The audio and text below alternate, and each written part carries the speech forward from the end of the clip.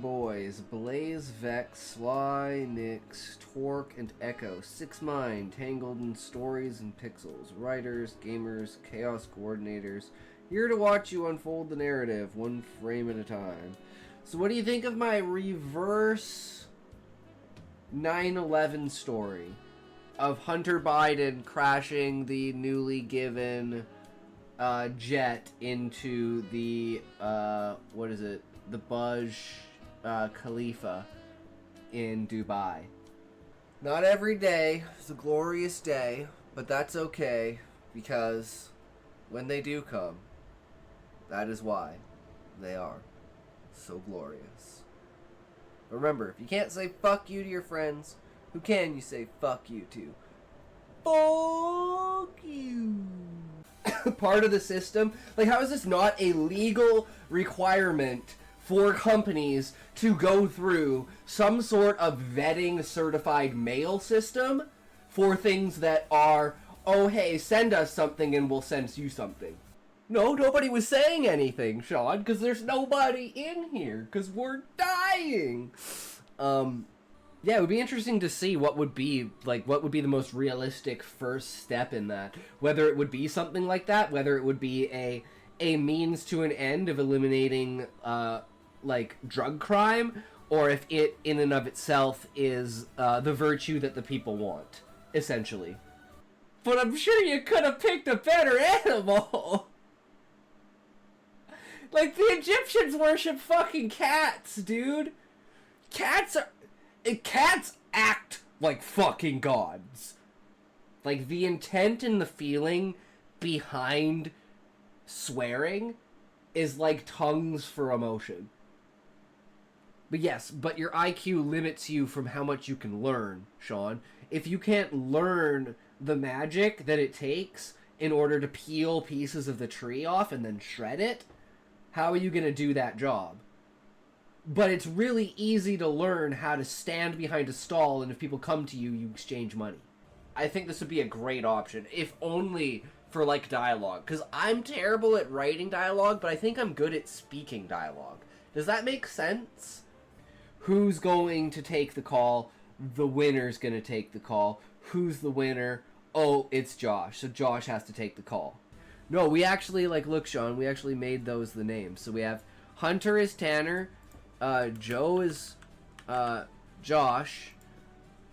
We still have Cindy. Head of security is still Daniel Toes, and he's still Harold. And then we got Reginald, Richard, or Dick. We got Armil, Josh, and Bob. But anyways, remember, if you can't say fuck you to your friends, who can you say fuck you to? Fuck you.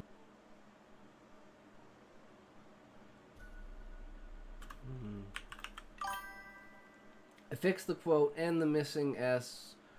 Where was the B I needed? It was like 2 lines above the S. So wherever you added that S, it was like 2 lines or 3 lines above that. It was within that same paragraph. Where she says, you can be killed. But it says me killed, or something like that. So she's talking to the lizard women about whether they want to join the main character's side.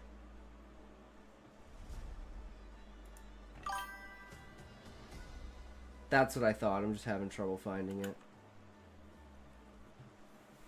5, 6. That's like how the actual story goes. We have the first scene up to a certain point. It cuts off the first scene, which is poker scene. This is Daniel's rounds. This is Tanner's drugs. Then this goes back to Daniel seeing Tanner. Actually, no, we want to get rid of this. This doesn't go here.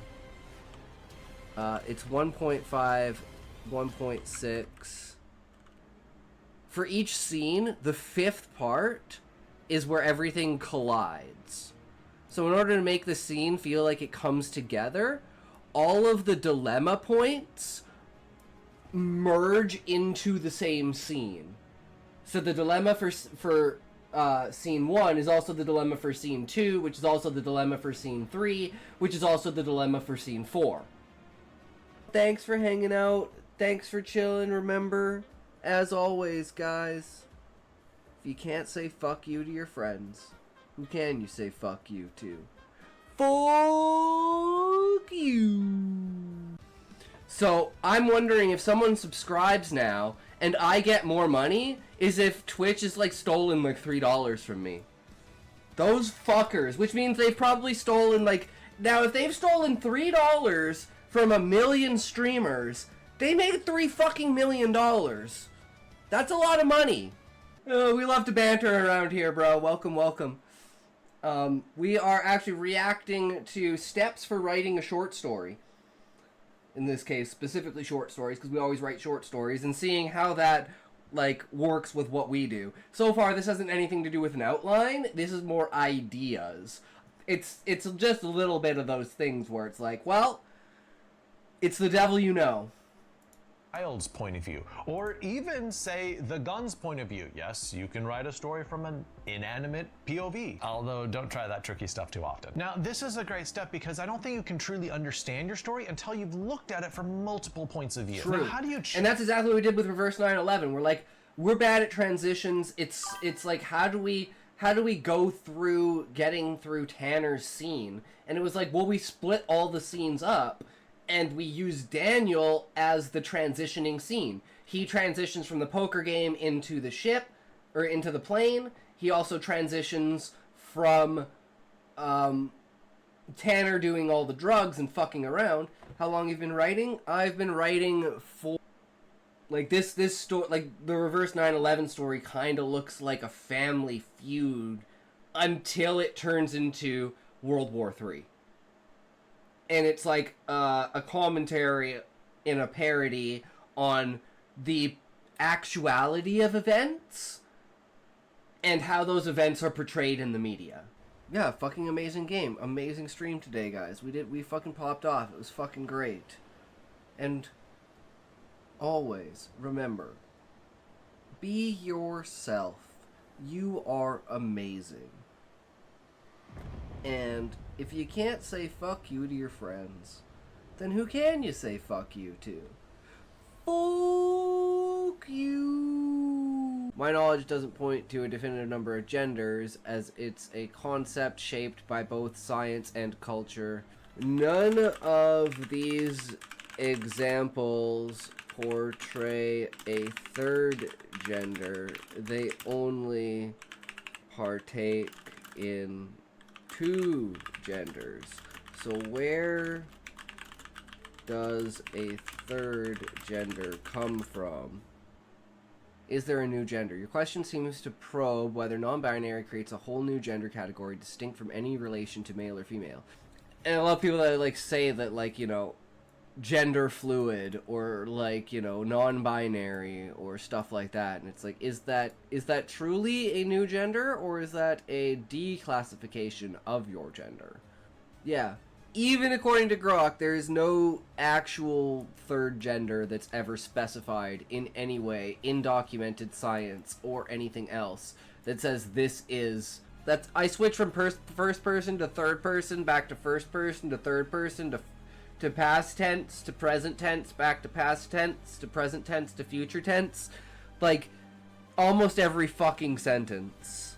It's actually ridiculous. The love for his people was palpable. That sort of thing. Ah. It's okay, Muffin. You are allowed to steal them. They are not mine. I am the same. I am type of person that will watch like 18 streams at the same time. So I am very much guilty of the same thing. I am glad that you are on Muffin's stream, because I like Muffin and I think Muffin deserves a lot more attention.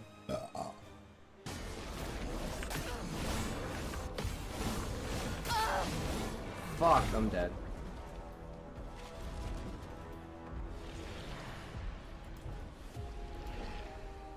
Well, we got to stage 1. Remember, if you can't say fuck you to your friends, who can you say fuck you to?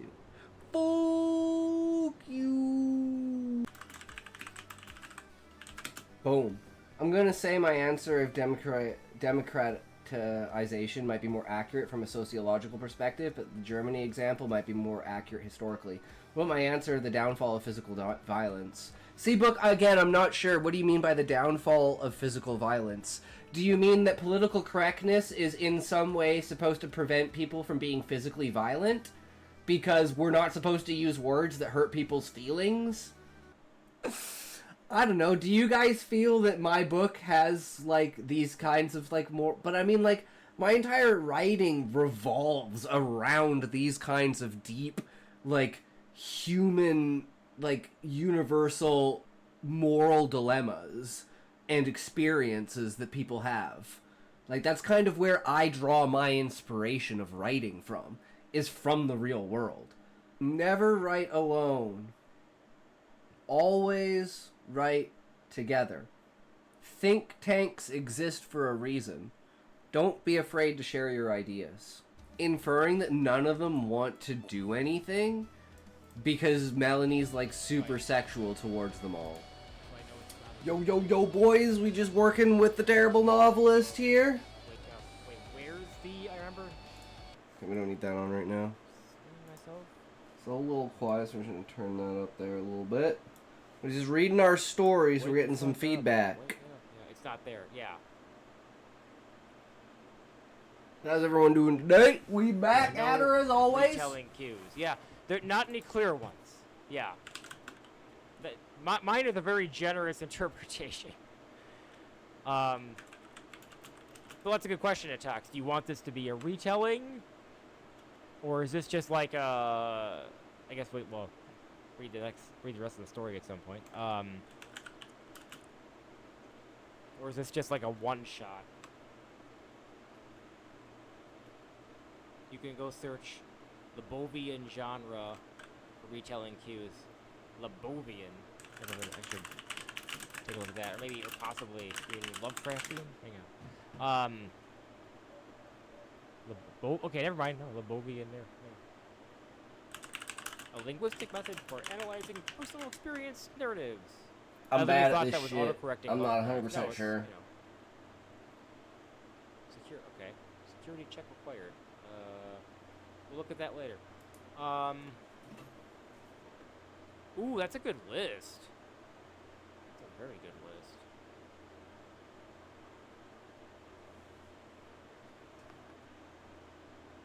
Yeah, those are nice. Thank you.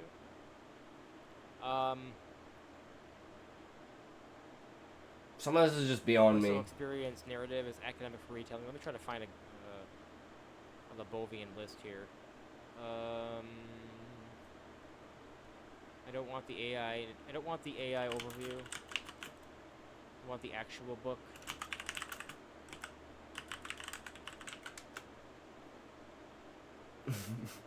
Yeah, it's just supposed to be like transitioning into a dream sequence, where it's like the first part's a lot you're kind of on the verge of sleep and you're just kind of chilling there doing your own thing, and then all of a sudden it's like, the Bovian narrative. You know, you don't remember falling asleep. You just know that you were tired, and now you know that you're not at your desk. Okay, never mind. Hold on. Maybe RAM has a good source. Just tell AI to give you a Lebovian formula. Wikipedia is the best one. Let me look. Yeah. Well, let's take a look at the. I'll look at Wikipedia, Lebovian. Wikipedia. We'll see if we can find an analysis. And then I'll. The format is the problem. The structure of the story. Linguistic research. Hold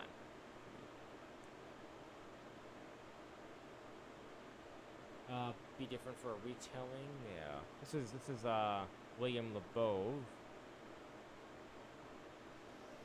I like to stay away from most of the, like, standard story structures and like to deviate. Okay. That's my biggest problem, though, is then I don't know that, like... Overview of the story, this might be it.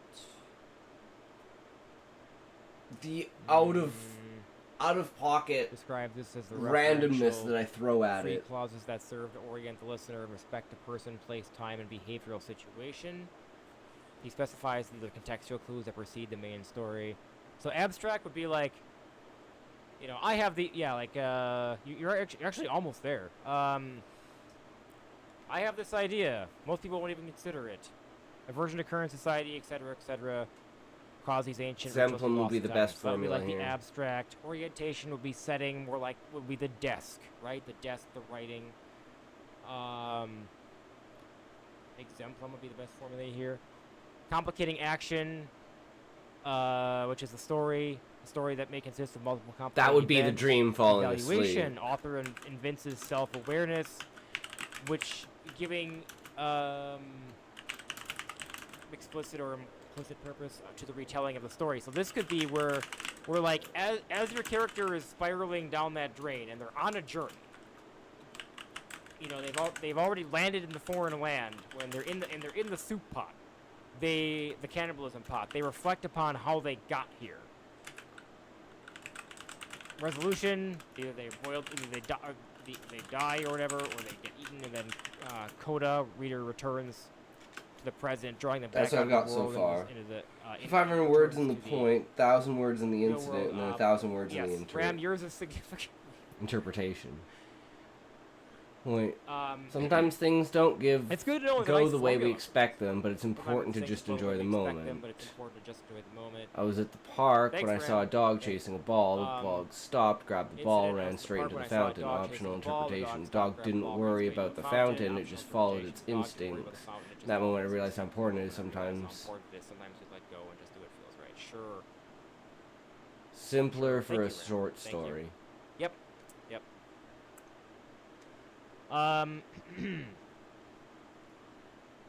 So intoxication, does that help? Yes, Yes. helps a lot. Does that give you some place to start, or do you have any other questions before we go raid your stream? Are you streaming my stream? You are. You're totally streaming my stream. No doubt, bro, no doubt. I had to take a fat puff, though. Well, thank you for streaming my stream. Streamception, as they say.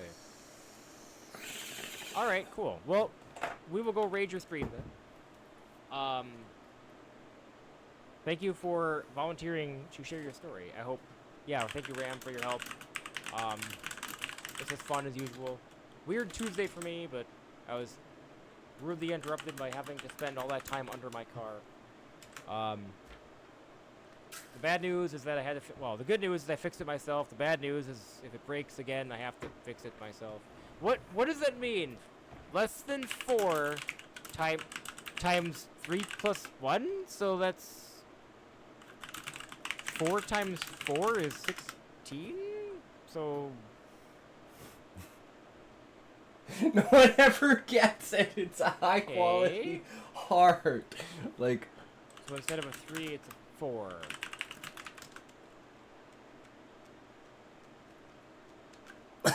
Okay. I get it. Ah!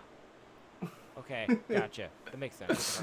Okay, I like to be confusing. gotcha. Alright, perfect. Perfect.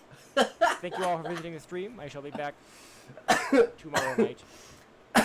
I wrote this as a warning to those who might want to control their own That's okay. dreams. That's To all okay. my students who have read my works. Nice. I want to follow my footsteps. Those who might want to control their own dreams. All my students who have read my books. Hey Vale, welcome in.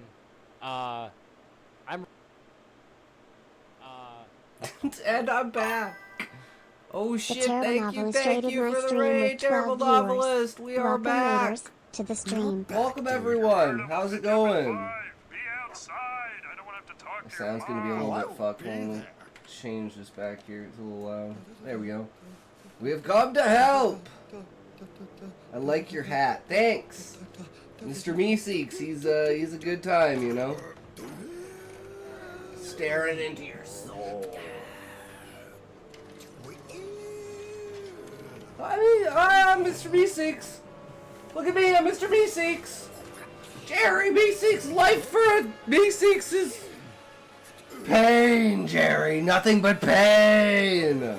Little Soul starring Never Hurt Anyone. Exactly, Mr. Meeseeks. Is that the name of your hat? Meeseeks. It's from Rick and Morty. I'll show you. I'll show you the clip.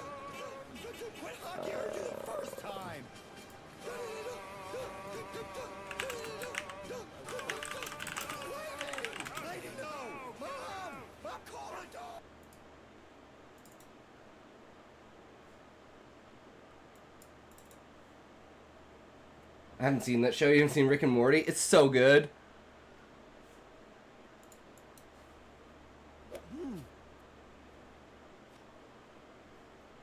Remember to square your shoulders, Jerry. Yeah, I got it.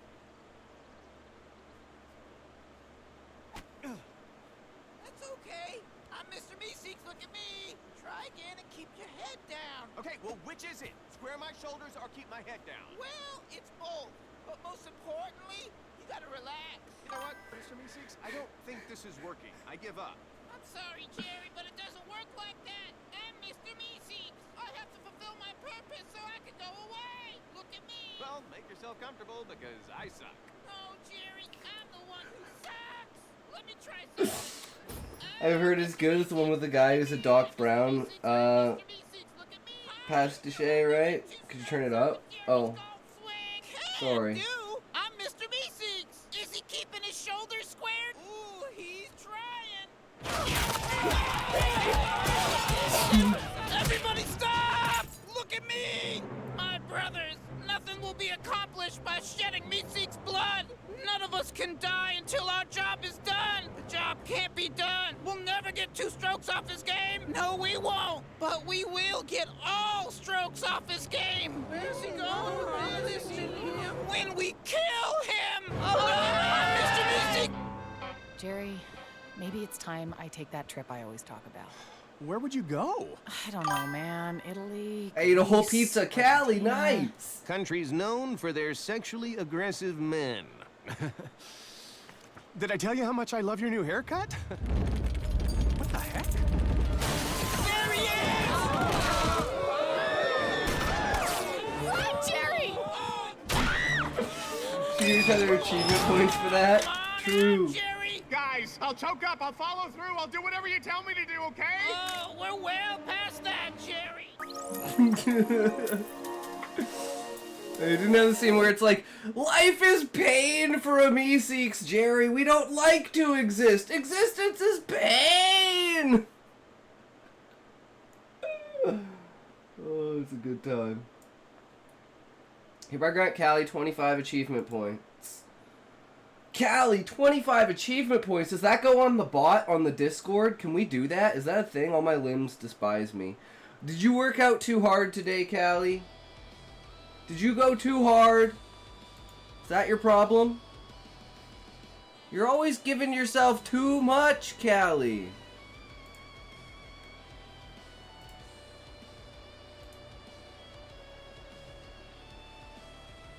No, it's my favorites. Arm day was yesterday, leg day was today, tomorrow is ab day. Yeah, so you gotta do it in succession. Callie will be gelatin. Usually I do 1 day on, 1 day off, so it's like, you know, back and shoulders, arms, wrists, torso, and then legs. Catgirl Isekai. Does this one still not have any new chapters on it? Aw, man. 22 days. We wait 22 days for this damn story. This is why I like stories that are finished. Goblin Girl. Does this have another one on it? No. 37 hours ago. Okay, so the next one is Scribble Hub. Terrible knows too much. Sand came from beach, from rock came from clay, came from water, from friction, which made human, which you are meaning sand is the root of all human evil. Damn, Callie. Blessed would say that's my level of extrapolation because anything can literally be anything, according to my logic, according to Blessed, which I'm still not 100% sure on, but you know, I mean, you gotta do what you gotta do, right?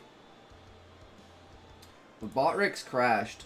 Gonna grab some food. I'll be around. Thank you for sharing your story. No worries. Thank you for reading it, good sir. Enjoy your food. It was super fun hanging out.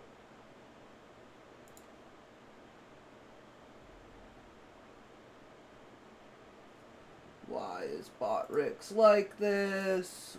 Why? You're a bot. You're supposed to work. Work better.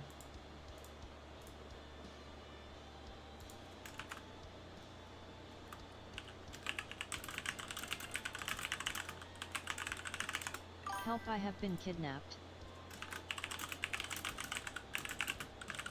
This is not my voice. Never works. At least now the other one can't even say Vigentillion, so you know. It is what it is. Fox Girl. I don't think... Okay, yeah. This one still hasn't had any updates for Gamer Girl Evolution. So we're just on Fox Girl Evolution. We're on chapter... Oh, wait. This one hasn't any updates either? That's the last chapter we're on, right? Chapter 13? So we ended? 2 doors away now. Fox Girl Evolution.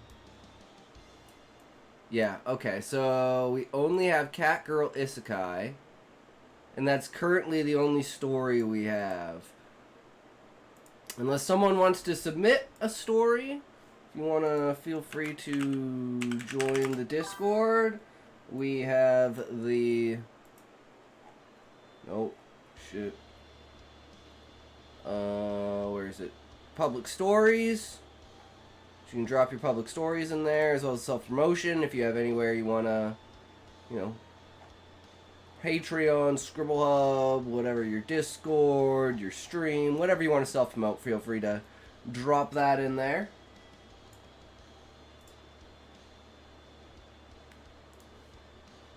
So now we are on to this, which means if we continue reading this, our last chapter on this, Cat Girl Isekai was chapter 2, right?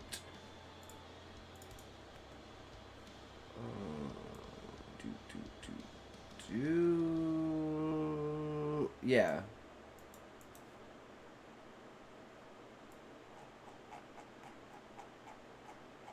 Oh, this is a little bit of a longer chapter, okay. Hold on. Character's just starting to grow up. Basically, he has been reincarnated in a cat girl world, but he got kind of screwed over because he said reborn. So he's literally a baby with like his own consciousness sitting inside of the baby form. So he's trying to like figure out the things about this world. Starts off a little slow, but it is what it is, right? Can't go wrong with that. Oh.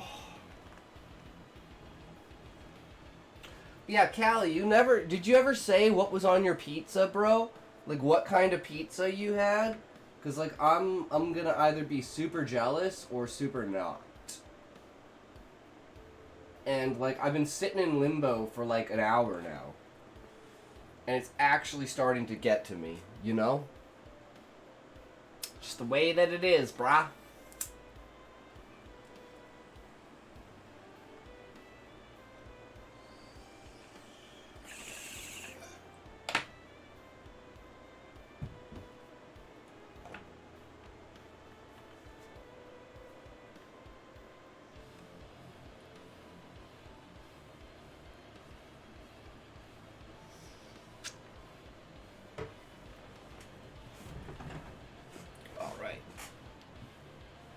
Here we go.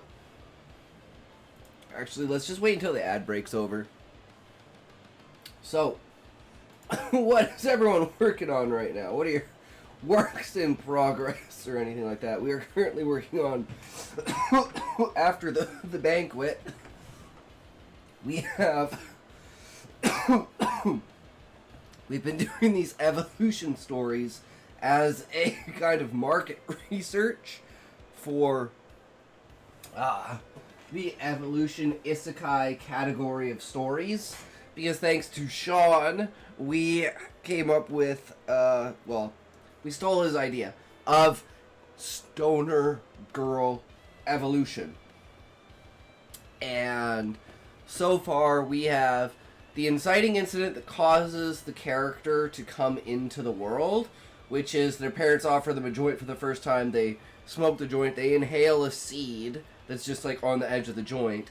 They choke on it, they die, and they get isekai'd into this world. They spit the seed out because it's in their mouth, so it traveled with them, and this world doesn't have weed.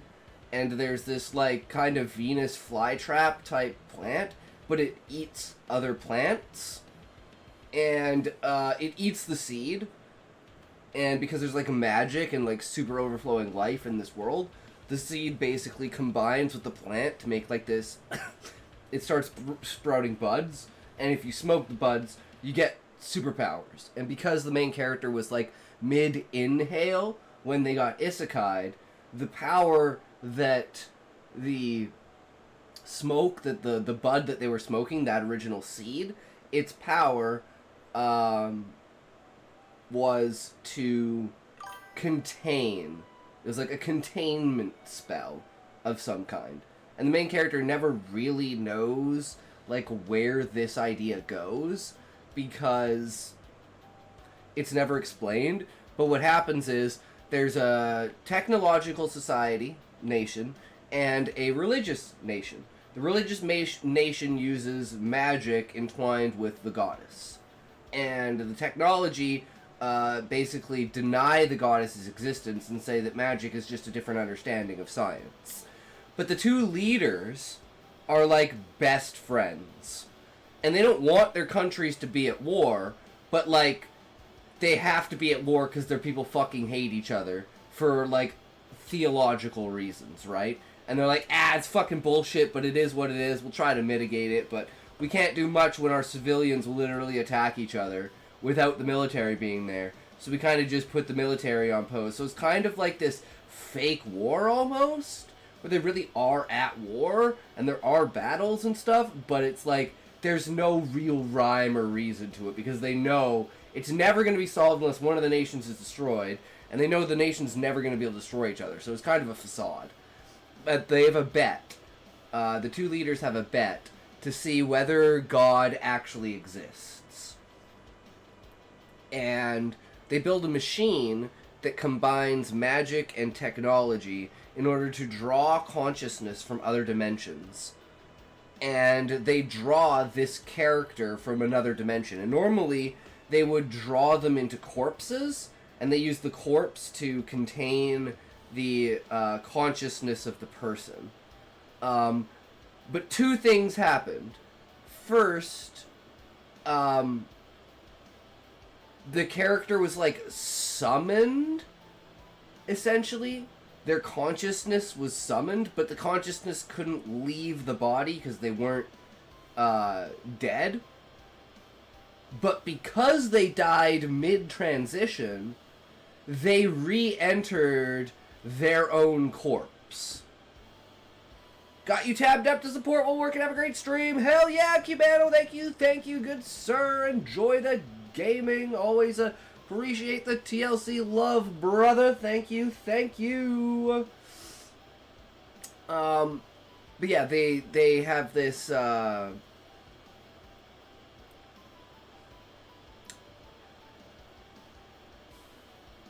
because the main character died during transmission, they entered their own body because it was the closest corpse. And when they entered their own body, it stopped, like, the transmission, like, 3/4 of the way. So they, instead of going to where the machine is, they just, like, appeared randomly somewhere. And because of how magic works in this world, they gained the ability through smoke to empower. And the reason for that is because of the goddess. So the goddess gets trapped inside of the main character because all of this is happening, and the spell that they activate is containment. So it's kind of like all this shit fucking coincides together to create this character inside their own dead body, with a goddess trapped inside their head.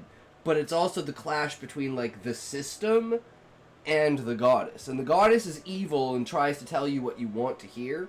And then there's the system that tells you the truth about the world, but it's usually a truth you don't want to hear. So you go with the siren's call of the goddess, and that's usually how the character goes through the entire story, till it realizes that the goddess is actually bad, and the system is telling it true information. And then the final battle is like having to fight the goddess.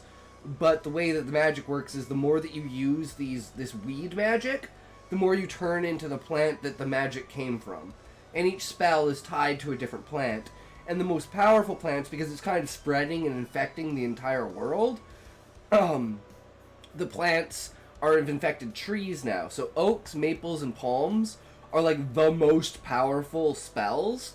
So while the main character is fighting the goddess, they essentially go over, like, by casting all these spells at once, they basically trick the system into overdrive, and they go to like 1,000% of what they normally would, and then they kill the goddess, entrap the goddess, and basically instantly turn into a tree. And then it's like the ending is like centuries pass by, and the tree is like this holy relic that no one goes near, and then it's like religion kind of falls off, and one person comes by and eats the fruit. And then the final, like, line is the goddess maniacally cackling inside of the character's head.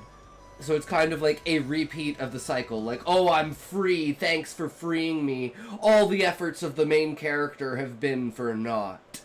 You know, and then it's like you can imagine as the reader carrying on from there the story in your head, right? Because I like endings that bring back to the beginning of the story, like a never-ending story, so the reader has something to imagine in their head continuously and build up their own thing with the pieces that I've given them about the world. That's just kind of like, those are the type of people I'm mainly aiming towards, right? But that's the new work we're going to be doing. Our first episodic type story, long-form story. Hopefully, like, you know, a 4 or 5 year endeavor of chapters. And I'm going to do it have the first 5 chapters set up. We already know how it ends. So then we have a direction to go. And then we can just, like, build it out from there. And one of the main characters, side characters, is going to be, like, a really, like, the body that the character inhabits is a really, really famous guy. And he just recently died, and he got brought back, and he escaped the church, essentially. And he's like, ah, shit, you know, no one can know that I'm alive, or they're gonna, like, kill me, because they'll think that I'm, like, somehow, like, Jesus or something like that. There's this huge miracle thing of, like, this guy coming back to life after 3 days, so he's trying to hide himself so no one thinks that. Bumps into, like, the main character, his disguise falls off, and he's like, oh, shit, and the main character's like, what do you mean, oh, shit? Hi, who are you? And he's like, you don't know me? And he's like, no. And it's like, wait, are you from another world? He's like, yeah. And he's like, so are you? Yeah. And then they become, like, good friends because they're both from, like, I don't know if they're both from Earth. Maybe they'll both be from here. Maybe one will be, like, a random character from, like, a random anime or something like that. Like, a random side character. Like, I'm thinking, the first thing that comes to mind is because I have, like, the Bleach poster behind me. Is like, I hate him, but like having Khan just randomly be like one of the characters, and it's like, well, I'm Khan. I'm from the world. I'm from Earth, but not the Earth you know. I'm from the Bleach Earth, and it's like, wait, Khan. And it's like have an Easter egg like that. I don't know. I think it would be really funny to do something like that, but I need feedback on whether that would be, you know. Even a slight remnant reference to something like that. Is that technically copyright?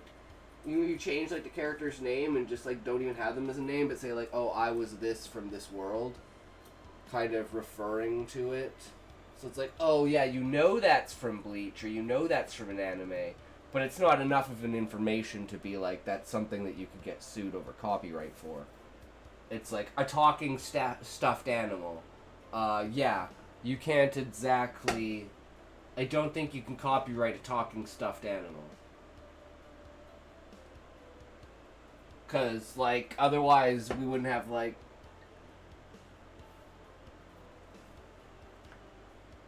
Like, it's my interpretation of it. I don't know if it's the actual thing, 'cause I never looked into it, but, you know, like, now I'm blanking on the word.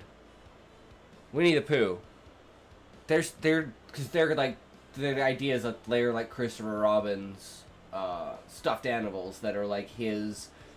Each individual, like, emotion felt at, like, its maximum point, right? At least, I'm pretty sure that's the idea behind it. So it'd be like a talking stuffed animal. Wouldn't be able to have that shit anywhere past that. Okay, I don't know about this. Mike Who Cheese Harry, I love you, bro. Imagine a doctor takes a tongue depressor and sticks it down your throat and you gag and you say to him, that's not the first time that's happened. Damn, Mike, my only problem is I wouldn't gag. And then the doctor would say, oh, I guess this isn't your first rodeo. How's it going, Mike? Epic entrance. I mean, I love popsicles of all types. Well, let's just test this out here. 133%? That's it? Oh, man, I guess I'm not very gay today. One summer at work, they left a huge box of popsicles in the freezer. Nice. I'm like space pop. I love fucking space pops, man. It was like, take one whenever you like. Don't tell me that. They'll be all gone by the end of the fucking day. I'll be sitting there like, brain freeze, brain freeze, brain freeze. Like they left like 100 in there and no one wanted one. So I took one every day along into winter. Yep, sounds about right.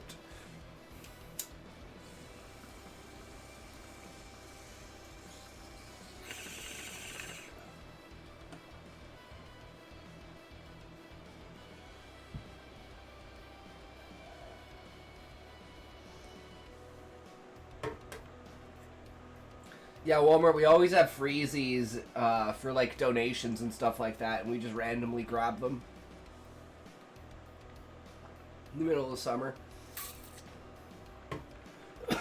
Or the managers will buy a box of freezies and hand them out to everyone, or popsicles or something.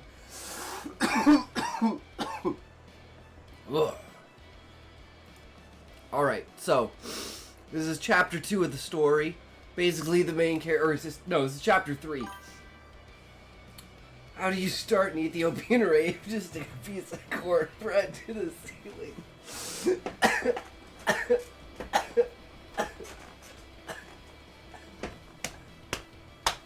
That's what I call a knee slapper, Mike.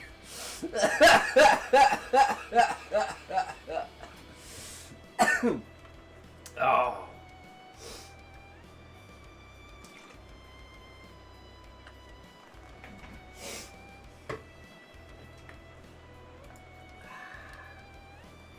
I'm getting to the end of the bags. This weed's getting pretty dry. I gotta go buy another ounce.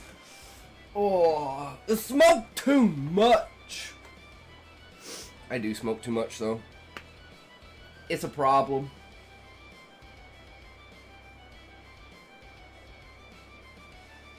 So, this character is a baby. So I'm guessing this chapter is going to be them growing up slowly and learning about the world through their mother. It's a little bit of a slow start, but we'll see how it goes. I made some vaguely contented noises to signal I was full. Mom perked up immediately. I imagined her ears pointed straight up the second I made a noise, but I couldn't really tell given where I was and my poor eyesight on top of that. Holding me in one arm, she adjusted her blue top back into place, patted my back until I burped, and set me down on my crib. I stared at the ceiling, lamenting in my inability to crawl in a hole and die. I didn't care what anyone else said. Breastfeeding was mortifying. Then again, that summarized the entire reincarnation experience so far. I'm sure my new biological mother in this world did her best, but that still didn't take away from the fact that I was stuck in a crib 95% of the time. I don't think I'd even left this room once in the days since I'd first opened my eyes. There wasn't much to look at. It was a bedroom of some sort, that's it. There was not much else I could actually confirm, as I couldn't move and my eyesight sucked. Boredom was excruciating.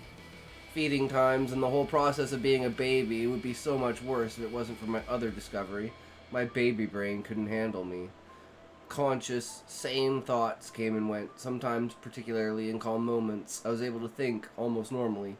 This was more torturous than anything else, given I couldn't speak and couldn't move, but it was something. In other moments, when I was overstimulated, moved too fast, having my ears pet, or even if I got too hungry or sleepy, I felt like my baby brain shut down and I entered autopilot mode. Autopilot mode, what I'd originally thought were blackouts, was basically normal baby activity, but I couldn't think at all. At least, I assumed this was normal baby activity, given I hadn't somehow starved before I'd regained self-awareness, given there was a lengthy period where I can't recall eating anything. This instinct had probably saved me, as it ensured I could eat and not want to die, but it didn't make this process any less humiliating, and I really wanted to be able to move and eat solid food again. I couldn't tell how long I'd been aware. I don't remember being born, which was a small grace. Well, the lighting did change. The autopilot mode meant I couldn't keep track of things with any regularity. It felt like my entire life boiled down to just eating, sleeping, wiggling in vain, and baby noises. I frankly wasn't sure, given the blackouts, where I was in baby autopilot mode. Still, things definitely improved as time passed. For instance, I could lift my head now. Previously, my world was 4 walls of a crib and a gray ceiling. But now I could lift my head enough to see the object Mom placed before me. Hydrate with Capri Sun! I fucking love Capri Sun. That's the good shit. It was a small, dull green ball. Above, a blurry mom stood nearby. I think she was watching me. The last time I played with a ball had been as a middle schooler.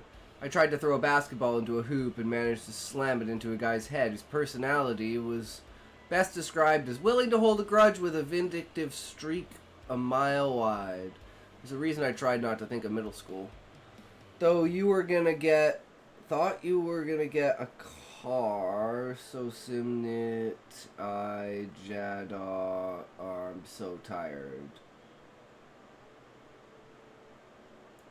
Are you talking to me, Callie? What? I can't drive. Counter-argument was that I had been in here for God knows how long, and my entertainment was sleepy and staring at the blurry ceiling. Any stimulation at all was a godsend.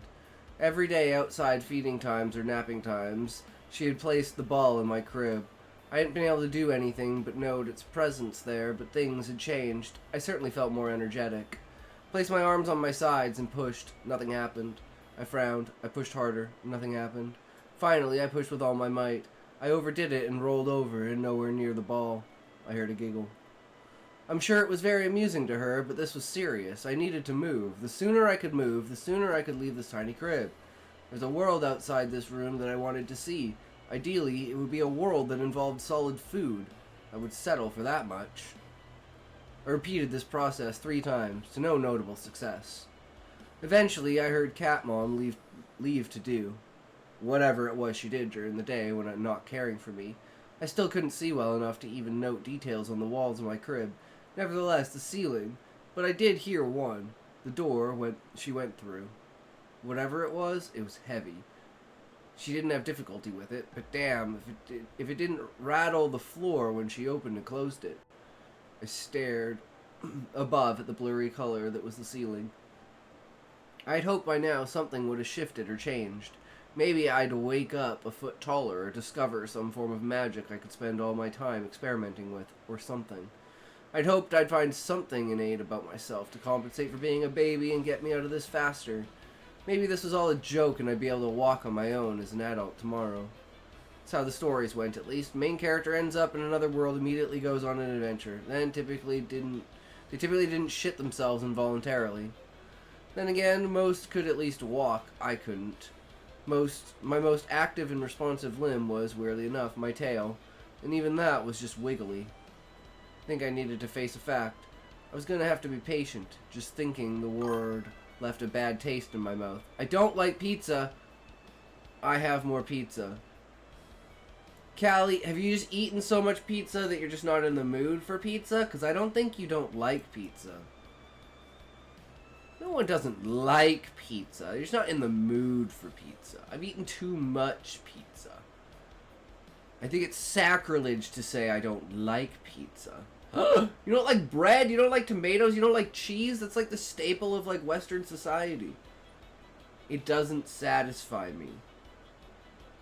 Well, what type of pizza is it? Have you ever tried a spinach, mushroom, and green pepper pizza?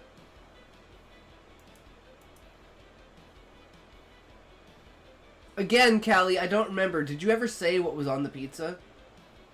Yeah, but I don't know what a margarita pizza is. What's on it? Like, cheese, tomato. That's it? So it's just a cheese. It's just a cheese pizza? With seasoning on it? No Parmesan?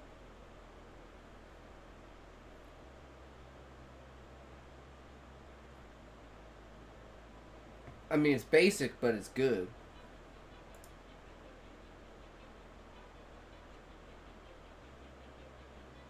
I had no idea how fast cat girls grew. Or would it be cat folk?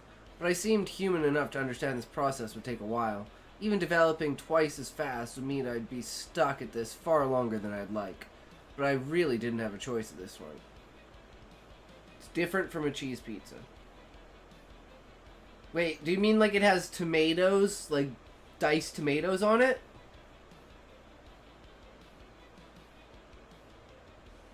And like basil leaf?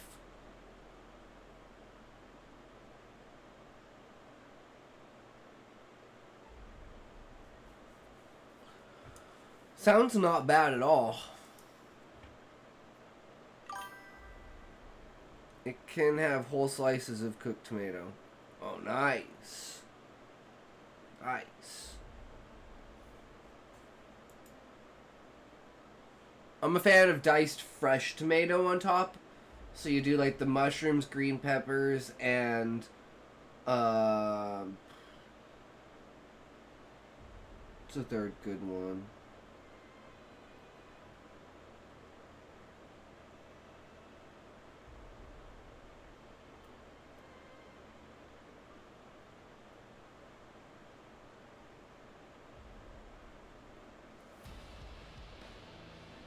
I can't think of anything other than ham.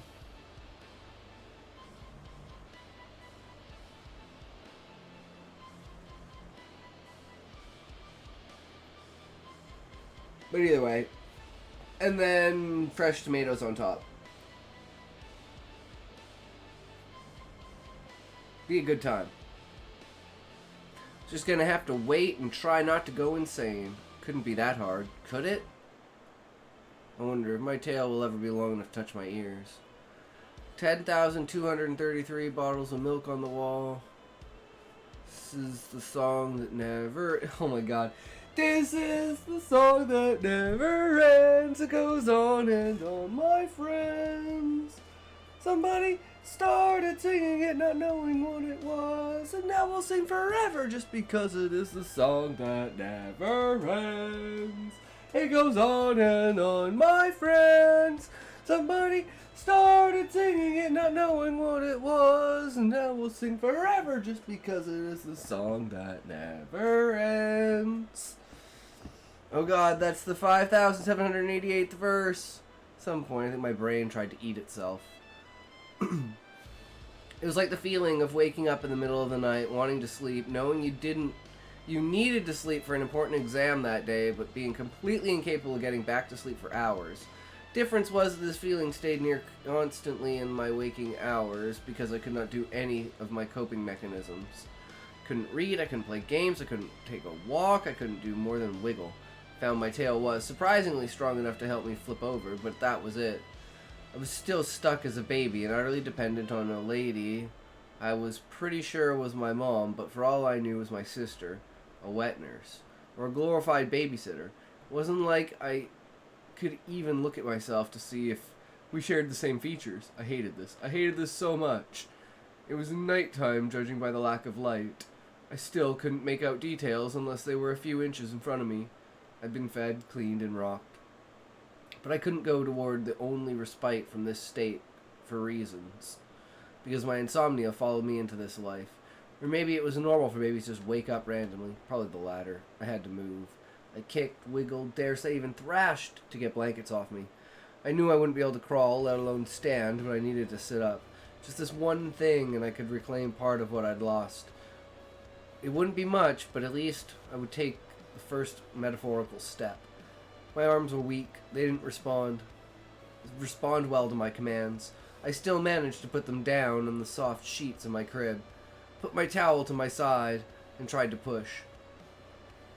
It said something about my state that it took minutes of trying to accomplish anything, but I did have a goal. I reached the wall of the crib, which was, well, wood with a coat of white paint. This close, I could see, was somewhat worn away and more discolored than I'd thought. Now, I had to face the hard part. My arms and legs were basically jelly, but my tail had strength that continued to surprise me. I was curious what it'd be like when I was older, but as it was, my tail was the most developed part of me. Not that it said much, given I couldn't weigh more than 10 or 12 pounds.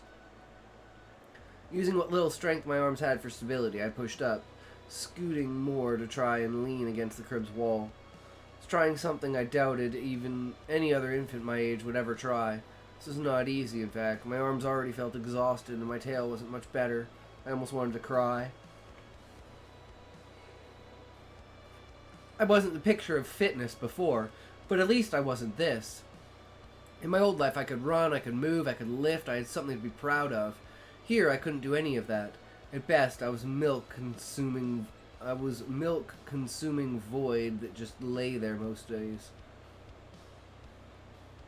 Like most babies my presumed age, I'm sure I would eventually grow more, be able to think for longer periods, even stand, run, climb, do everything I could before, and move. But that was cold comfort in the now. Now I was still stuck here, unable to communicate, move, or even ask who I was. I wanted to move.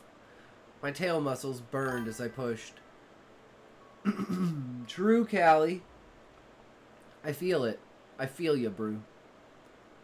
Slowly raising myself. Then something flipped, a metaphorical break as muscles gave out. Pain shot down my tail. Without ceremony, I fell over. I was on the sofa, bedding on the soft bedding of my crib, so it absorbed all the impact. I still felt like I'd face planted. That was my best effort to sit. 10 minutes of effort, and now my tail hurts and I feel exhausted. I panted for time as I recovered, but soon felt the chill of the room seeping in. It likely wasn't that cold, but it was enough to make me shiver. I'd been under blankets, some sort of comfort. Like hell I could get back under those in this state. I stared at the dark ceiling and felt this stupid baby body begin to well up with tears. The chill felt awful, and being awake so long without someone nearby was doing something to me. Like a growing sense of urgency meets anxiety. That said, why are you alone? You shouldn't be alone. Were you abandoned? Please don't leave me alone. I didn't let myself cry even as the urge warbled up and I felt my own consciousness control fraying on the edge of another blackout. This was my next life, my reward. I chose this. Seen Beg? Cat Mom's voice shot out into the room, piercing even the general haze. I heard most things in. She sounded tired but stepped closer. I heard a gasp, followed by an urgent Beg. In seconds, I was scooped up and held close.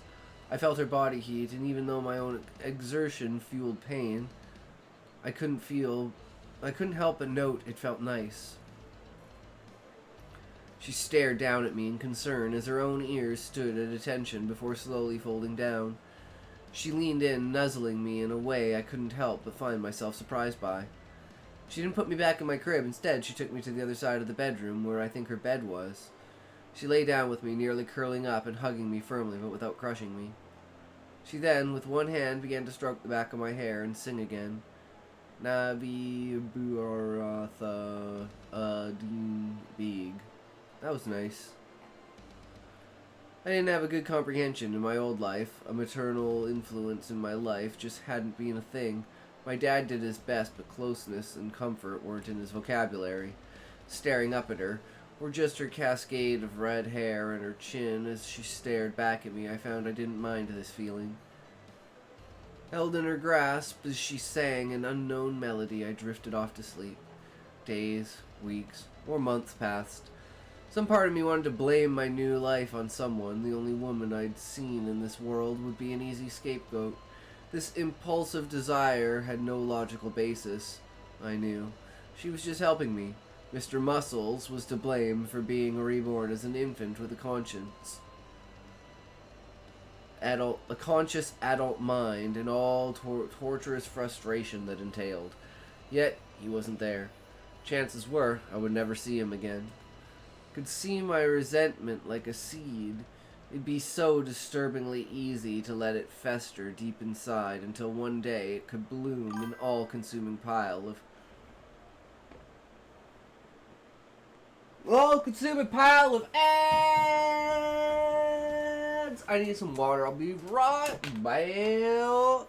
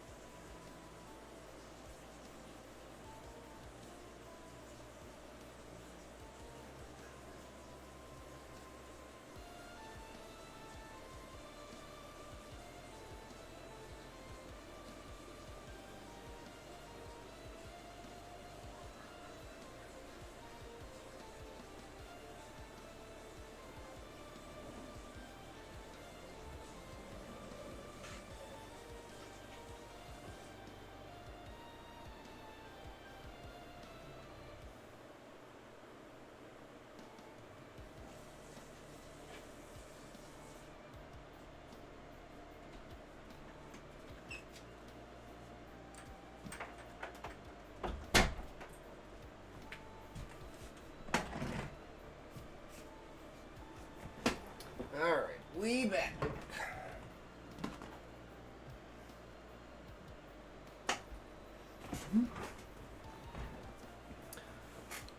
Can see my resentment like a seed. It being so disturbingly easy to let it fester deep inside until one day it could bloom in an all-consuming pile of thorn-touched tendrils made of pure bitterness and undying anger that would sink into every inch of my being, wiggling around and always lurking just beneath my skin. My old life wasn't great, but it was a life. I'd had loved ones, friends, things I enjoyed that I would never see again. This world would always be a reminder I couldn't go back.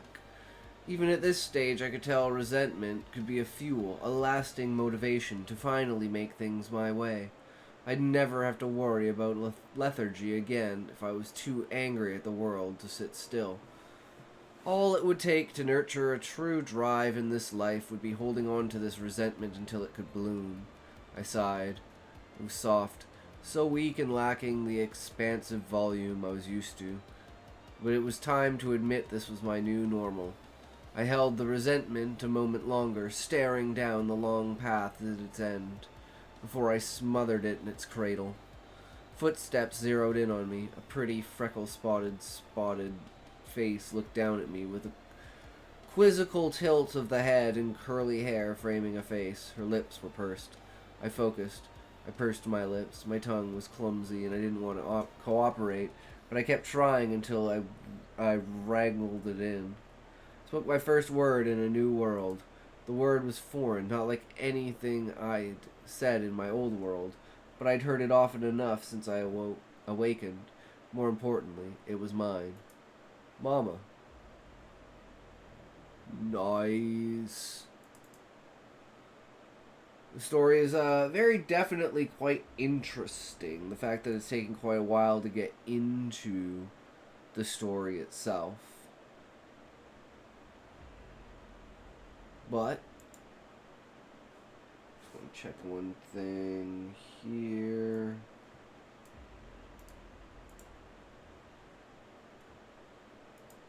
Welcome.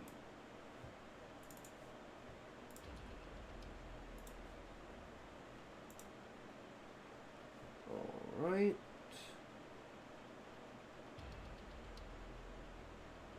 That's weird, but okay. 'Tis what it is. Alright, where are these? We have notes. Alright.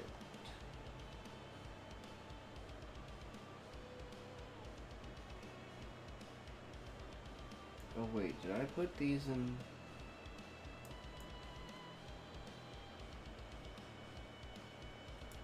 Shit.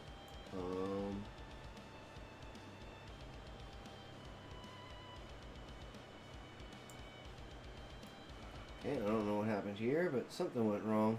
Hold on a second here. Oh, never mind. That's why. I had too many tabs open, so it wouldn't show. Because the window is too small. Look, I swear I had this ready.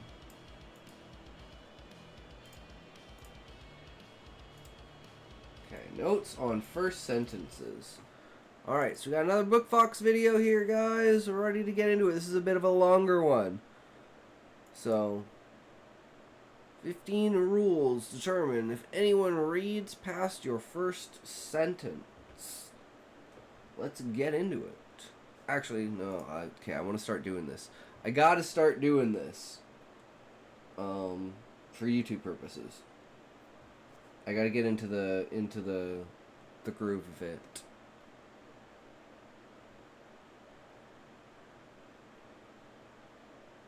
Alright, well, welcome back. We're doing another Book Fox video. If you like the videos, feel free to comment, like, and subscribe. As always, this is Book Fox. We're almost out of videos here, so next time, we got 2 or 3 left. Who knows if he posts another one within time. And then we'll be moving on probably back to Hello Future Me. So look forward to that, guys. But yeah. Without further ado, let's get into it. These are the 15 rules. Determine if anyone reads past your first sentence. So, this is all about the first sentence of your book. What is the first sentence of my book? Well, at this point, we know it is not every challenge... No, not every battle is a challenge.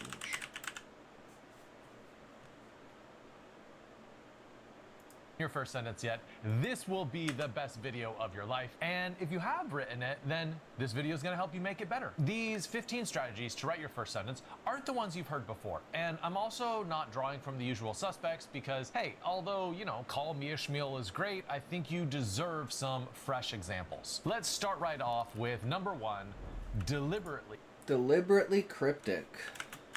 Okay, we can tick this one off.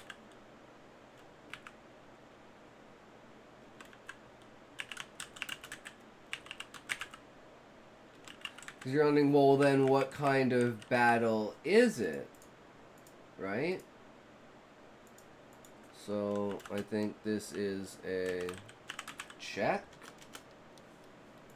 Cryptic. Sometimes you want to create a mystery with the first sentence just to draw the reader into the book. Let's look at The Orphan's Tale by Pam Jenoff. The first sentence is, "They will be looking for me by now." This sentence is great because we don't know who they is, we don't know who me is, and then we also have this ticking clock of the by now. What does the by now refer to? Another example would be from Jonathan Letham's You Don't Love Me Yet. His first sentence is, "They met at the museum to end it." So we have a mysterious they, who are these two people, and also we have mysterious it. What is the it that they are ending? So to write a deliberately cryptic first sentence, follow these 3 rules. 1, you want pronouns. Pronouns instead of proper names keep things a little bit more mysterious. Also, it's best if you have 2 pronouns or 2 people in the pronouns, because then you have a little bit of tension between these 2 characters. The second rule is keep it short. Notice that both of these examples are very short sentences, and that's because if you write too long of a sentence, the reader's going to be confused rather than feel their interest piqued. And the third rule is make sure it's a dynamic situation. In the first example, we see a search going on. In the second example, we see this very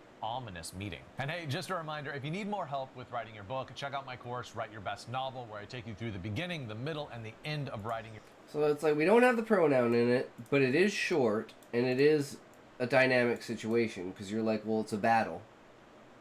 But it's also not a challenge. So it's probably something that the characters or character do on like a routine basis, essentially.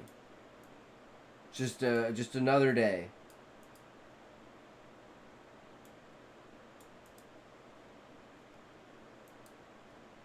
I'm just trying to think, how could I add a pronoun into it?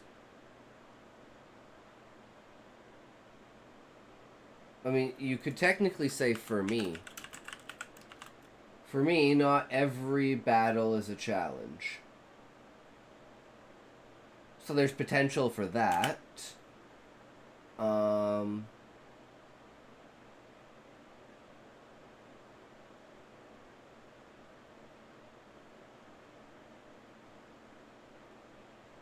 don't think there's really anything else we can add to it. Because you gotta keep it short and concise. We're alluding to something happening. I don't know if the for me is needed or not, but like...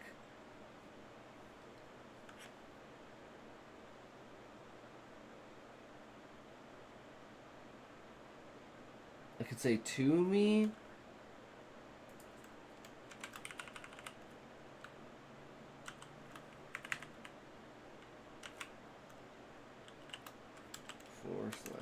/2.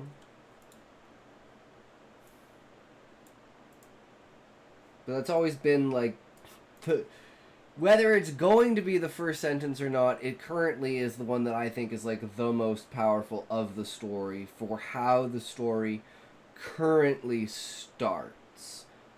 But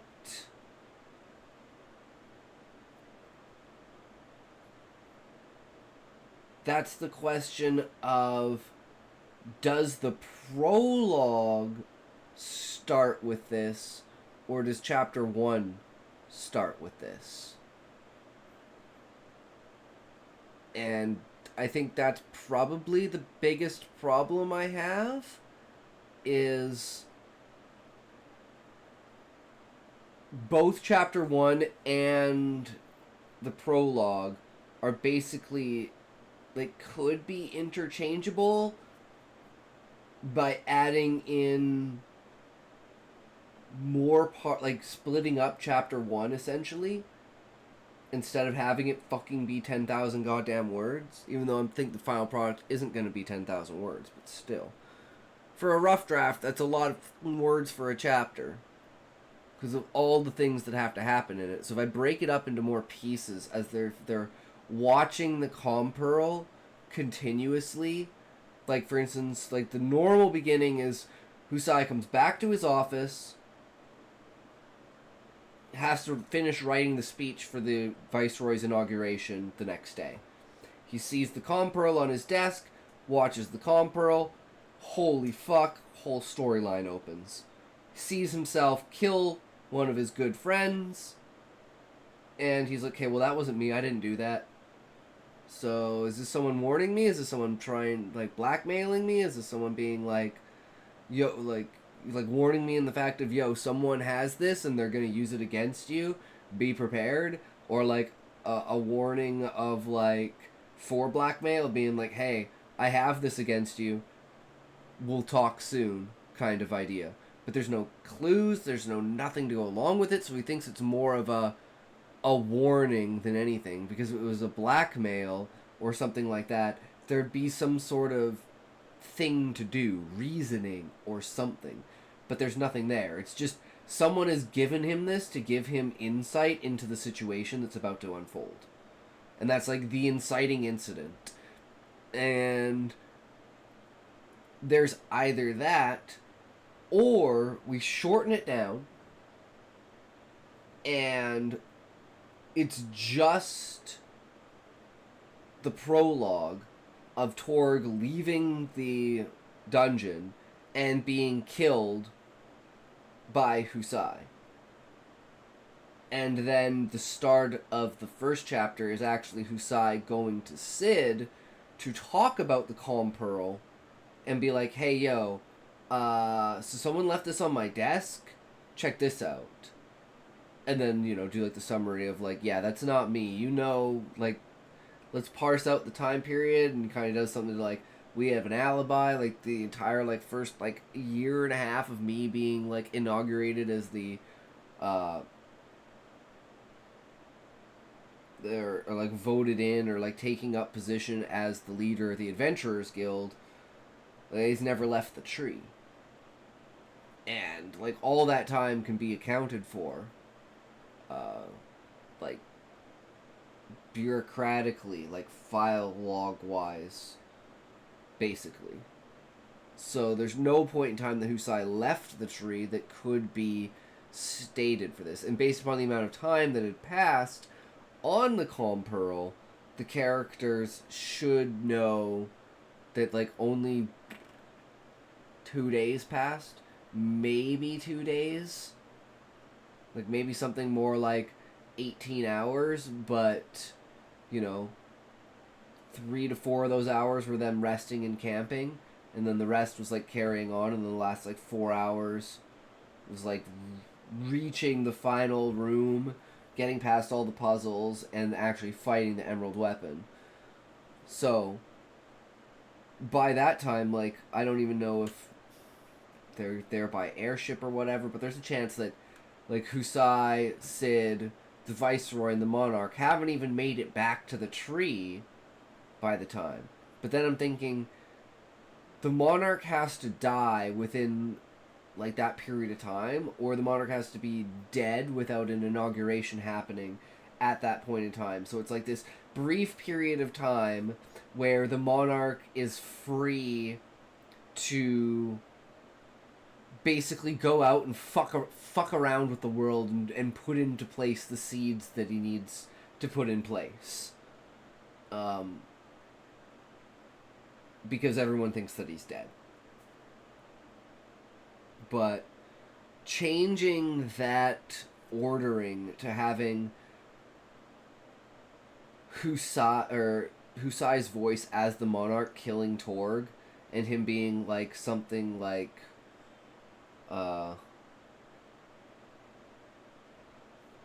the deeds you've done this day. I know it's cliche, but will echo in eternity. You know, get some gladiator fucking dialogue up in here.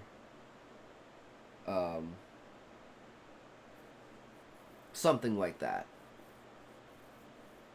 And then he stabs Torg through the heart. And Torg's like on the ground, like begging for help.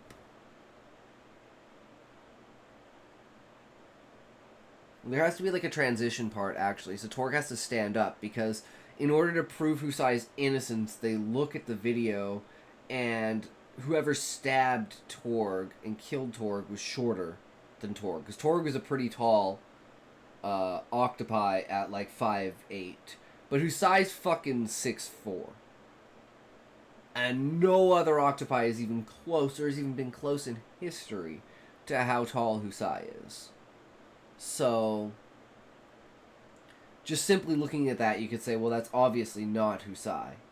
As long as Torg was standing up. So at some point in time, Torg has to get up off of the ground. Like, he falls to the ground, he sees it, stands up, runs over, he's like, hey, Husai, Husai, oh my god. And then he's just stabbed through the heart.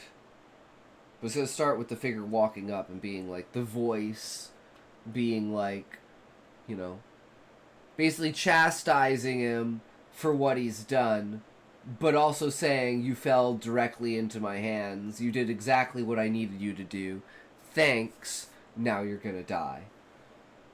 So those are the two possible first sentences. Is something along the lines of like a mocking way, saying like the deeds you've done will echo in eternity, because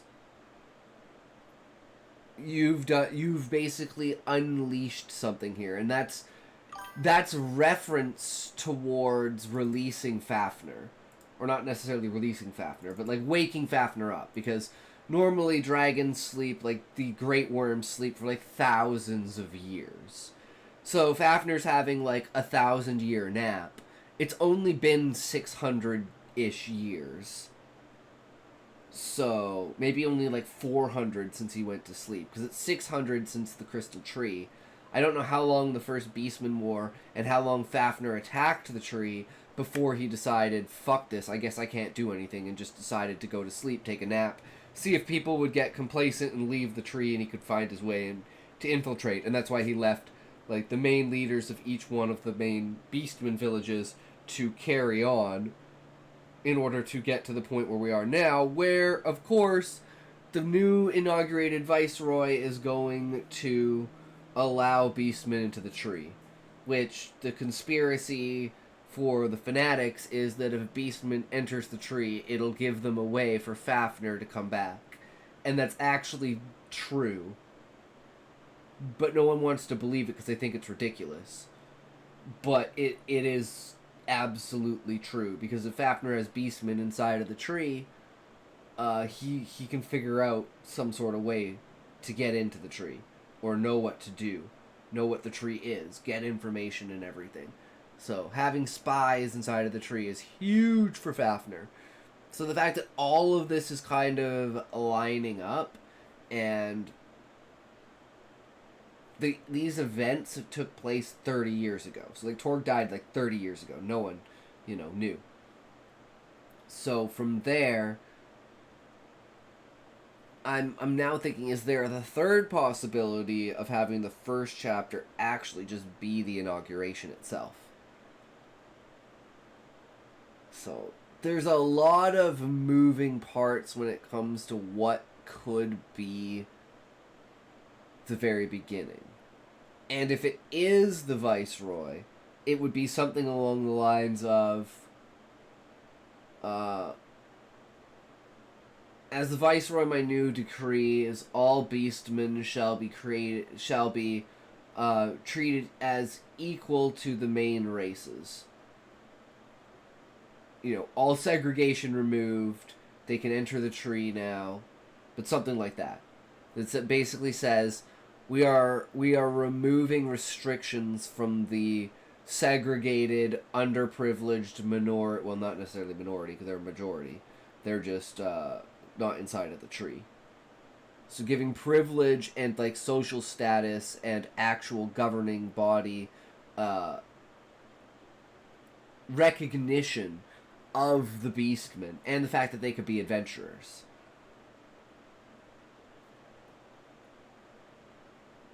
So, 3 possible first sentences, all short, all definitely include pronouns or could include pronouns, and all create a dynamic situation. Hero! Or, hero! Sorry.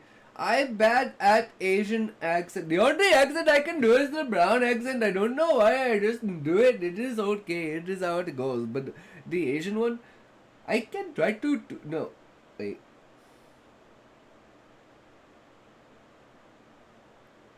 I just can't get the inflection right. It's too close to brown that I just fall it's like I have to like teeter on the edge and I just fall into brown. But how's it going, Queen? You're just in time. What am I in time for? Queen.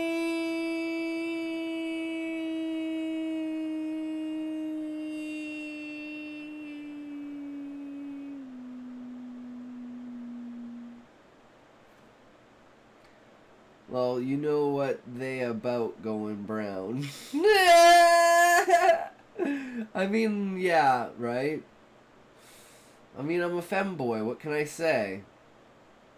Okay, let's see if that upped my numbers. There we go. 480% gay. That's a hell of a lot better today, for sure. 100%. You go brown at some point, the sun finds you, and you go browner. That's true, Callie. Yes, Callie. Exactly, Callie. We're not talking about other things. We're definitely talking about your skin condition. Or like pigmentation, I guess you could say. Condition makes it sound weird, even though if you know, talks worse video. Wait, what? What? My skin condition? Like, just the condition of your skin. Like how pigmented it is. I don't know what you mean. Wit what? Where video? Talks where video? Wit what? I don't... Did you post a video? Oh, you did. What is this?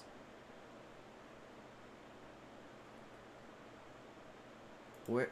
I fucking hate this shit. Okay, there it is. I hate shorts. How you doing, man? Hey, My name's Trevor. I'm with the Bail Bond Company. I need to talk to Antoine. Girl Scouts? Bail Bond Company. I need to talk to Antoine. Shit, my bad. One more time? My name is Trevor. Okay. I'm with the Bail Bond Company. I need to speak with Antoine. I have a warrant for him. My name's not Antoine. Right. You don't look anything like Antoine. What's your name, sir? My name? My name is Philip. Your name is Philip. Yeah. Okay, Philip, do you have an ID with you? No, Philip. But I'm not interested in anything you guys have to sell. But I think you guys have the wrong address. We definitely don't have the wrong address. Are you sure? Yeah, I'm 100% sure. You want to double check? No, I'm 100% sure. Yeah, I think you got the wrong address. No. Do you have an ID with you just so I can mark down who we talked to? No. No? My name's not Antoine, though. I know your name. You said yourself I don't look anything like Antoine. I think Are we going to play these kind of games? What game? Here's the deal. I know Antoine's here. Okay. So the best bet is you say, hey, why don't you come on in, take a look around, see that he's not here, and then we leave. See, I have some personal belongings in the house. I don't feel comfortable with you searching. But obviously I'm not Antoine. Great. What's your last name, Philip? Blake. Philip Blake. Yes. Right. Yeah, you got the wrong house, my friend. Okay. All right. Yeah, maybe the next door neighbor right there. Right. What address you got on there? You got to read the numbers. 2649. That's where you live, huh? Maybe your paperwork's wrong? Right. No, it's not wrong. I think it's wrong. I'll be right back with you. All right. I think he's giving me a bullshit name. He's that kind of guy. T, Yeah. do we have the right address? Yeah. He's just sitting down casually watching TV. I'd probably like to move this tent out of the way. You just look like you're ready to get down with him, bro. Now, yeah, I'm irritated already Okay. with not Philip Blake. The windows, but you can't really see in them. How you doing, not Philip Blake? Welcome to the Crusty Crap. How can I help you? Yeah, it's great. Hey, Yes. the bullshit name you gave me was really cute. Thank you. Okay. Do you want to give me your real name? I already told you, Philip. Your name is not Philip Blake. Why are you here again? We're here for Antoine. Come here, I'll show you the one. Antoine's Donuts? Just walk over here. I think Antoine's Donut Shop. Yeah. I think it's down the street. a couple Okay, blocks well, down. can you do me a favor? Just come outside with me for a second. I'm okay. All right? I'm gonna stay inside. Just walk over here with I'm me for a good. second. I'm good. You really like to push buttons for a living, don't you? Not really my thing. No? No, I can't. Okay. I can't push. How you doing, man? Hey. My name's Trevor. I'm with the... My god, it like must be so fucking ridiculous being a fucking police officer with some people. You're just like, dude, just not today, bro. Not fucking today. Of all days, just no. Not today. Just... No. But anyways, so we have 3 sentences. that could be our possible first sentence depending upon which part of the story we start the first chapter with and whether that includes the prologue or not. And the first one is, not every battle is a challenge, and then we can add like for me or to me, not every battle is a challenge, because then we add in pronouns, it's short, and it's a dynamic situation. And the second one, and this would be for Zai entering his office. Then we would have for Monarch killing Torg. Be something like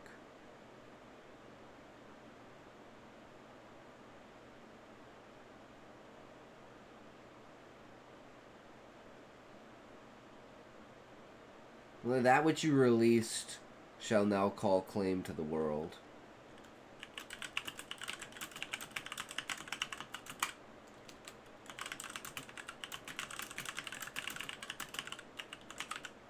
Like something like that. Talking about the fact, because it's got to talk about, so it's got to be like, Fafnir waking up,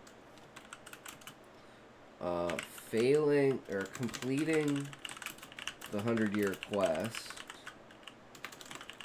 the futility, and like, thanks for doing what I wanted. It has to, like, encompass those kinds of ideas.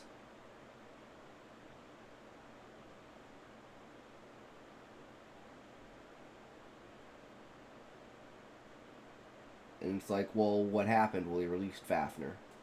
It's like, shit. And then this one would be, Viceroy's speech. And it would be something like,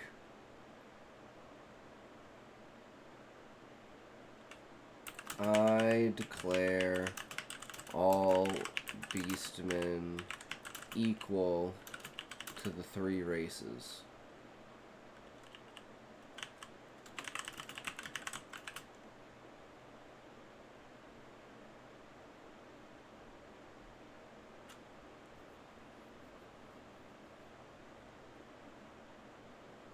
So it's like an elimination of segregation. So like breaking race segregation.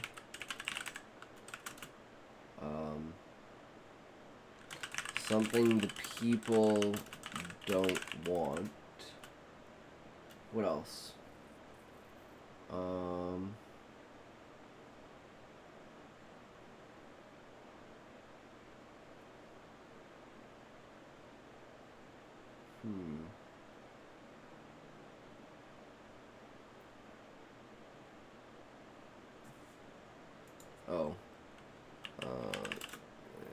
It's the Viceroy talking.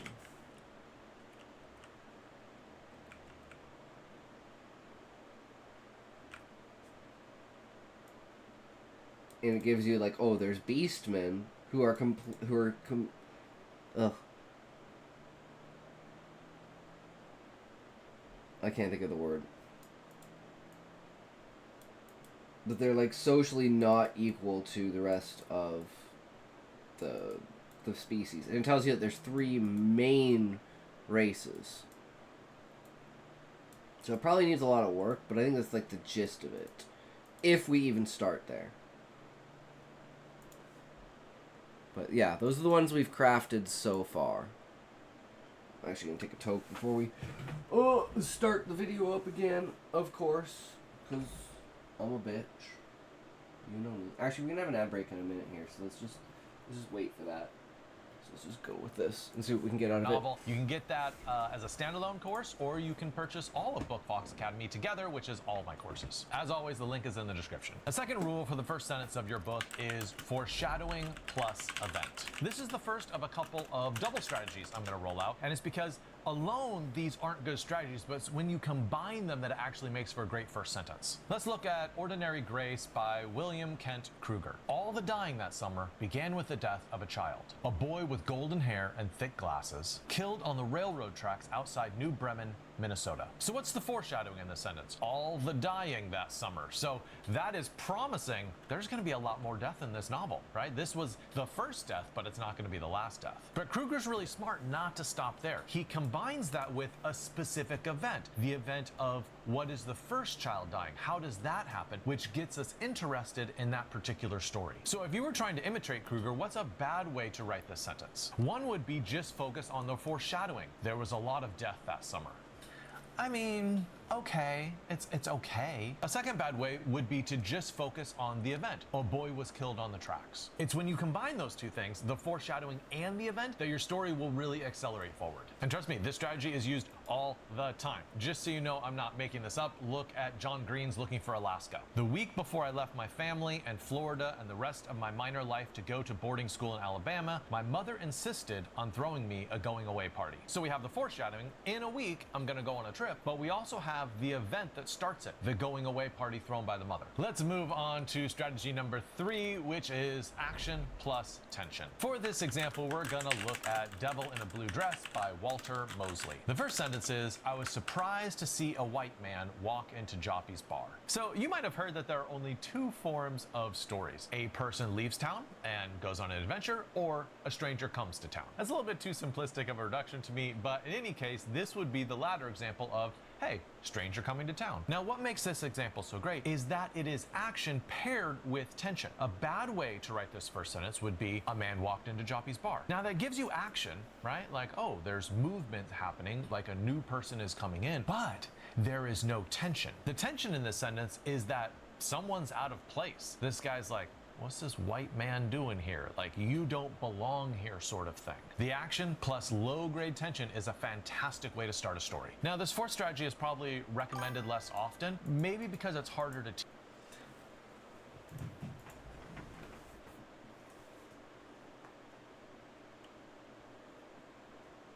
So let's just kind of, at the end, what we'll do, actually, we're just gonna do it now, as we go. And what we're going to do is we're going to put a scaling number next to each one of these sentences and the ideas for each of these sentences and see which one hits the most amount of categories to be the most powerful starting sentence. And that'll give us an idea of should that be where we start or just how to alleviate it into something else, right?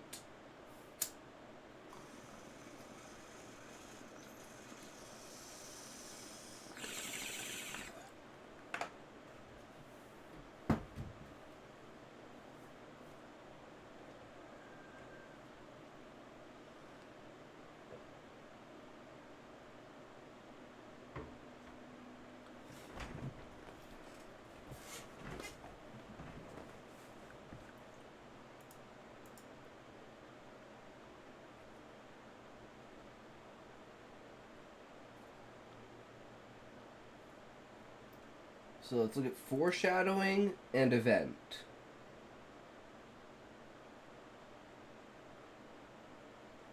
So, does sentence 1 have foreshadowing? It's foreshadowing a battle. Does it have an event? Not really. Second one.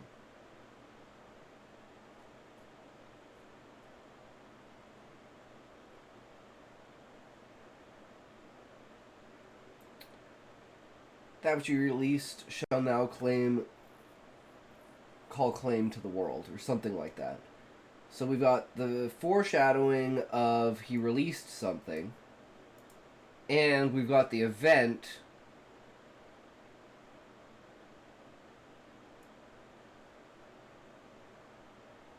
which would be the 100-year quest, which isn't in there, but it's supposed to be completed, so it's like completing the 100-year quest is what released Fafnir. So, like, a rewrite for that would be like, the dragon you just released. Or like, thanks for completing the 100-year quest and releasing the dragon. Now the Beastman War will start.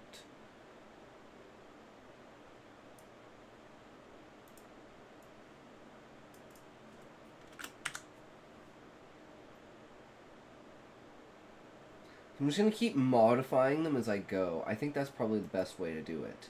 And we just keep adding to each one of them. So if we start with, we're just going to keep the pronouns and everything in this one just because, so we know who's speaking. For me, which is, we know that it's first person. So it tells us that we're first person.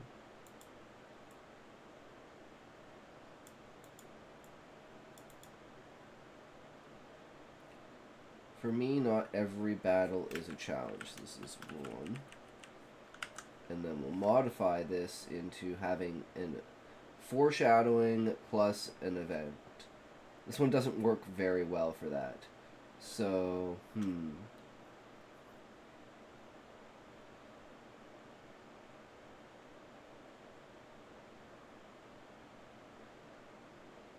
I think number one is actually, like, despite how much I like it, it's just not good, right?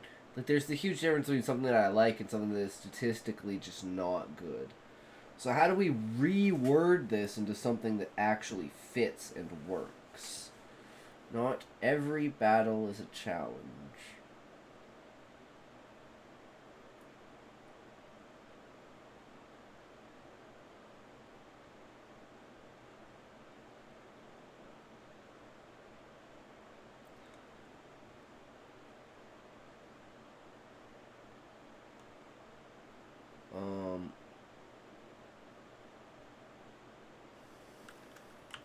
The inauguration,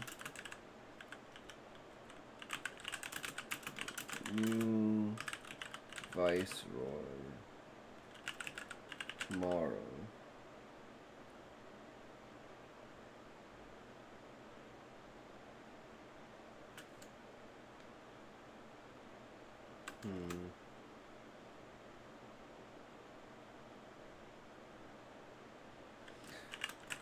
Tomorrow is the viceroy's inauguration. So that's the event.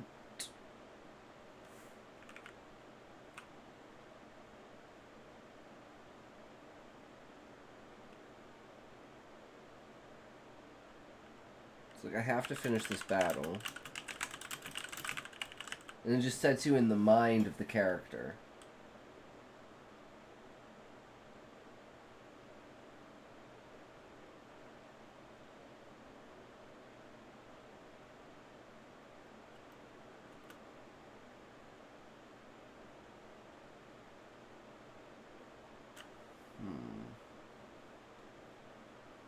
I have to finish this battle. For tomorrow is the Viceroy's inauguration.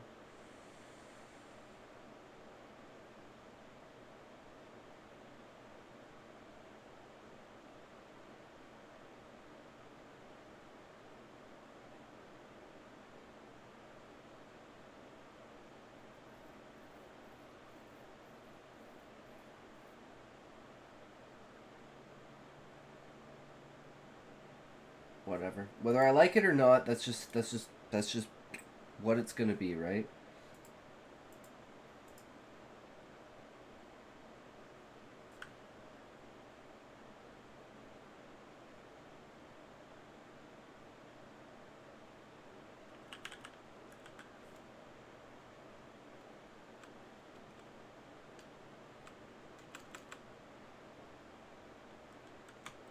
I have to finish this speech. So we're just gonna like completely rewrite the entire thing. I don't care, we're getting rid of it. I have to finish this speech. Tomorrow is the Viceroy's inauguration.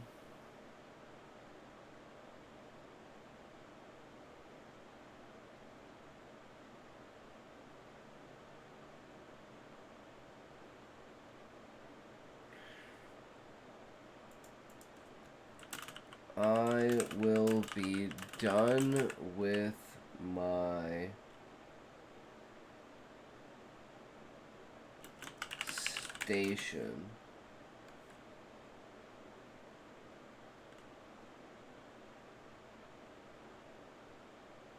so you're leaving your station, which is like your position.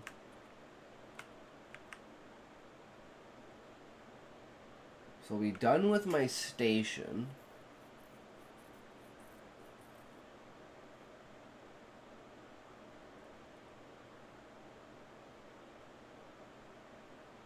Once I finish this speech.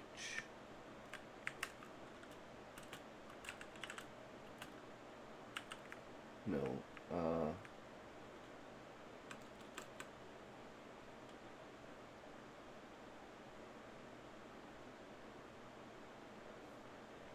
I'll be done with my station.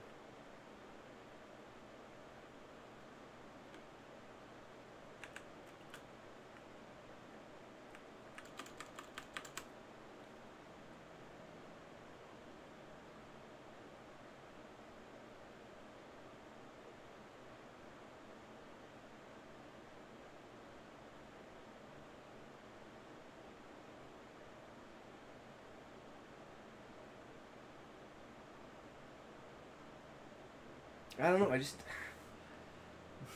I don't feel this one translates very well into this.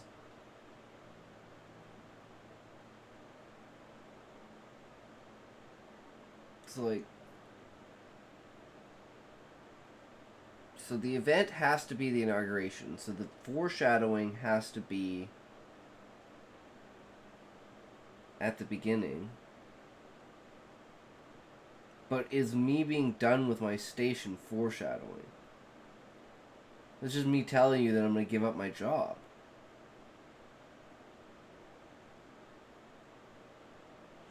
This could be after I watch it.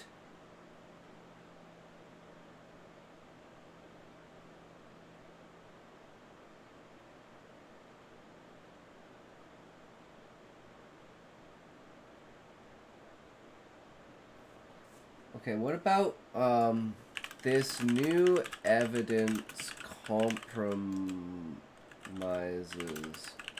my job? Let's go in like a completely different direction. What is happening? You're foreshadowing that there's new evidence. What is this new evidence?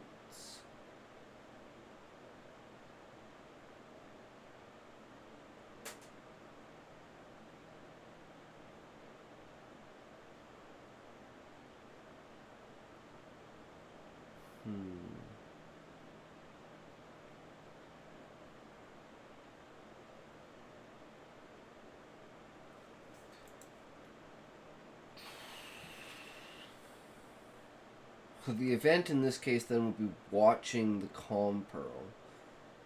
So it foreshadows something about the character watching the calm pearl.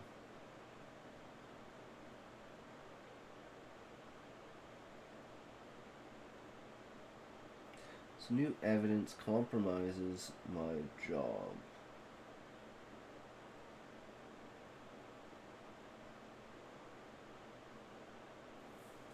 I'm just gonna say I'll have to run away after the inauguration. So it's like, okay, so this character has found new evidence that compromises his job and he has to run away from an inauguration. Or he has to run away after an inauguration. So we have an event, which is the inauguration, and the foreshadowing is with this new evidence. So you're guessing this new evidence, he can't leave before the inauguration, so this new evidence is probably going to come to light during this inauguration.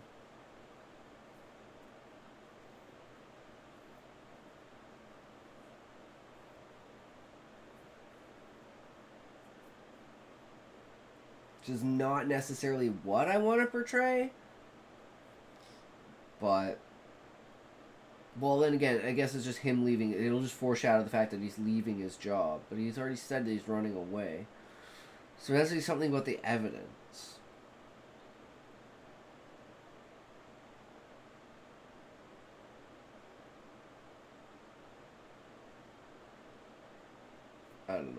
It's basic, it needs work, but at least, hey, it's going in the right direction, right? Okay, so... Next one.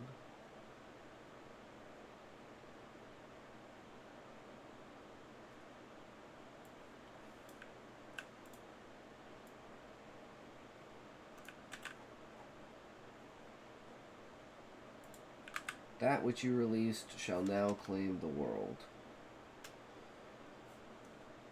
So with that, we need...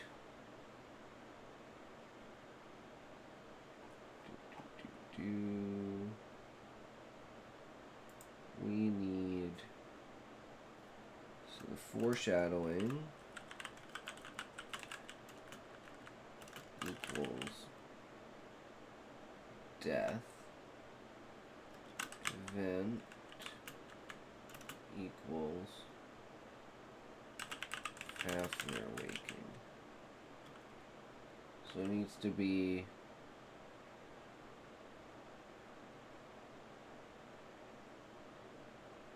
by your death no word of an awakened beast will reach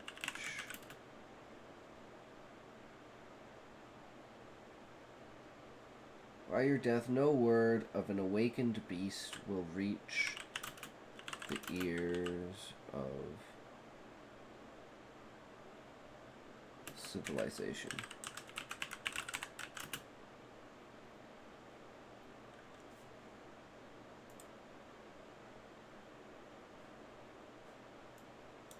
Of this.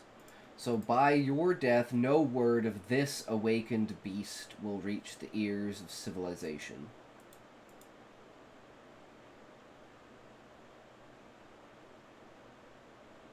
I think that's actually really good. I don't know. And he kills Torg. He foreshadowed the death. And the awakened beast. You're like, what's that? And then it's like he's obviously stopping someone from getting to civilization. So I kind of like that one. That was kind of good.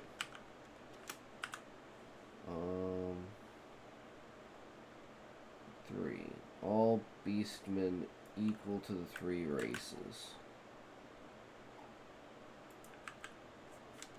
Okay, so foreshadow equals war. And the event equals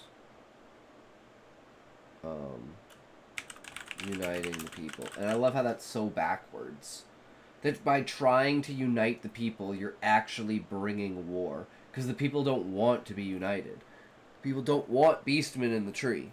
So civilization's been fine if you want to leave the tree, but we've been isolated. So it's like ending an isolationist era. So something like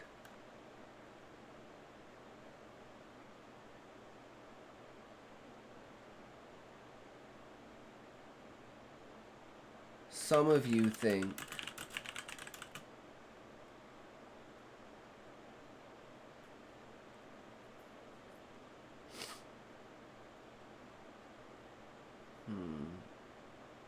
like how do you say this, like removing the stipulations or something like that.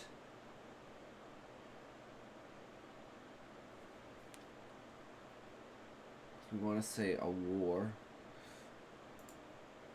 So you think this will bring war?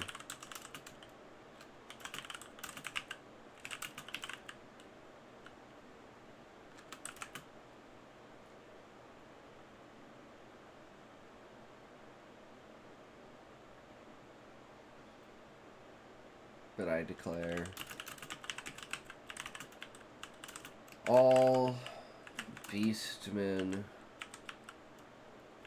equal to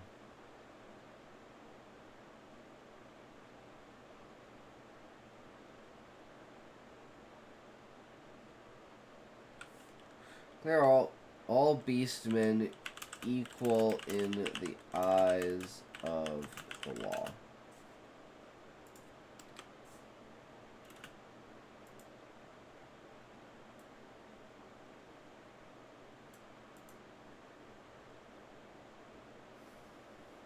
But it's equal to what? I'm just gonna put in the 3 races. Going to be getting any writing done? I will. Well, we're gonna be doing editing, Queen. So that's kind of what we'll be working on later. I'm just. This is one of the few videos that I actually get to like literally live work with, because it's something direct that I have. Editing is still the same thing. Yeah.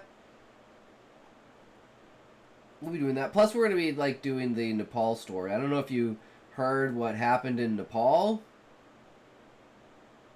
For anyone who didn't hear what happened in Nepal, what a time for Asmund to take a fucking break. What a time for Asmund to take a break. The world is going to end because Asmund took a fucking break. Is it not even on here? How is it not trending? No one is above people. So, yeah. The government of Nepal has collapsed after censoring social media in their country. This is a good lesson for our leaders in the Western world. Please don't attempt it. It won't end well. Yeah. And there's like a ton of shit of like a ton of different people, like leaders fleeing in helicopters and shit like that. I thought it was pretty fucking great.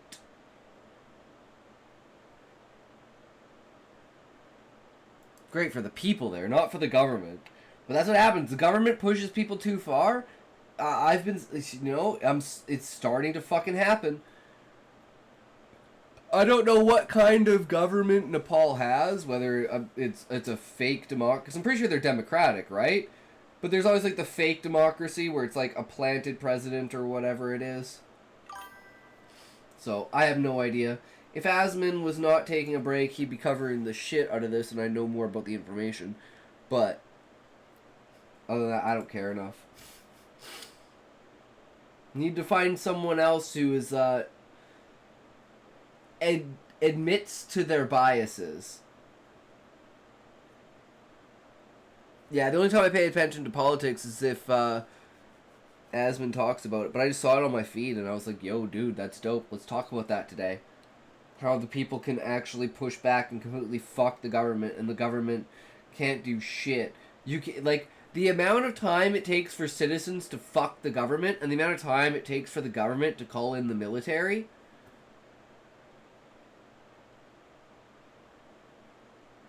Wait. Did I... Hold on here. I did something I shouldn't have done. What happened here? Oh, I must have clicked the wrong button. My bad.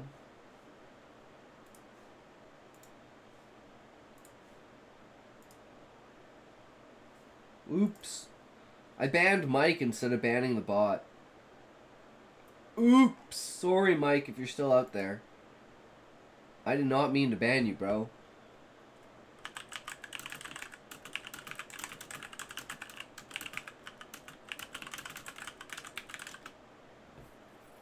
Just because the chat and kick just stays there. So I just put that there in case he sees it.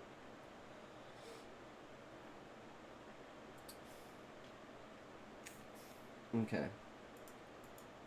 So I think that works for all of them. So then there's action plus tension. Teach, but I still think it's really valuable. It's number 4, set the table. Set the table.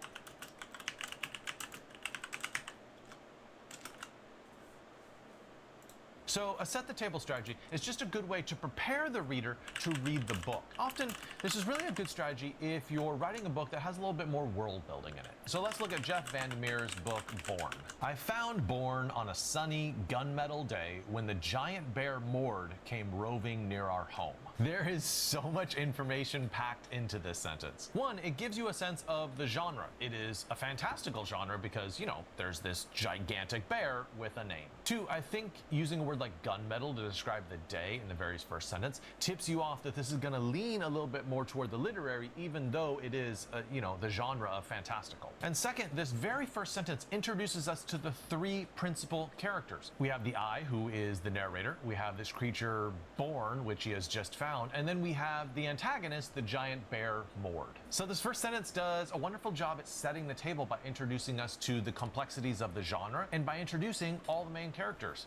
That is a lot of information packed into a single sentence. This fifth strategy is sort of a classic. It is start with the inciting incident. For an example of this, let's look at Frederick Bachman's Beartown. Late one evening, toward the end of March, a teenager picked up a double-barreled shotgun, walked into the forest, put the gun to someone else's forehead, and pulled the trigger. What I love about this sentence is all the details that we are getting. We know the time. It is late one evening, it is March. We get adjectives like not just a shotgun, but a double-barreled shotgun. We get the place, like we know this is a forest. Fourth, we get the detail that it was someone else's forehead. So we know this wasn't someone offing themselves, that there was another person in the picture. So even though it's giving a ton of details about what actually happened, it's still preserving the mystery because we want to know more details. We're still curious about what exactly happened here. Another example of an inciting incident in the first sentence would be World War Z by Max Brooks. The first outbreak I saw was in a remote village that officially had no name. So what are the two most important words in this first sentence? One, it's first, because we're not only getting the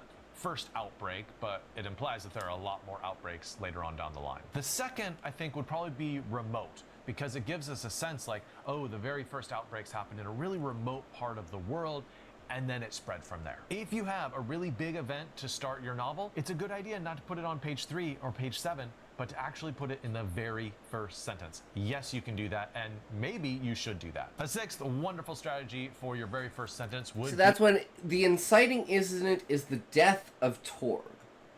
But there are two perspectives for the death of Torg. There's Husai's perspective watching the Compearl, and then there's the third person omniscient watching the Monarch kill Torg. One is prologue. So if the story starts with that, it'll be in the prologue with Torg dying. And then Husai will watch the Compearl have watched the Compearl in the second chapter, and he's rushing to Sid to try and prove his innocence. And then you see, oh, what's on the Compearl? Oh, that wasn't actually Husai. That wasn't actually the main character. This is the reason why. Because he's not tall enough. And then you get a description of the character, and it gives a reason for you to kind of describe the main character because he is unusually tall.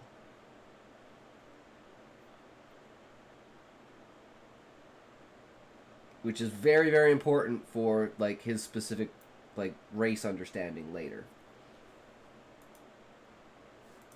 Establish the theme. Let's look at the YA novel Eleanor and Park by Rainbow Rowell. Ecstasy was no good for drowning out the morons at the back of the bus. This first sentence does a wonderful job establishing what the content of the whole rest of the book is going to be. There's a lot of... That's why I like the sentence of not every battle is a challenge. I don't know. I think that does a really good job of setting up the idea of the story. And it's in a reverse way, right? Where it's it all depends on your perspective. What do you consider a battle? Because in this case, the character's life is so mundane that he considers a battle to be writing a speech for inauguration. And this could bring him back to daydreaming about the past and him being an adventurer, him wanting to go back to being an adventurer, but he's stuck in the bureaucratic stature of leader of the Adventurers Guild. So I feel it gives a lot, but it's one of those things where as the writer, I have all the backstory, all the nuance that's crammed into that sentence. That's why it feels so good to me. But someone who doesn't have all of that information packed into it, it's just, it doesn't have any impact. So I think that's the biggest strength and the biggest weakness is if you have understanding behind it, it's super powerful. But if there's no understanding behind it, it's super weak. So I'm like, shouldn't that be more of not the beginning, but more of chapter 1 versus the prologue? But again, what is the first sentence? Is it from the prologue or is it from chapter 1? Like, are we counting the prologue? How important is the prologue to my story? And that depends on how the chapters are lined up, because one of them is like doesn't seem that important at the time, but it introduces Zaid, and it's very important for Zaid because it's one of the only times you really see like how you see how Husai treats Zaid and acts with Zaid, and then you see how he acts after the information and after he sees like everything that's happening, and it's like that's the complete change in his perspective. And I want to show that through Zaid, because Zaid is a character who is basically only shown vicariously. So in order to foreshadow the fact that he is being shown vicariously, we show him having someone else, like living through someone else vicariously, right? So it's kind of like a reverse of the role for that. But again, it all depends on what the order of the story is actually going to be, but at least having the ideas in my head for them is a good way to go. Music in this book, so it starts with the very first sentence mentioning a band, Ecstasy. Plus, the novel contains a lot of conflict with their fellow classmates, so the very first sentence is about, you know, talking about the morons at the back of the bus. And then 3, it establishes that this is... Them ads. Damn ads are coming for us, guys. They're coming for us. And you know what I think, guys? You know what I think? I think if we band together, we could get rid of ads. But you know the problem with that? I wonder how many people would fall apart if they no longer made ad revenue. Like anywhere, period. Like ad revenue just gone. That would be an interesting thing to look into. I mean, you could basically think of about it as getting fucking fired. He's got fired by, yeah. Now your career has turned back into a hobby. It's like, I don't know. That would be an interesting thing. How much ad revenue do people actually rely on per platform, right? Like, I assume it's lower on Twitch, it's way higher on YouTube, because Twitch is a live platform where you're most likely going to get, like, you know, bits and subscriptions and donations and shit, whereas on YouTube, it's most likely only going to be through ad revenue. So that could be an interesting switch up. But hey, you know, fuck ads. That's what it comes down to. They're the necessity, the evil necessity of the world. Because ads, at the end of the day, are just promotions. It would just be the ability to see ads or not see ads. Or if ads were, like, curated to, like, you know, a point where you actually... Like, I liked it when the only ads that I saw on Twitch were ads for TV shows on Amazon Prime. And that's how I fell in love with, like, one of my favorite shows, The Man in the High Castle. Which, was super unfortunate. It got canceled because it was portraying basically a Nazi as a sympathetic character.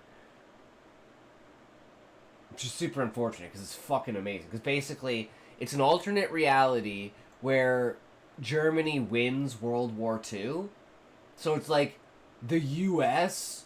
being controlled by Hitler, and one of the main guys is like super high in the SS, and his son is like has seizures. So his son, purposefully due to the euthanasia project, purposefully kills himself. You know, like he basically gives himself up and says, "Yeah, I have a thing, you know. Put me in the gas chamber." And the whole thing is there's a rift to our reality, and these videos are coming through the reality. And on one of the videos is this main character with his son at the Statue of Liberty in America, like being tourists and having a good time. And this character is like, wait, there's a world out there in which this doesn't exist, and it starts to make him question everything about the Nazi regime. And it's such a fucking amazing story. And it's based off of a book. But, yeah. Only reason I ever knew about that show is because of fucking Amazon Prime. So, ads in a way are good if they're curated to what you're looking for. I'm not looking for fast food restaurants. I'm not looking for gambling ads. I'm looking for TV show ads. I'm looking for creativity.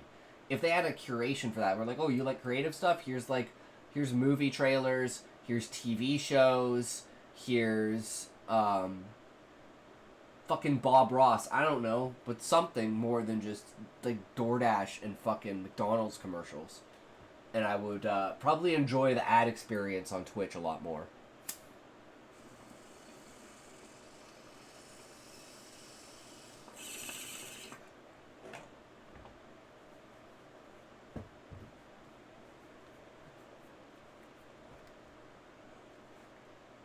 Is YA, right? They're at the back of the bus, so we know, oh, these are, high school students going to school. If in your novel you can hit at some of the main topics that you're going to cover for the entire rest of the book, your first sentence will hook the reader. It will tell them, it will promise them exactly what's going to come, and they'll be like, okay, I'm on board for this. The seventh strategy is dress it up with metaphor. This is kind of like a low-key, small-timey strategy, which I think can pay a lot of dividends if you're writing a certain type of book. No, starting with a metaphor isn't like a flashy, inciting incident sort of start, but I do think it gives a lot of layers and depth to your novel that will make it really rewarding for people to read, say, a second time. Let's look at Louise Erdrich's The Round House. Her very first sentence is, small trees had attacked my parents' house at the foundation. This seems like you're starting with really low stakes, like, is this book going to be about landscaping and house troubles? But as it turns out, she is talking about the rest of the novel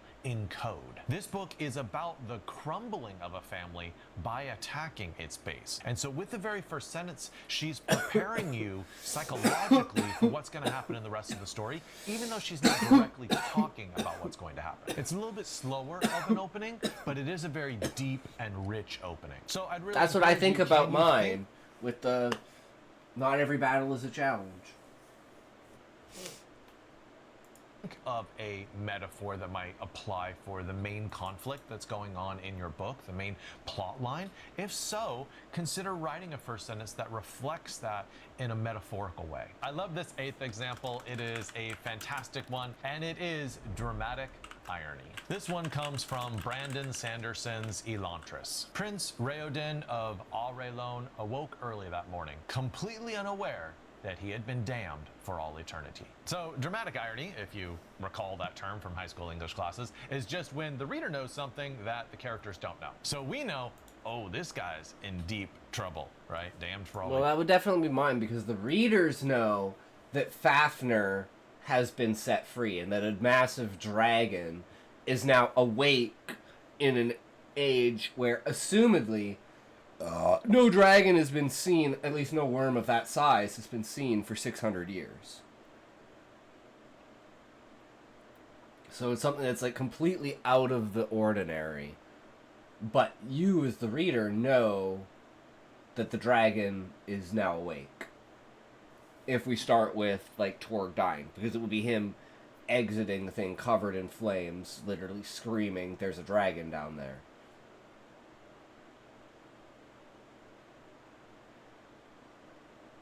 And maybe there's some other things we could add, like the way that like the ground is, because it's like over that like 400 years. That's what I did to the monster that was chained up in chapter 5.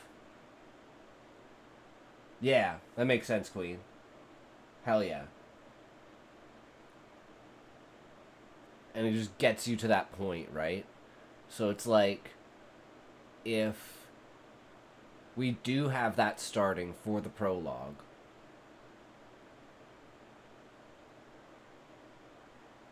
having like maybe having like the shadow fall over. So it's like, you know, as Torg's coming out, he notices that like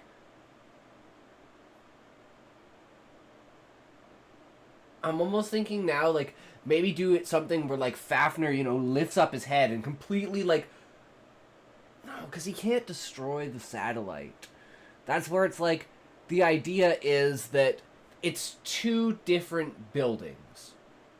There's the satellite at the top, and then there's the church that it crashed into on the ground. And so Fafnir's just kind of inside the massive cave system underneath the mountain that goes to that canyon. So it's like they're in kind of a valley in a canyon, and the 100-year quest, the satellite, is just kind of sticking out of the ground. But it's been like 400 years, so the Earth is like built up, you know, like 3 or 4 feet of ground, maybe more. I don't know, depending upon the planet, right? It could be like 10 feet, 20 feet. But basically, Fafnir's been buried. So you can't see him from the top, and no one goes around here. It's a completely dead area. Because of the 100-year quest, the entire area is pretty much blocked off. So, whether the Monarch knows that Fafnir's there or not, I don't think really matters to anything. But, you know, starting with the idea that there's this massive dragon that's been unleashed, that would be the most likely candidate for our dramatic irony.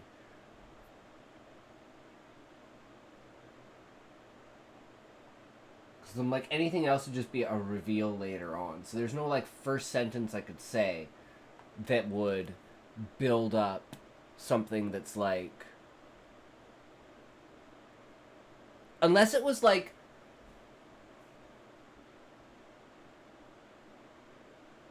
I never like I'm thinking about this in like telling the story from a future tense, right? Like the idea, so like if we look at who's telling the story and why, who's telling the story is Husai's consciousness after the fact. So this is kind of him relaying his story to all of the consciousness that it's inside of Anima and everything. So that's why I want the very end to pick up pretty much exactly at the beginning. So like maybe one of the final lines is, instead of them going to battle, it's like, and so here the story begins. Or something like that. You know, here my... from here it's all out of my hands, so I might as well tell you my tale now. Something like that, right? Like, Gaia's taken the wheel, so he doesn't have to worry about it anymore. So, his reason for telling the story is essentially to relay the information to the cosmos about Anima, and about the struggles that they've gone through in order to contain this beast, essentially. So, if the main character is the very first sentence says something along the lines of, I could have never known that by watching this, I would have doomed myself. I'm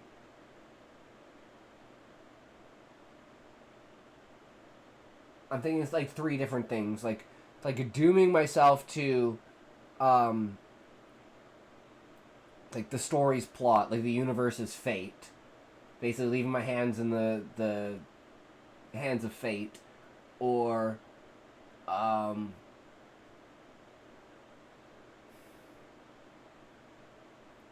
would you word it?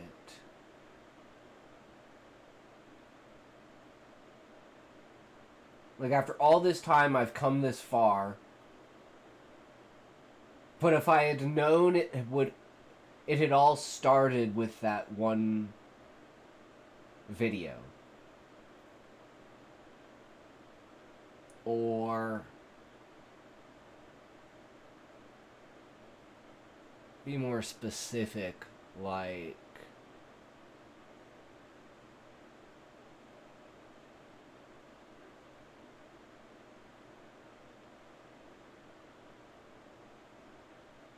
I could have never been prepared for watching myself kill someone.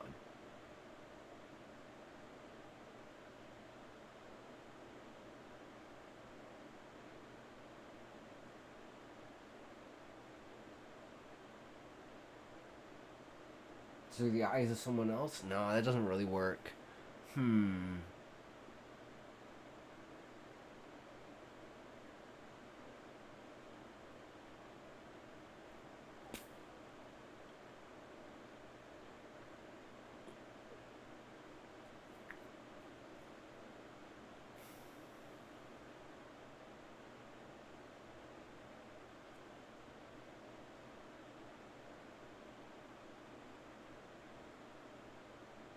If I had known watching this video would have set me on such a destructive path,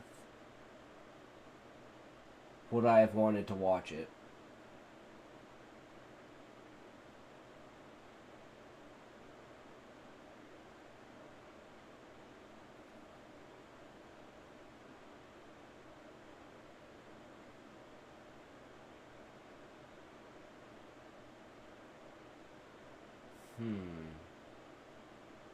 Like, these are all really weak, and I don't even know if they count as that, right?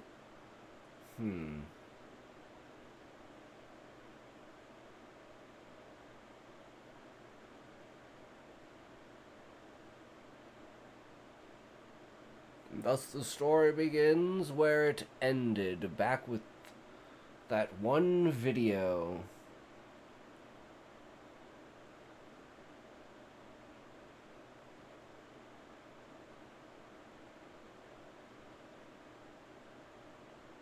I could have never known that watching this video would have led to my death.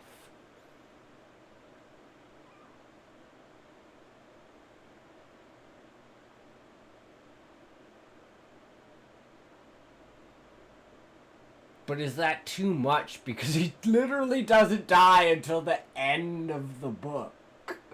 So you'd have the anticipation of them being like, when the fuck is the main character gonna die? And then he literally dies on like the fucking last page.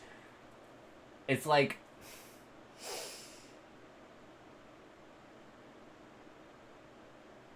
Or if something like, if I had known watching this would have destroyed the world,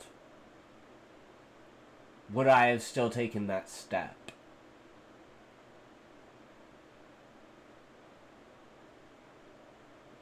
It's interesting to think about.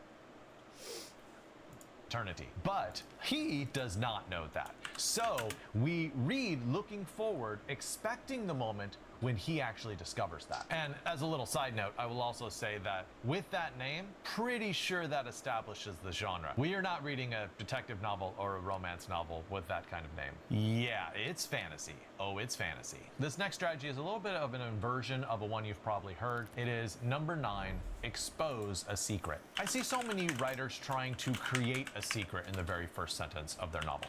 And that's not necessarily a bad technique, but I think what Stephen King does... A perfect one would be like, the first sentence would be, it wasn't me who killed him despite the video evidence.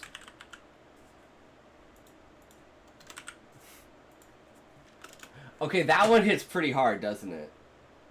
It wasn't me who killed him despite the video evidence. Well, there's video evidence. Well, what? Somebody tampered with the evidence.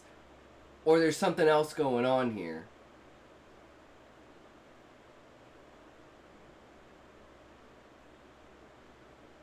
That would be like probably a pretty good start for Husai walking up to Sid and being like, it's not me, bro.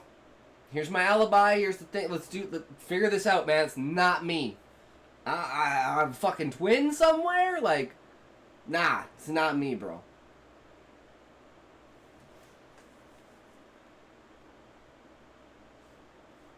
Or with, like, the Viceroy saying, like,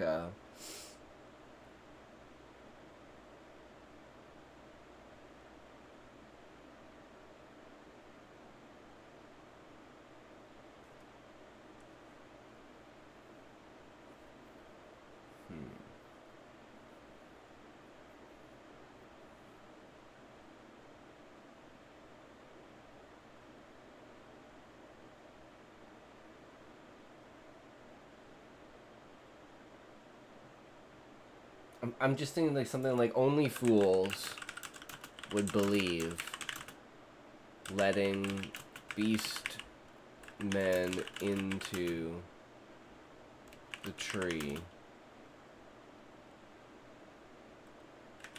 could cause a new war.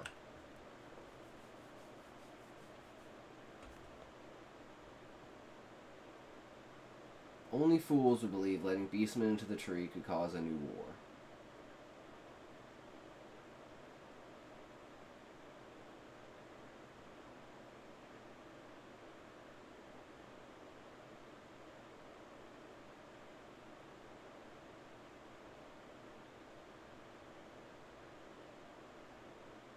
I don't know.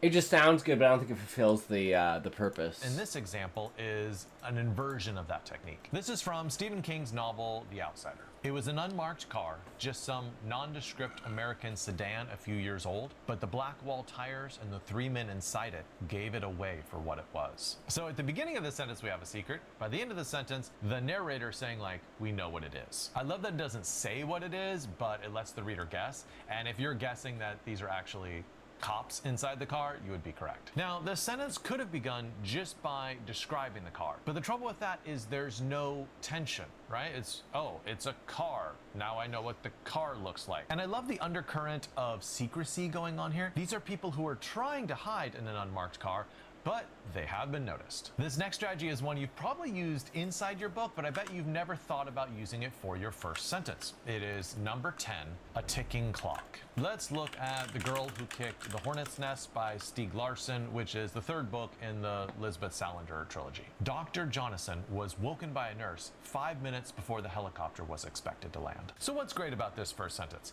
It introduces a ticking clock right at the very beginning. 5 minutes before a helicopter lands. Now, I guarantee you, if you are a reader... I'd be like,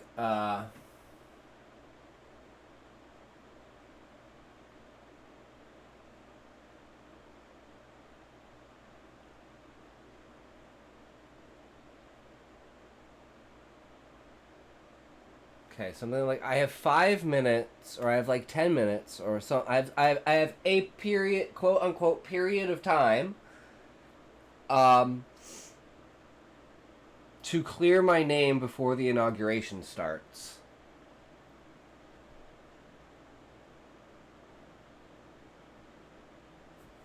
So I have, quote unquote, period of time to prove I'm not a murderer before the inauguration starts.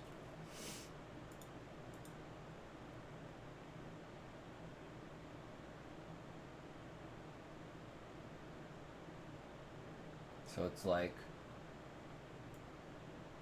you have to do it like right away. Like, as in, this info is going to come out here and you need a defense for yourself.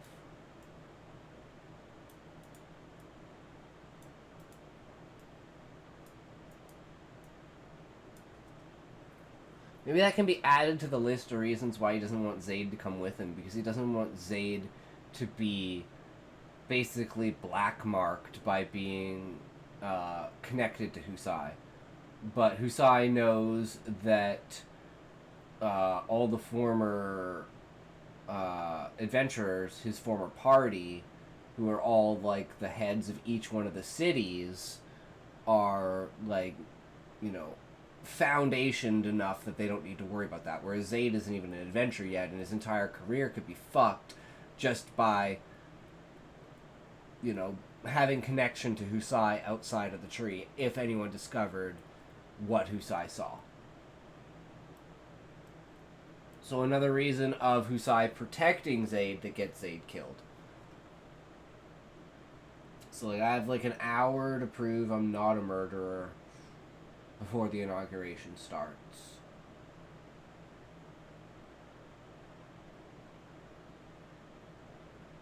Ladies, I'm going straight to Sid.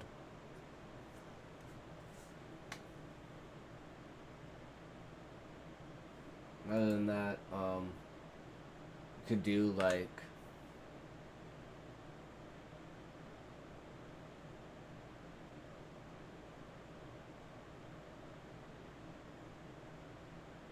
an even later start, and then like we could do a come back to it, but it could be something like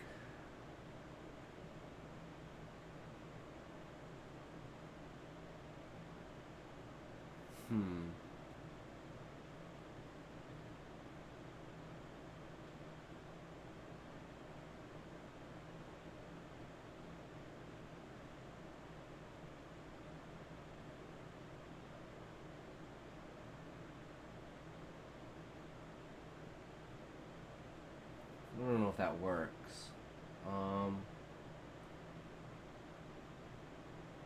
have 10 minutes to...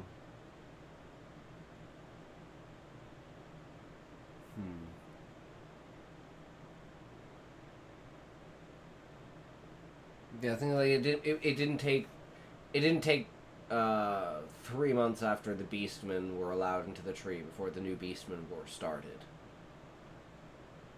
By us, of course. But that kind of already, like, enacts the time. Whereas the first one is like, okay, well, we have an hour. How can you prove that you're not a murderer within an hour?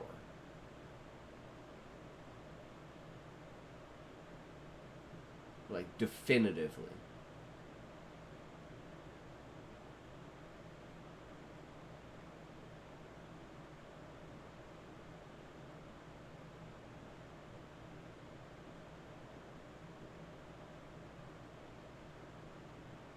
Or it could be Torg dying, and it could be the Monarch saying,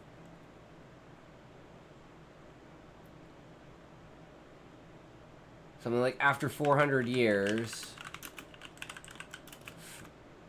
the dragon wakes.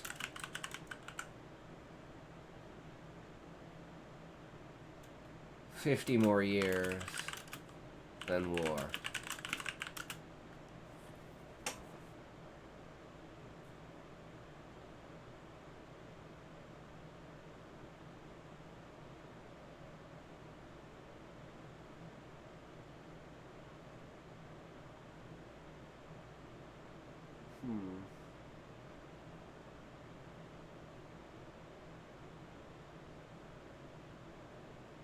After 400 years, the dragon wakes.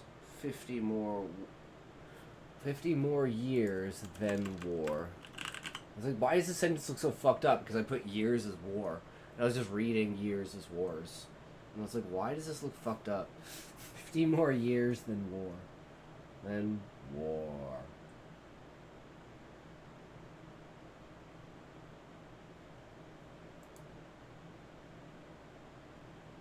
If it was the inauguration, it'd be like...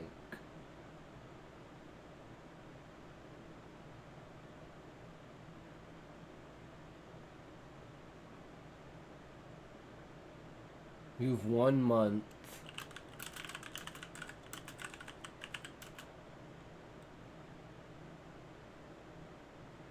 to accept that Beastmen are now equal to all.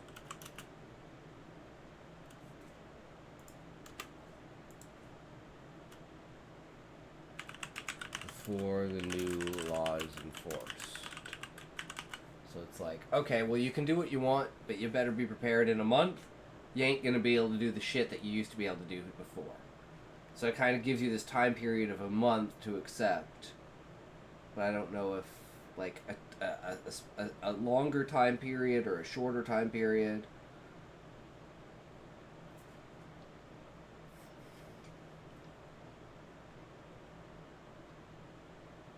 You could say in 1 month you will have to accept.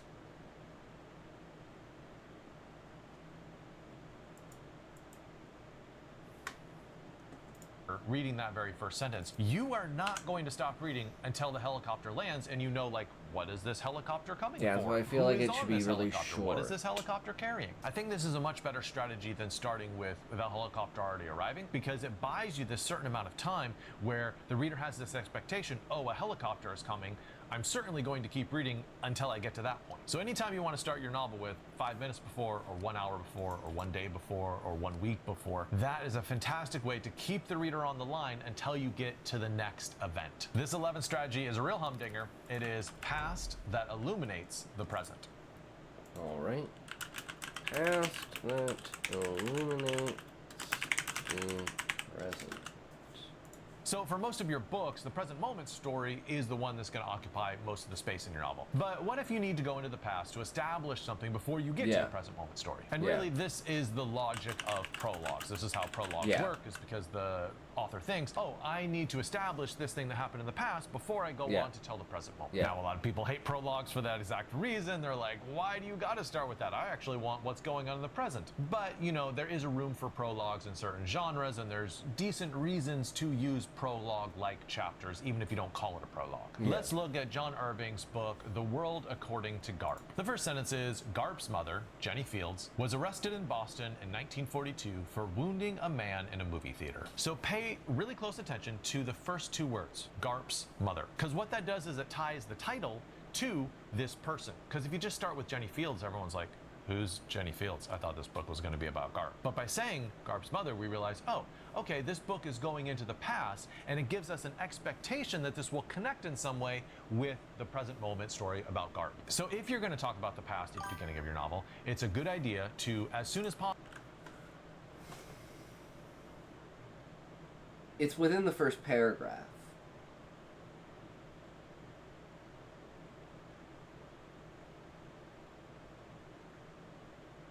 Because it's like,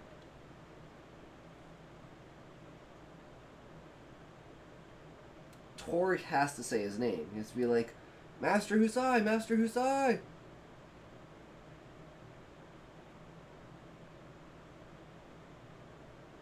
Or now that I'm thinking, so what about this? So the character's name is Husai Sudi. What if Torg calls him Master Sudi and says Master Sudi?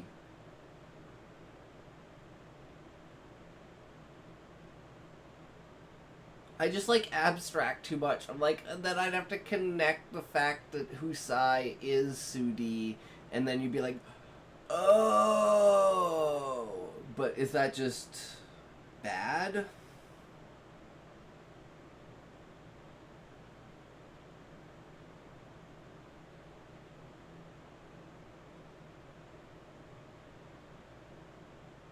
Because you don't know that Husai is the main character's name.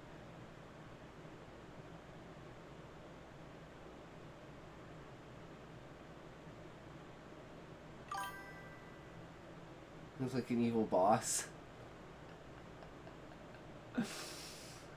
It's my energy like chakra training thing. It's like, you know, you're creating like a circle of power, and then you're creating a like ball of energy inside the palm of your hand, focusing everything to that one finite point, drawing out all the creativity from all of the realms everywhere that you can.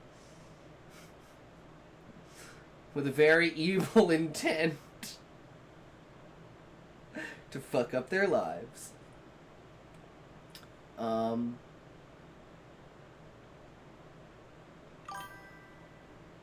Just tap your fingers and you're solid.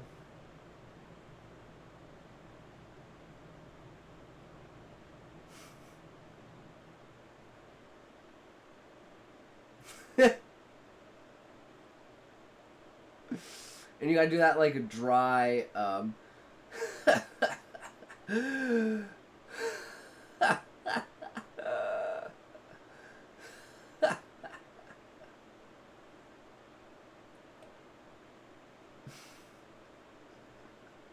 then you add in this, you're like,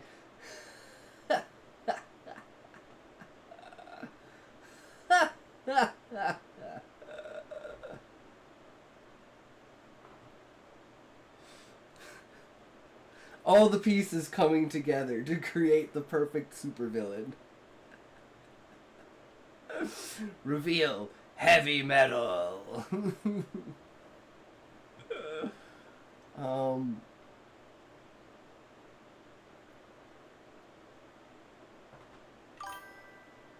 Then you insult someone and slap them because they brought you the wrong ice cream. I asked for vanilla, not vanilla, bitch! Bring me vanilla! God, people can't do fucking anything right.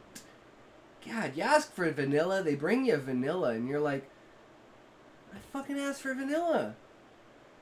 You shut up, Smokey. Shut the fuck up, you dork. What's up, Smokey? How's it going, brother? Welcome, welcome. How long you been chilling there, good sir? I'm trying to think. How would you sentence... It'd have to be like Torg like coming out of the thing, so it'd have to be like maybe a sub... What about a summary through Torg's eyes? So Torg stared at Master Husai as he slowly drew his blade and pressed it into his heart.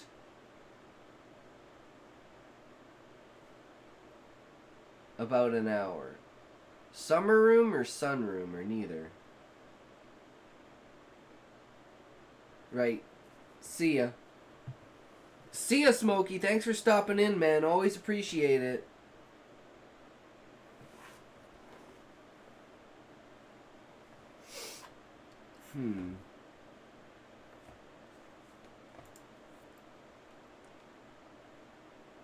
So, like, Torg stared at Master Husai. Stared as Master Husai withdrew his blade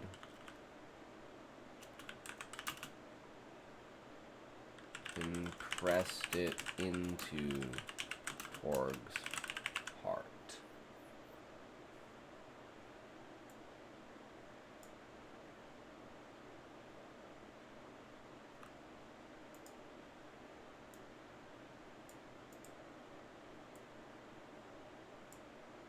I don't know about using Torg twice. Surprised he ain't making you get on path. I mean, he's given up on that. He knows it only works like 30% of the time. He's like, that's not high enough chance for me to even attempt it. He's doing his own thing. He says I never play with him. He never puts in enough effort. He's got to try harder if he wants to win this. You know? I like my men after they put in a certain amount of effort and shown me that they're resistant, and they ain't gonna take no, because I need that. So I don't know if to start with Torg or just like start off with Master Husai withdrew his blade and pressed it into Torg's heart.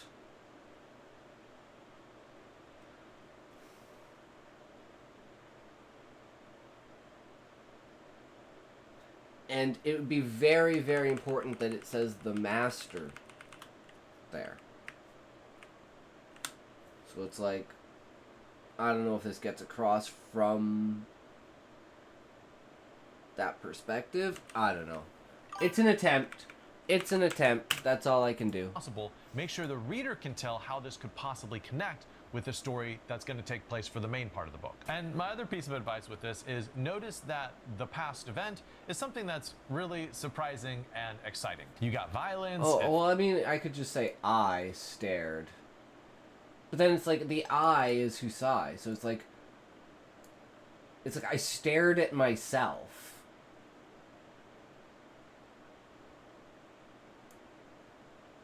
It's like I stared at myself as I withdrew my blade and pressed it into Torg's heart.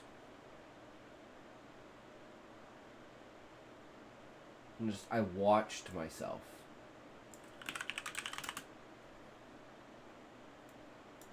I watched myself withdraw my blade and press it into Torg's heart.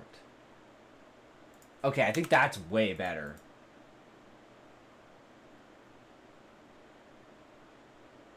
Because it feels almost like an out-of-body experience. Like, I watched myself. As in, like, I'm not in control of my body. But it's actually him watching a video. So then it would be like, I sit back in the chair and pause the video. So you immediately know, oh shit, well this was the past. This is a video. This is what happened. And then it's like the idea of, oh, is this fake? Has this been tampered with? And then we lead into the investigation with Sid. But that's why I like being so fluid with my ideas and never sticking, like never marrying an idea. Because you never know what idea might be just slightly better. And then you just keep adding those up and you take your average from here to here to here to here to here to here, and next thing you know, you're on fucking par with the legends. You just gotta keep adding that shit up, finding those crucial moments. What is the best? And the only way to find the best is to compare between different things.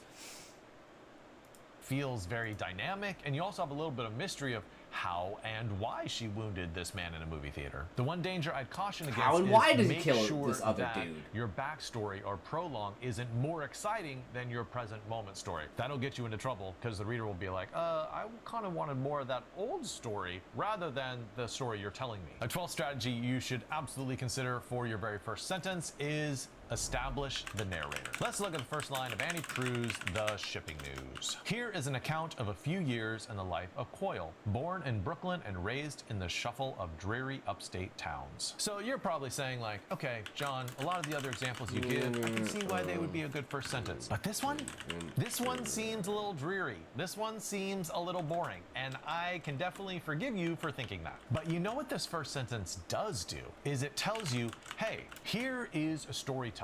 It introduces a very high, omniscient voice narrator that is like, let me give you a broad account of this man's life. So it's communicating you the type of storyteller that is going to be telling this story, a very high, omniscient narrator. And it's also trying to convince you that, hey, I'm trustworthy. I know everything about this dude's life, and so you should go on this journey with me. Is something like this hard to pull off? Well, I mean, yeah, this isn't a beginner level strategy, but I do think if you... Okay, guys, I think I got one. I think I got one here. Hold on.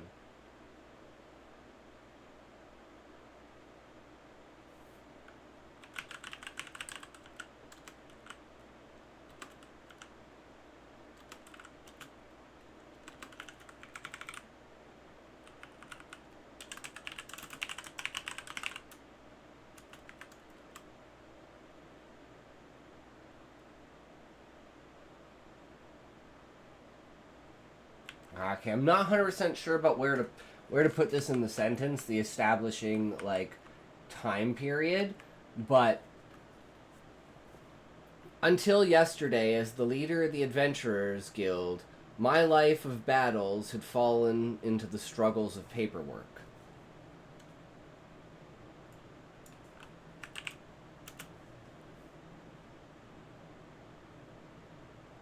Which means that those times of battles are now coming back. And it's like, oh, well, what happened yesterday?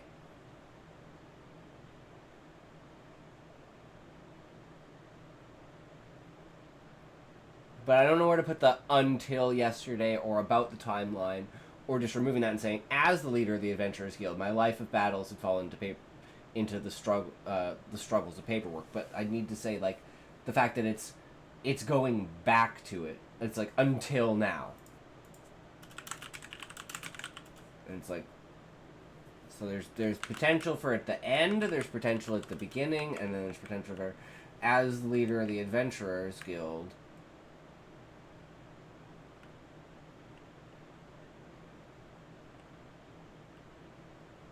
At least until yesterday?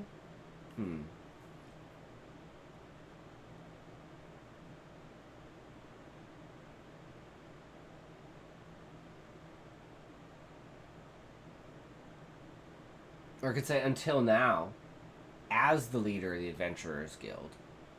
And it's like, well, what just happened that made it so you're not going to be in a life of paperwork anymore? Because that's kind of the idea to get across, is like, it's going from someone who had a life of battles, who went to paperwork, who is now going back to a life of battles.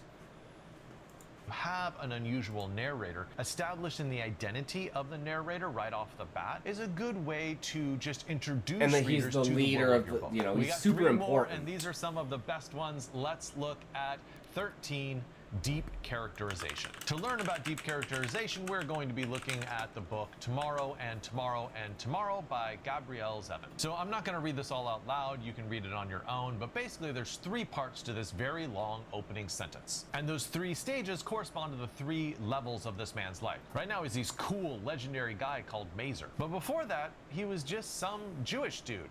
And then before that, he was just a kid who enjoyed playing video games. Now, I know this is a very long sentence, it's a very complex sentence, but man, it really introduces you to so much of this man's life in the very first sentence. It accomplishes so much. It shows his background as a Jewish kid. It shows his love for video games. It shows that he's some sort of legendary figure in the present moment. And if you can write a first sentence in your novel that makes us feel like we know a character after the first sentence, you should absolutely do it. This 14th example, you might laugh at, but I actually think it's a very solid one. It is a small physical event. For an example of this, let's look at Robin Sloan's Mr. Penumbra's 24-hour bookstore. The very first sentence says, "Lost in the shadows of the shelves, I almost fall off the ladder." So to use this strategy, in the very first sentence of your book, you would take your main character and have a little physical tragedy happen to them. Maybe they trip, maybe they fall, maybe they get hit by a baseball, maybe they sneeze, maybe they hiccup, maybe they cut their finger while chopping vegetables. But by starting with a little small physical action happening, you start with a little bit of a problem, right? And problems exist so characters can solve them. It launches us immediately into the book. It gets us sympathizing with this character, like, oh, too bad that little problem happened to you. And, you know, it's a good way to start a story. Also note that with this first sentence, the small physical problem has to do with these enormous bookshelves that he has to climb on a ladder to service. And that ties into the whole theme and content of the book as a whole. So if you can link it to the very heart of your book in some way, that's a good idea too. And the 5th and final strategy for the first... Huh.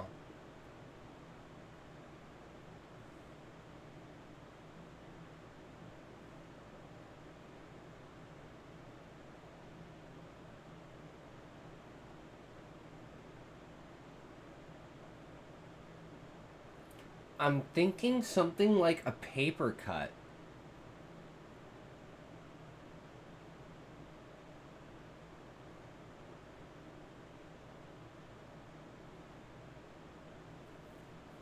So he gets a paper cut, and he starts rustling around papers on his desk, and then he sees the Compro, and he's like, wait. How long has that been there?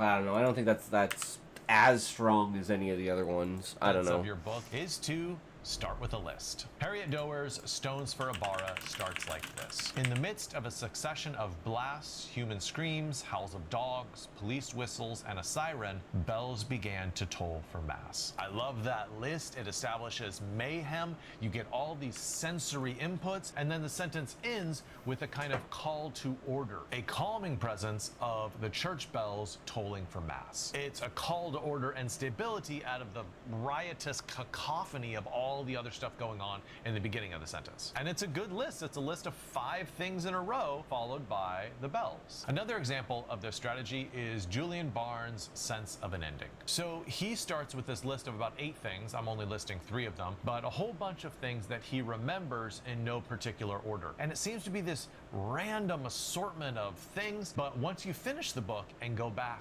to the beginning, you realize every single one of these things was absolutely crucial for the plot. So he's not starting with a meaningless list. He's foreshadowing what's going to happen, but there's no way for you to know based on these items what's going to happen. It just whets your appetite for the story that comes. I hope one of those 15 strategies helps you either write or improve the first definitely, I think, improved it, or at least like what it all depends on how we start, right?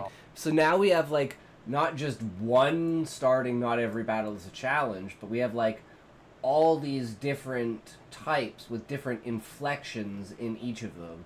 So it definitely gave us more to work with when it comes to what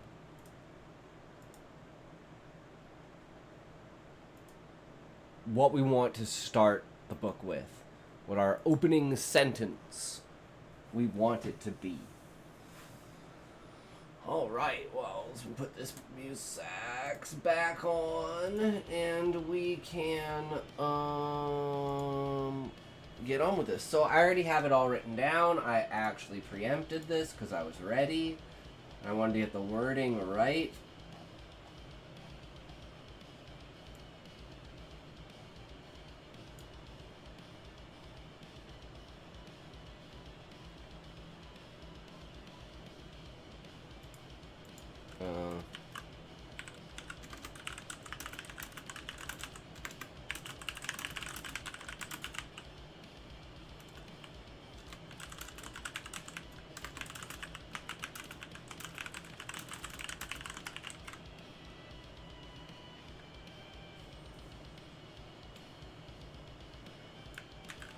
Okay.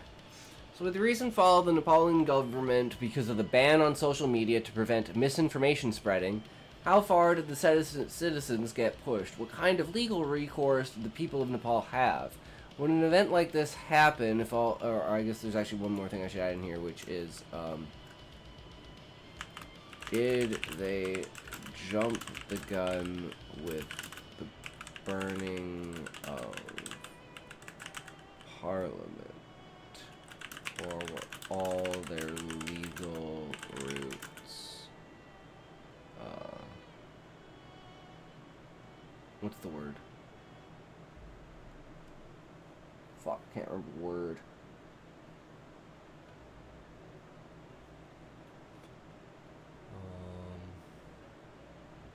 Extinguished. It's not the right word, but legal routes, deprived, destroyed, no, I guess exhausted.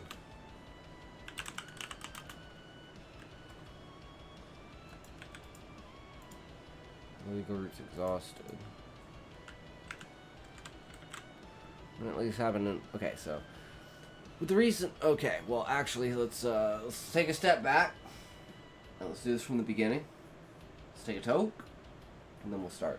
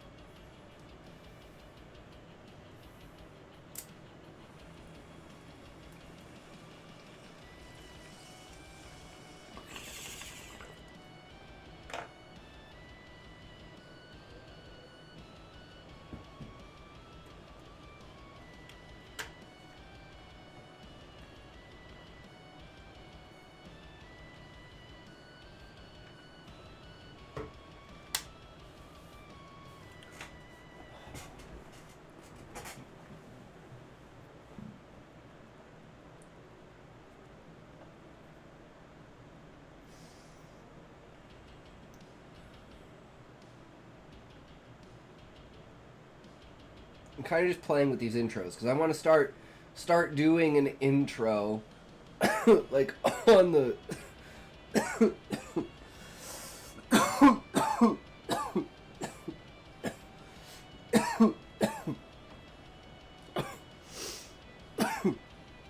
an intro and an outro, so it's easier for me to edit it.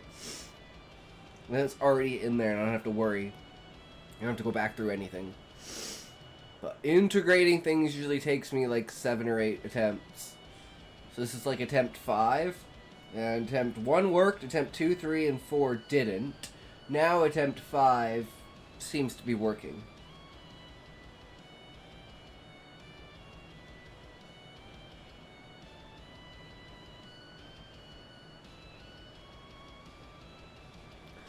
Welcome to another intoxication commentary. Today we are talking about the fall of Nepal. So, without further ado, let's get into it.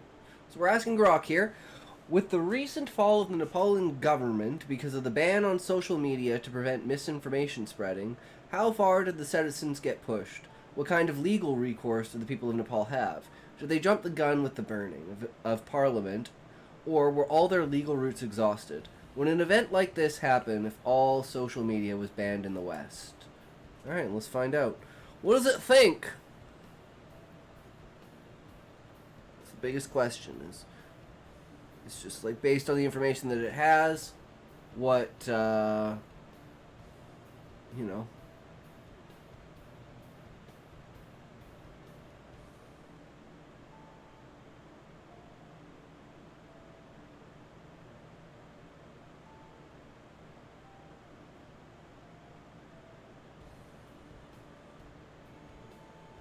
I don't know what they burned down if it wasn't Parliament. It was some sort of... It was the Prime Minister's building.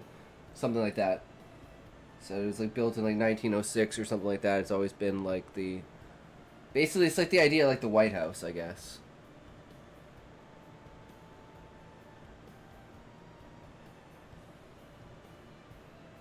Oh, new info confirms Parliament was burned.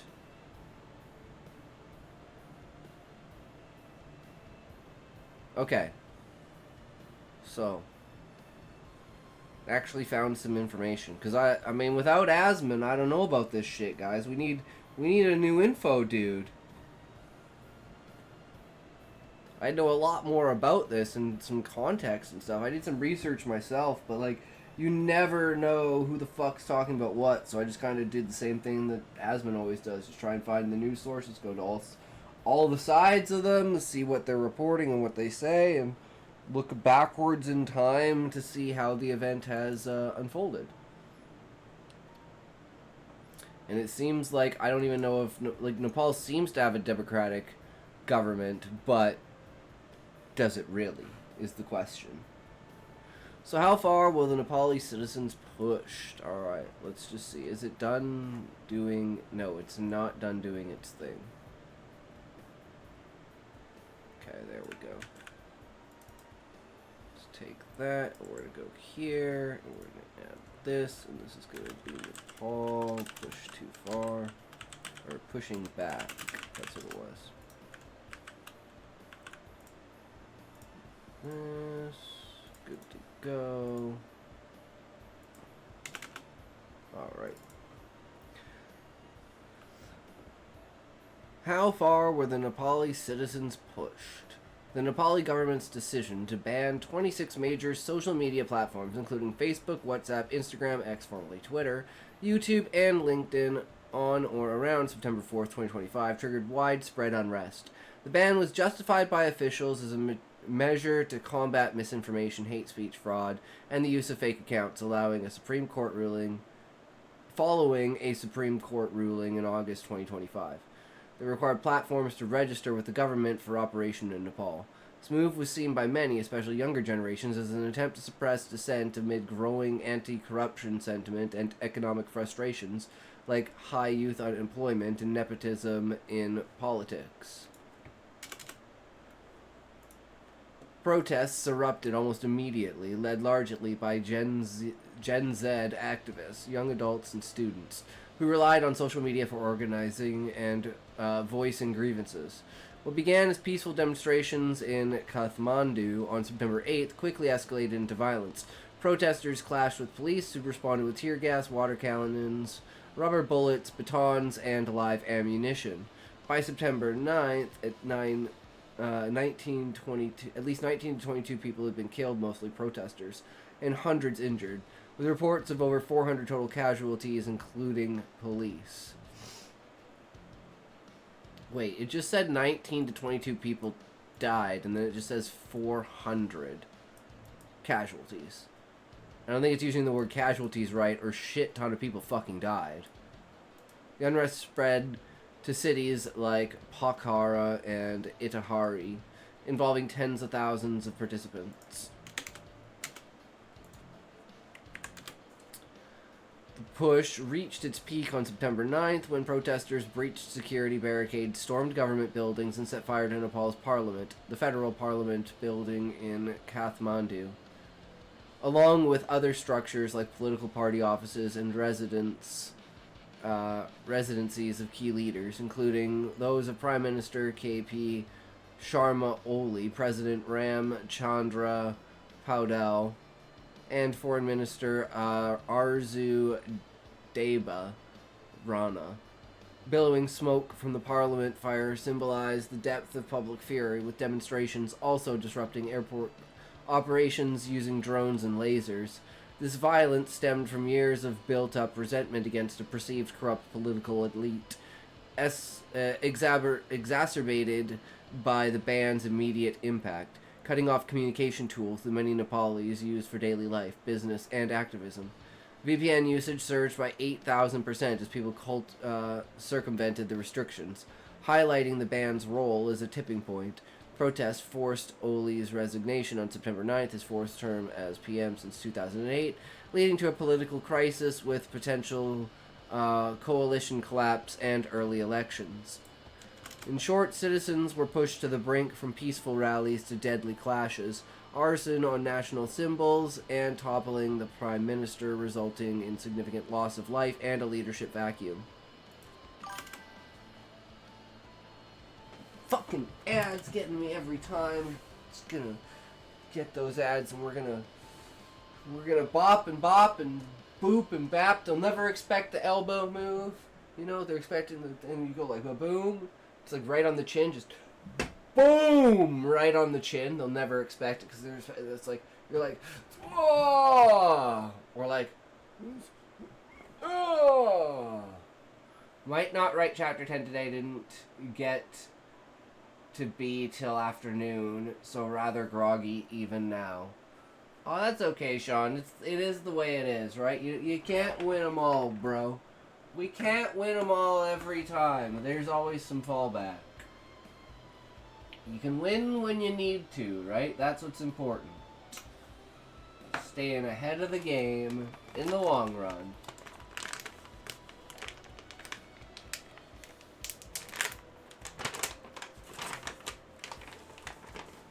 So did you hear what happened in Nepal, Sean?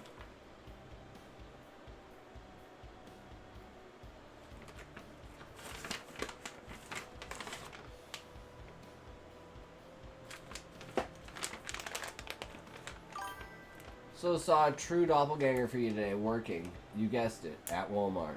No, you probably saw me, Sean. I lied when I said I quit. Didn't you know that? I'm also on The Voice. It's some sort of TV show. I don't watch any lies reports.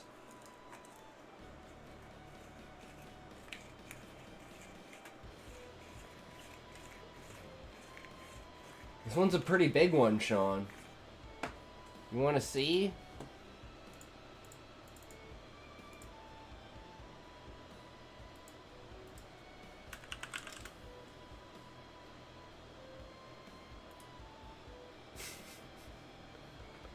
They banned social media, so within 5 days, the people had burnt down the fucking Capitol.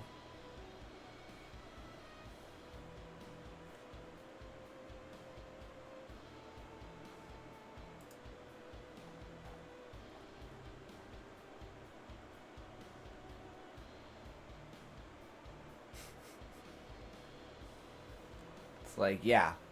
That's what happens when you fuck around. You fuck around, you find out, man.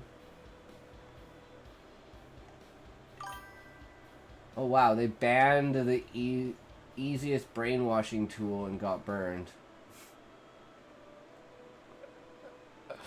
I mean, it's true, but that goes both ways, right? You can brainwash people in a good way, right? You can brainwash people into being good people. Just as much as you can brainwash people into being bad people. Yeah, so we are doing a commentary on it. To see, you know, what the status is. And then we're going to write a story about it. It's going to be interesting. And now that Asmon's on permanent leave, like I said, this would probably happen. He announced he's on indefinite leave, which leaves a vacuum almost of like this kind of content. So, you know, maybe now's the time to start the channel and get everything started with these things. I'm not sure how I'm going to do it, but I'm just going to record it, and I'm just going to talk about it, and we're going to see what happens. Now, see, if they ban the government's use of social media, anyone in government cannot use or view social media, then I think it would have been better received. Yeah, it was apparently just young people. So, like, Gen Z. Mainly people between, like, 18 and 25. Which sounds about right, because they're the kind of people that would definitely do it. But we're also looking into what, like, legal options they had, and whether or not it was acceptable of them to just immediately pull the trigger and fucking burn everything down. But I mean, it goes to show you how fucked Gen Z is if you really put them on the back burner. Like, they literally have nothing to lose. Whereas, like, older people have, like, investments in houses. These people are like, I've been working my ass off for 5 years for fucking nothing. I'm in debt $50,000. Hell, if the government falls, maybe I won't have my debt anymore. Fuck yeah. I bet you that's a huge mentality for them. But anyways. In short, citizens were pushed to the brink. From peaceful rallies to deadly clashes, arson on national symbols and toppling the prime minister, resulting in significant loss of life in the leadership vacuum. What kind of legal recourse did the people of Nepal have?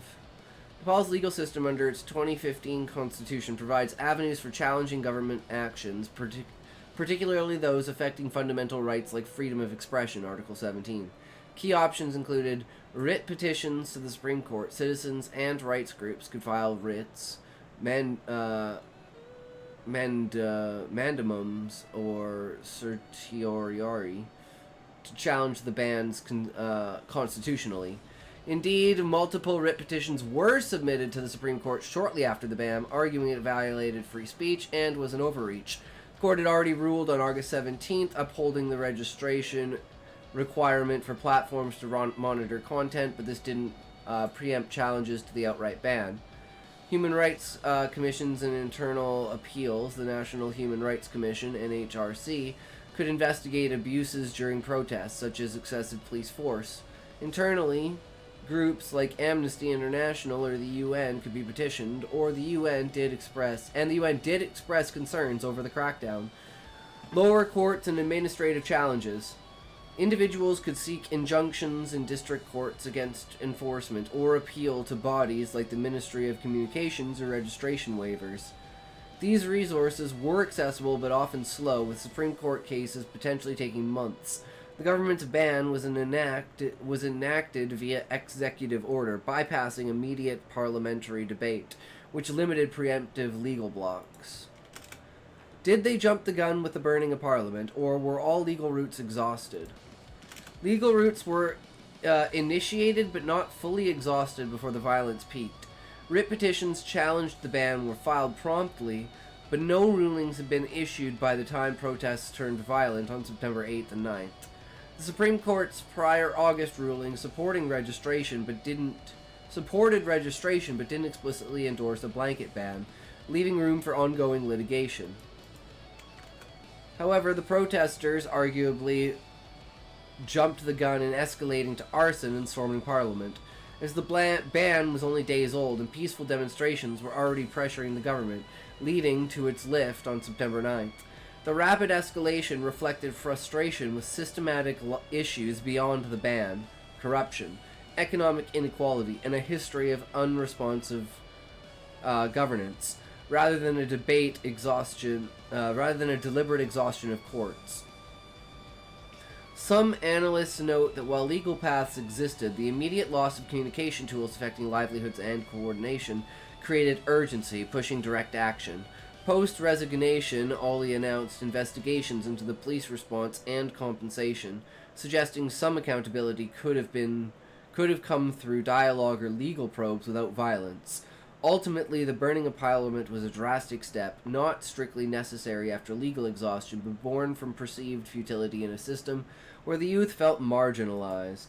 My opinion, that Prime Minister should be publicly executed as a traitor to the country and a lesson to their entire governmental structure that they are servants, not rulers. Like, I agree with you, but I also disagree with you, Sean. Because I agree that spectacles like that really bring the people together, but I think they deserve... Like, they don't deserve... How do you say this? Like, death is too good, right? Like, they should be in work camps, they should be working for the rest of their life, they should be, not tortured, but, like, they should spend the rest of their life making up for what they've done. So I agree with you with it's a great spectacle to bring people together, and as like a don't fuck with us, I blame that Prime Minister for every death caused on both sides of the riot. I could definitely see that, Sean. 100%. And then think about the way that this, in the next like year or so, people are going to use this as a precedent to try to burn down governmental institutions. And they're going to point at this incident and say, well, they did it, and it's going to be a whataboutism. What about them? They did it. So we're going to do it too. It's like, that's not a good way to think. So it's like, I, in principle, agree that they should be held accountable, and in spectacle, I agree that they should be publicly executed. But I think watching them live out, and like, their life should be broadcast. Like, they should have, like, a permanent cameraman on them with, like, a 24-hour stream that shows how fucked up his life is now. And he can literally be the village idiot that people go to and throw rotten carrots and tomatoes and lettuce and shit at. And you can make it like a tourist destination. But then that's just my creative side coming out of how can we abuse this person without, like, abusing them, right? And make money off of their downfall. But I definitely agree that it's 100% if the government banned that, if just blanket banned social media, just like Trump's just like, executive order, social media, bad, computers, bad, Canada wouldn't go down in history as the only people that have ever burnt down the White House.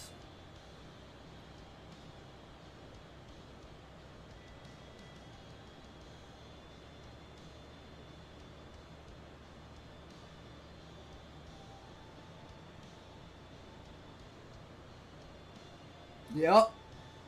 I agree that there's no punishment that suits their crime level, watching as his family is robbed of everything and he can't do anything to help them because he will be executed. Might at least start the punishment. Yep. So I can get behind that, Sean. But for me, I wouldn't be able to make the decision. I'd have to have someone else make the decision. It'd have to be like by vote or something like that.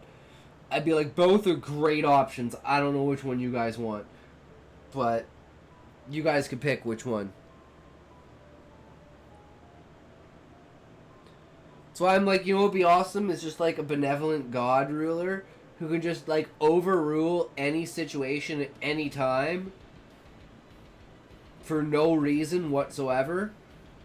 But you know, the only times he does are when he's like, yeah, no, this is fucked up. Okay, let's just eliminate the process. I'm just gonna kill you.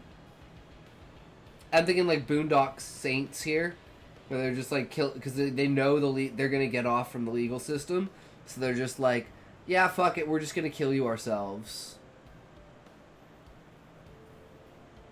And it's like some sort of level of vigilantism, right? And there's the question of how far can people get pushed before that becomes your number one go-to.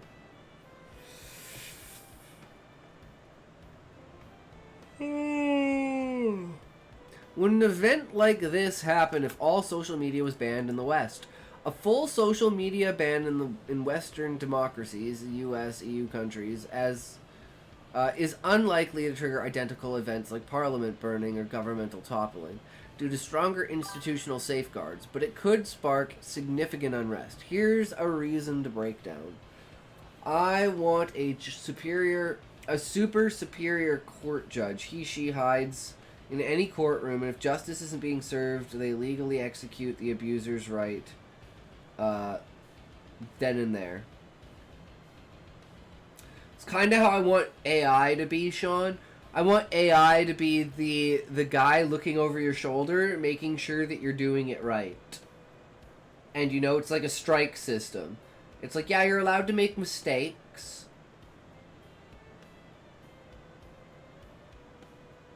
And it's like, what's the intent behind the mistake? Mistakes happen, even with AI. So some rulings might be fucked. But hey, if it fixes 98% of the shit, I'm down for it. It's like, you can't do that. It's like, what do you mean I can't do that? It's like, no, you can't do that. Do you want to get arrested? Okay, if you keep doing that, we're gonna have to call the police on you, bro. No, you can't do that. Make new laws. Oh, you think laws are important. Oh, you think pieces of paper are important, not understanding. Oh, okay. Taking a bribe isn't a mistake. Deliberately planting evidence isn't a mistake. Exactly, Sean. But missing as, like, I don't know, the prosecution, some sort of detail that evidenced that the evidence was planted is a mistake.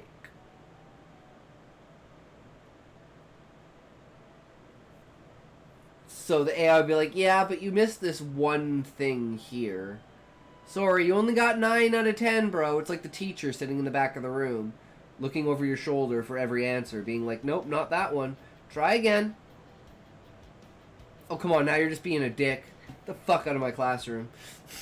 It's literally how I imagine it in my head, is we're all kids, and AI is just like the teacher looking over our shoulder. Knowing that we're bullshitting. Agreed, most times, failing to see the clue that proves everything else is planted is a mistake. And sometimes then you look at that mistake and say, was that mistake caused by incompetence? Does this person make this mistake often? And then when you look into it, you find that this person makes the mistakes on purpose, and they're actually collaborating with the culprit in order to not allow this evidence to be seen as planted. And it's like, now you've exposed the entire ring. Or something like that. Like, it was a black person, so they just assumed that they had drugs on them. Right? Something like that.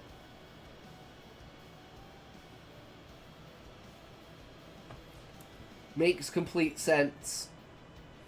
And that's why we have multiple people, and that's why we have a jury. But then at the end of the day, the judge can still overwrite a jury's ruling. So that has to be taken into practice as well, right? So, and examining all of those factors at once is just like such a high-level human cognitive thing, because you're going to forget one or you're going to forget the other. And you're going to be like, why did I come to this conclusion? Oh, that's because I missed this point.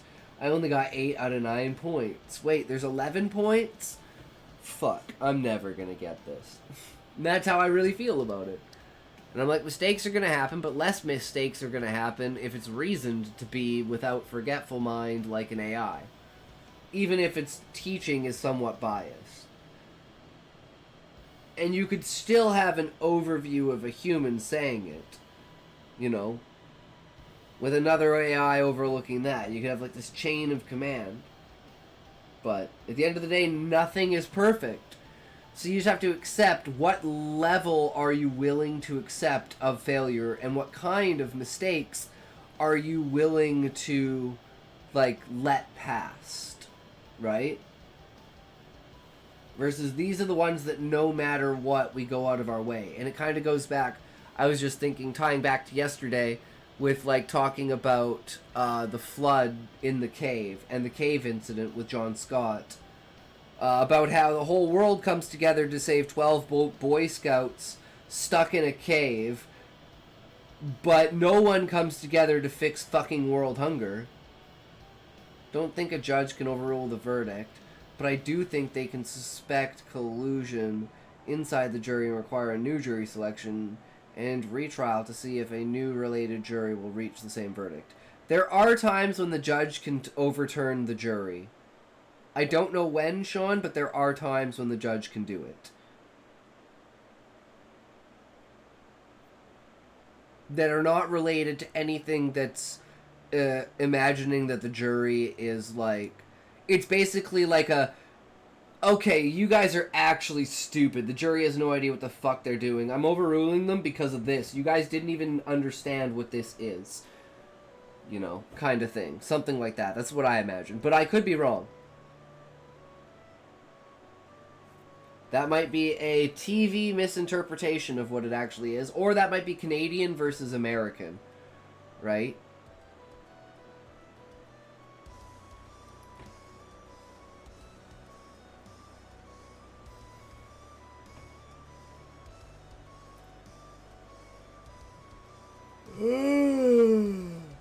Jeez. Here's a reasoned breakdown.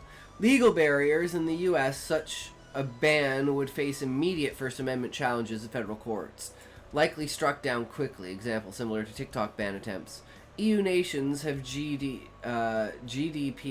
and free speech protections under the European Convention on Human Rights, enabling swift injunctions. Governments couldn't impose bans unilaterally without parliamentary approval or judicial review, reducing the sudden shock factor seen in Nepal.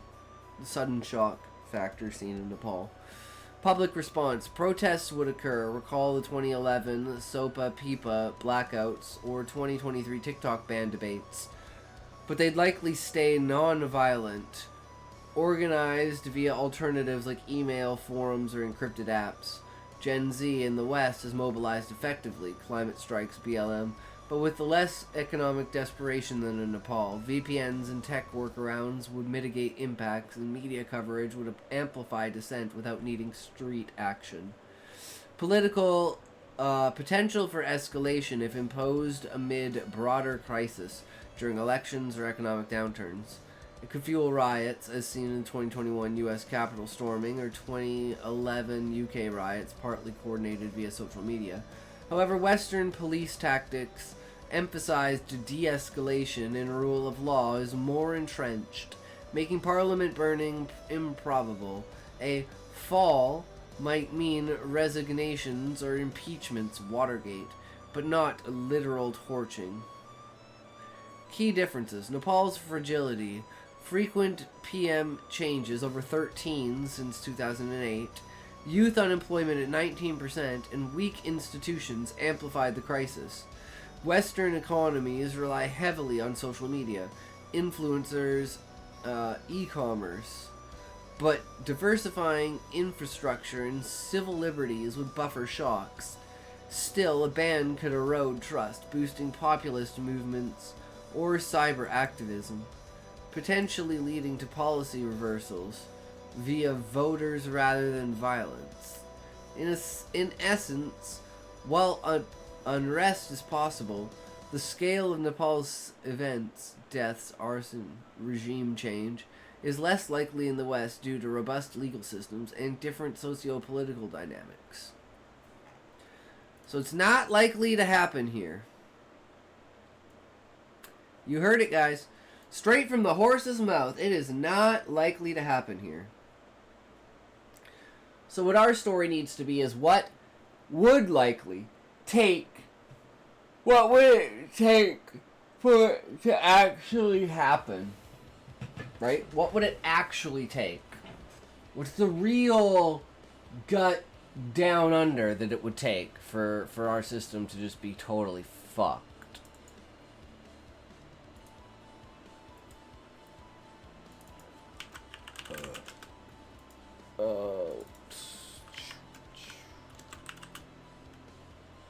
Fighting back. Paul. Fighting back. Okay. So now we go here, right? We don't have it open. Oh, we do have it open. Okay.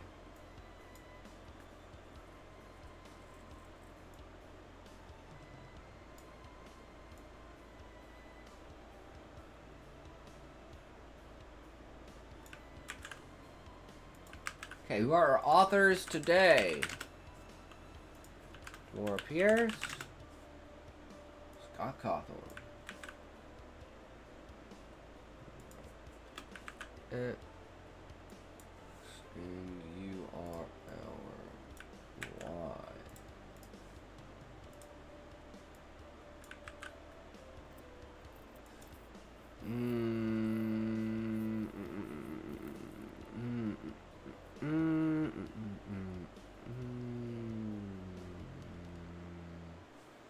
I don't think that's all of it. What about this? Yeah, okay, that's why. I was like, something's not right here. This isn't the beginning. There we go. Stories and corners.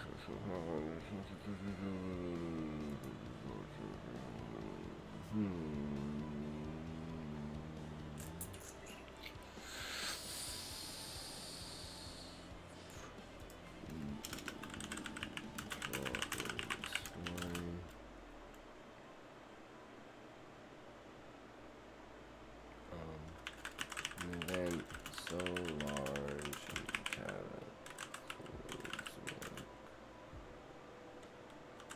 like all VPN taken down and all web traffic monitored by government.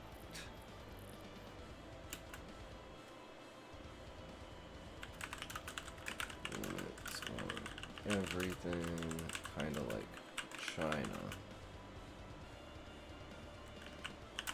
West is going like this, and the pot is boiling over. And riots going out of hand. Government is considering national stop it, but before then, capitals for leaders are, well, we're just gonna say, we don't know if what happens. Feel free to come up with any ending you want. Okay, let's see.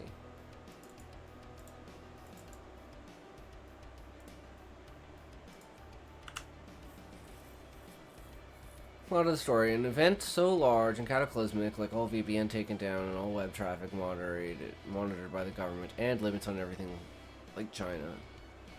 The West is becoming like this, and the pot is boiling over. to the point. Riots are getting out of hand and the government is considering the National Guard to stop it, but before then the capital is stormed.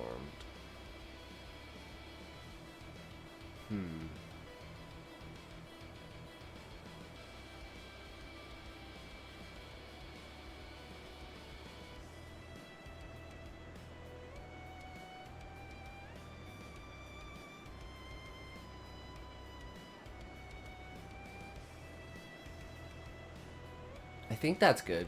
Let's find out what we get. I'm interested. Just let me say I'm just I'm just tiny bit, just a wee bit interested in this. Teensy tiny wee bit, tiny bit interested.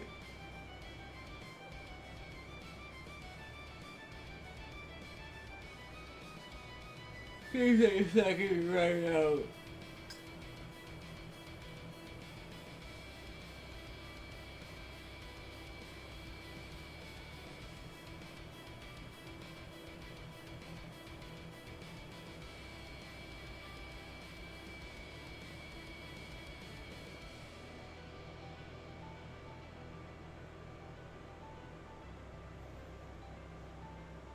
We're gonna have ads in a second here. Hey, the government shut down the entire communication grid aside from paper mail and landlines. That would possibly trigger that kind of reaction. It interferes with every age bracket. Basically, pew, turn off the internet. Just literally turn off the internet.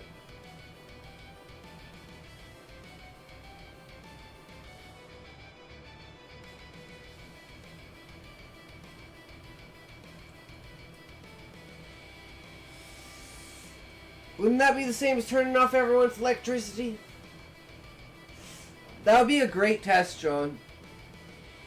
Ask people what's worse, having their internet cut off or their electricity cut off. I bet most, and you can like weed people out with this, because people would say, well, I don't want my internet to be cut out, so I just cut off my electricity. Not realizing, you know, you don't have internet without electricity.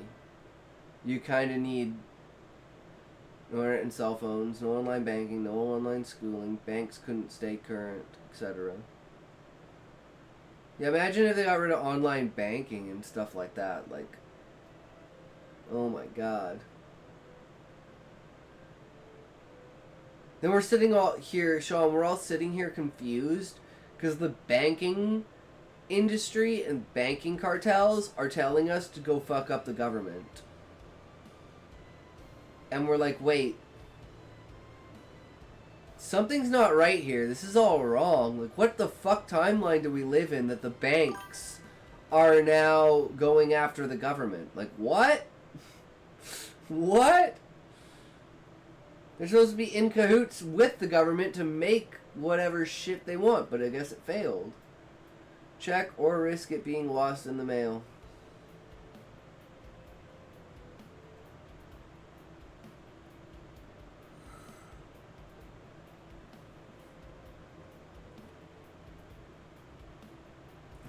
Indeed.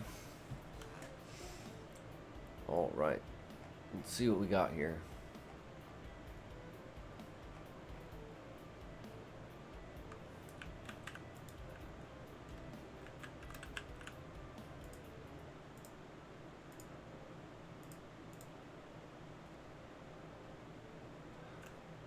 Okay, before we begin, I will be right back. I'm gonna grab a drink and a piss, all that good stuff, you know.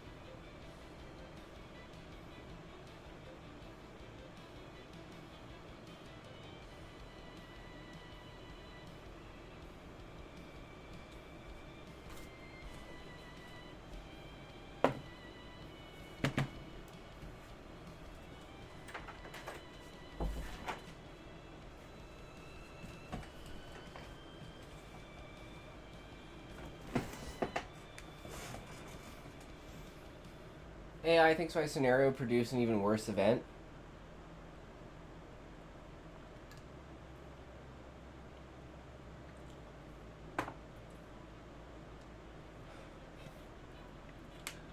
Yeah, that would be, I don't think there'd be any coming back from that. Right? I think that's just like that. That's it. It's over and done with. There's nothing else to see here, boys.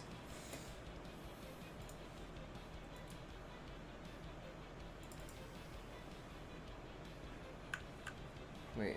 Okay, it's down here. That's why. Okay.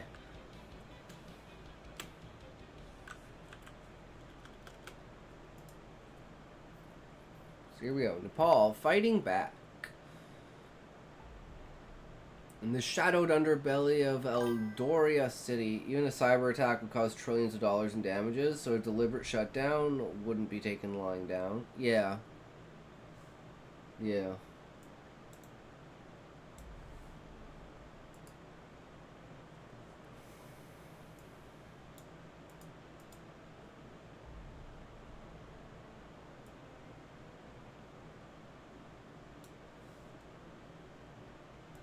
In the shadowed underbelly of Eldoria City, where the gleaming spires of the United Federation's capital pierced the smog-choked sky like forgotten promises, Laura Voss clutched her battered datapad tighter. The device, once a gateway to the world, now felt like a relic from a freer age.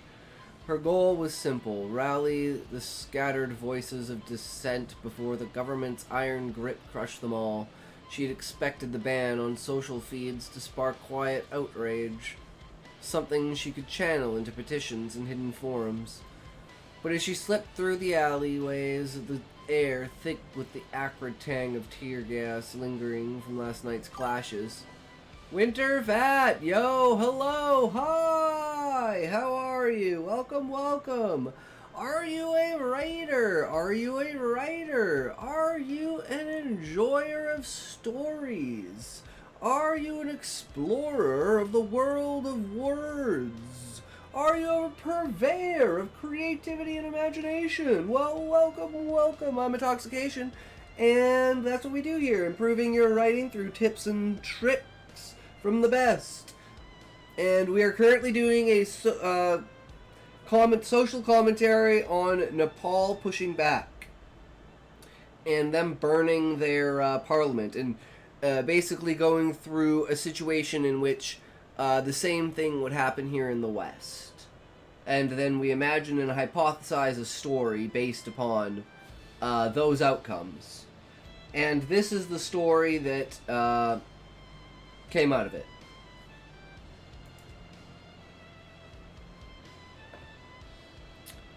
Well, what are you up to, Winter? How are you doing? I gotta grind some weed and take a toke here, though. Or did I grind? Okay, I did grind. Thank God. Thank God. One of the steps is down and out.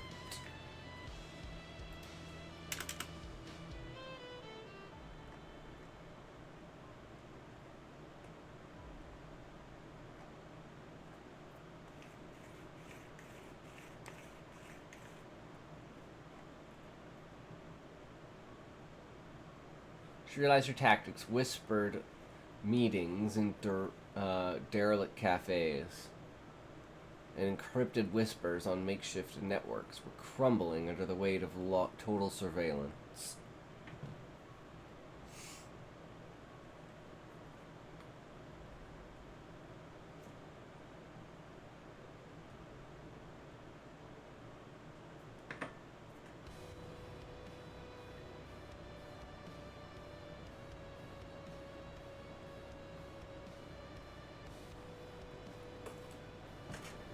Shoo-ba-doo, wop-wop, foo-doo, purr-dur, hip-bop-din-da-ba-woo-din-gin-jwa. Queen, if you're out there, are you ready for a sync toke?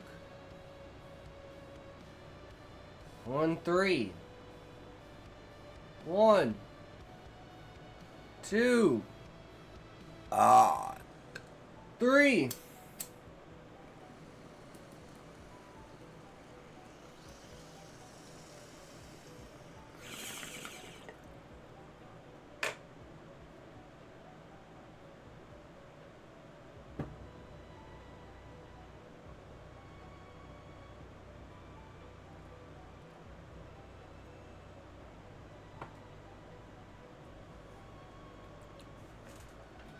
Laura's breath came in shallow bursts, her mind racing like a cornered animal. In one of those old horror tales her grandmother used to spin, with the darkness.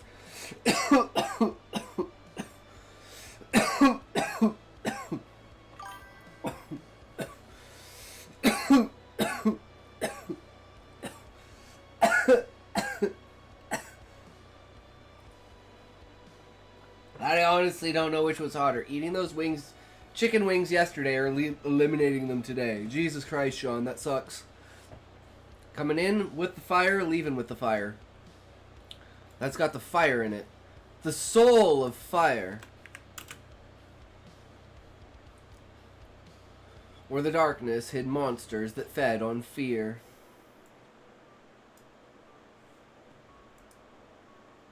The Federation's decree had hit like a thunderclap 3 days ago. All VPNs dismantled, every byte of web traffic funneled through government filters, limits on data usage that choked off videos, images, even simple messages. It was like living in a cage where the bars were invisible code, monitoring every keystroke, every search. For national security, President Harlan Voss, no relation, thank the stars, had proclaimed from his fortified tower. But Alara knew better. It was control. It went down, down, down, through a burning ring of fire as the crap went down. The flames grew higher, it's the ring of fire. True, Sean.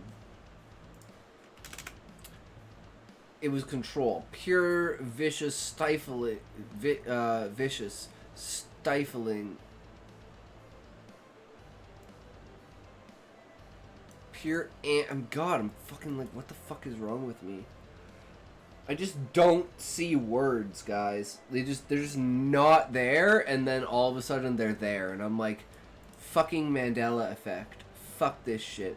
It's time traveler looking over my shoulder, retyping shit for me. Pure and vicious, stifling the growing murmurs against corruption. The youth unemployment that left her generation scavenging for scraps in a world of automated overlords. She darted into the dimly lit basement of the old library where a cluster of young faces awaited, their eyes hollow with the same desperation. "We hit the streets tonight," she said, her voice steady despite the knot in her gut. But conflict reared its head immediately. A burly kid named Rico slammed his fist on the table. "Peaceful? They've got drones watching every corner. My brother's already in lockup for a post he made last week." The group erupted, voices clashing like storm winds. Alara pushed back her tactic to unify them through the shared stories, but the obstacle was clear. Fear had fractured them, and the government's spies could be anywhere. Then disaster struck. A low hum filled the air and the door burst open. Federation enforcers in black tactical gear flooded in, batons crackling with electric charge. "Scatter!" Alara yelled, but it was too late. Shots rang out, rubber rounds that felt like fire on impact. She grabbed a fallen comrade, dragging him toward the back exit, her world narrowing to the pounding of her heart and the screams echoing like ghosts in a haunted machine. Up in the opulent halls of the Capitol spire, Marcus Hale stared out at the flickering lights of Eldoria, his uniform chafing like a noose.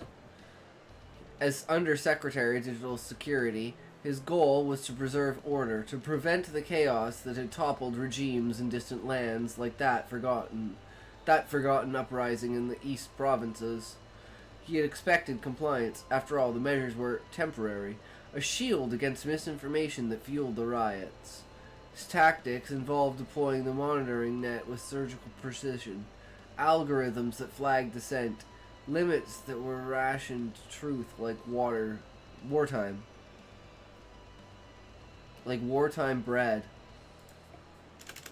The conflict brewed in his own chest. Reports crossed his desk, citizens cut off from livelihoods, small businesses crumbling without online reach, families separated by blocked communities. His wife, Lena, had whispered last night, "This isn't protection, Marcus, it's suffocation."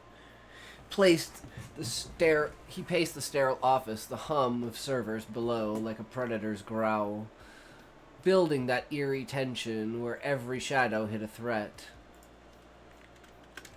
Disaster came via a hollow call from the president.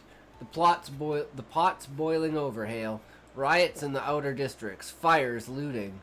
Deploy the National Guard if it escalates. Marcus's hand trembles on the console. The obstacle was his conscience. He had sworn to serve the people, not chain them. Reaction hit like a gut punch. He slumped into his chair, memories flooding of his own youth, protesting corporate overreach before he sold out for a badge. Jax Thorne huddled in the gutted shell of an abandoned warehouse on the city's edge. His fingers flying over a jury-rigged console pieced from scavenged parts.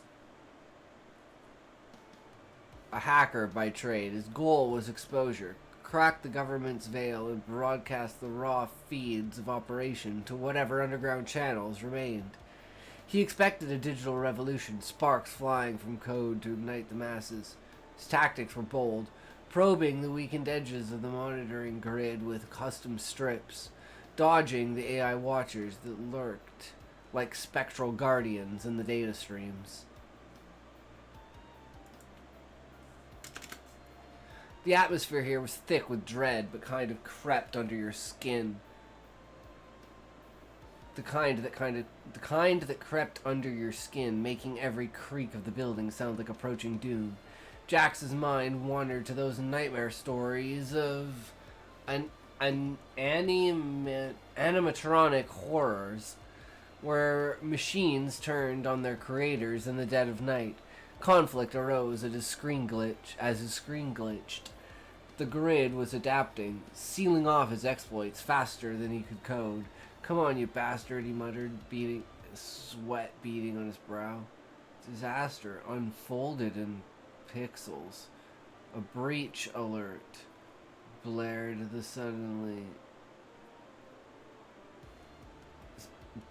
and suddenly his location pinged across enforcer networks. Drones whirled outside, their red eyes scanning the darkness. Jax smashed his drive. Reaction of frantic scramble for the sewers. Heart pounding as echoes of pursuit faded into the murk. Lara stumbled through the rain-slicked streets. The wounded kid, Tom was his name was, slung over her shoulder. Reaction to the raid was pure survival instinct.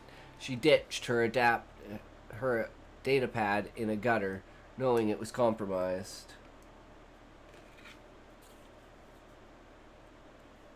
The dilemma tore at her.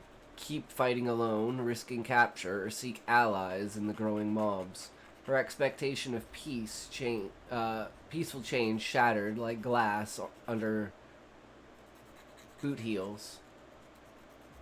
Decision crystallized as she heard chants rising from the crystal square.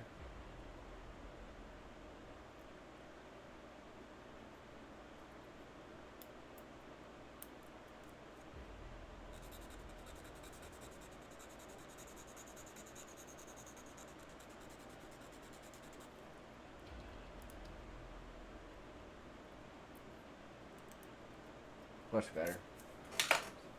Like a little prick on my nail that I kept catching on. Get rid of that shit. Decision crystallized as she heard chants rising from the central square. "No chains! Free the net!" She veered toward the noise, merging with the crowd, her voice joining the roars. Marcus faced his own crossroads in the command center, screens alive with riot footage, fires blooming like malevolent flowers. Dilemma.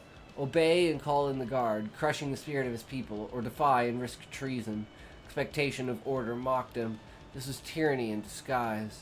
With a deep breath, he keyed a override code, leaking classified docs to a hidden drop.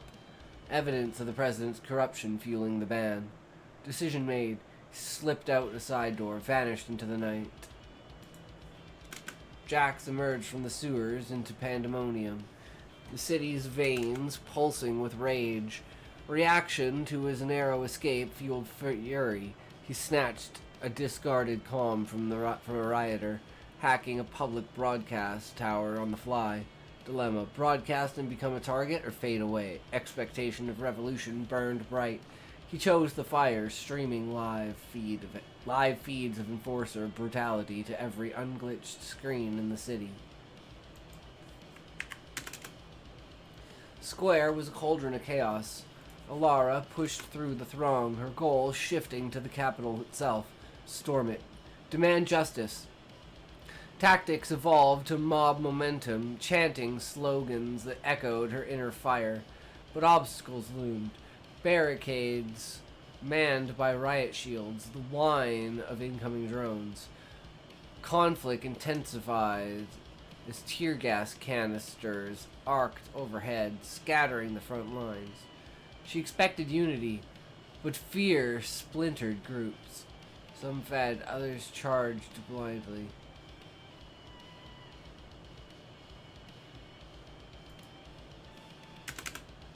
Disaster struck with lethal force. Live rounds cracked the air, bodies fell, blood mingled with rain. Alara's word tilted. A friend crumpled beside her, eyes wide in shock. And the atmosphere thickened with horror.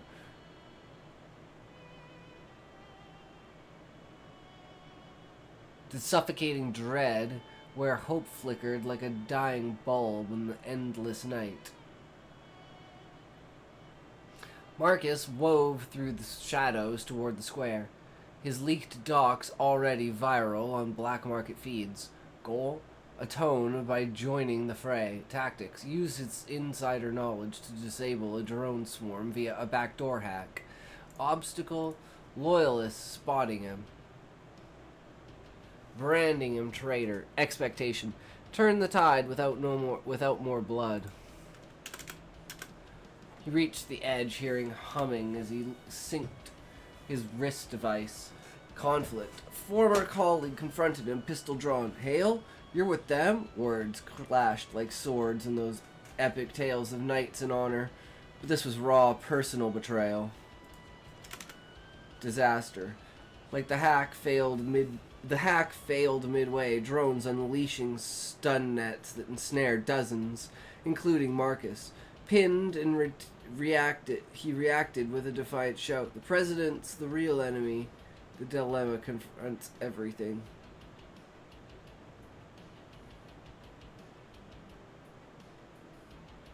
The dilemma confronts everything under interrogation, or hold out. Decision. You've hit down on his hidden.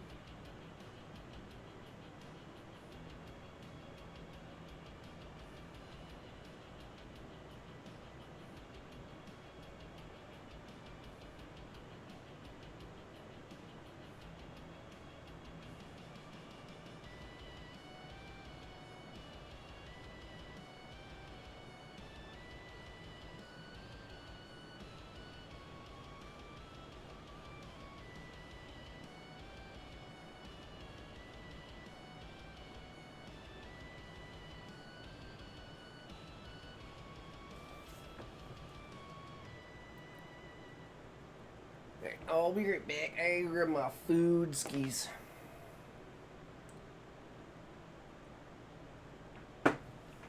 Well, I gotta flip my food. Making wings.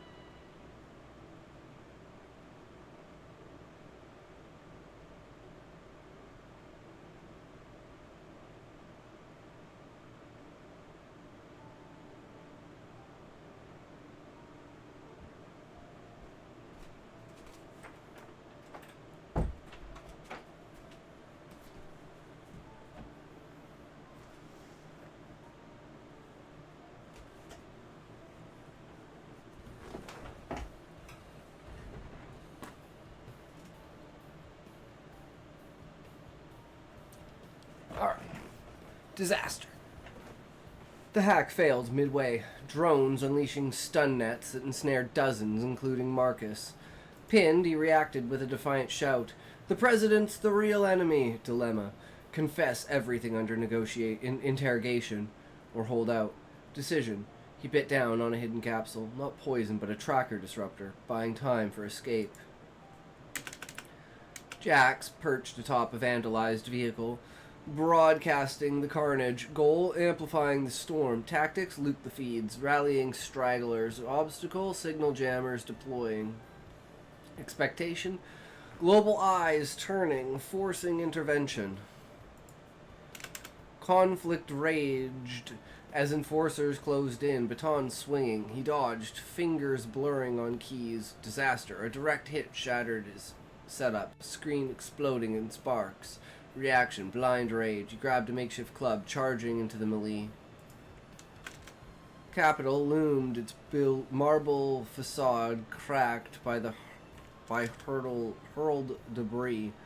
Alara, bloodied but unbowed, led a surge past the crumbling barricades. Goal, breach the gates.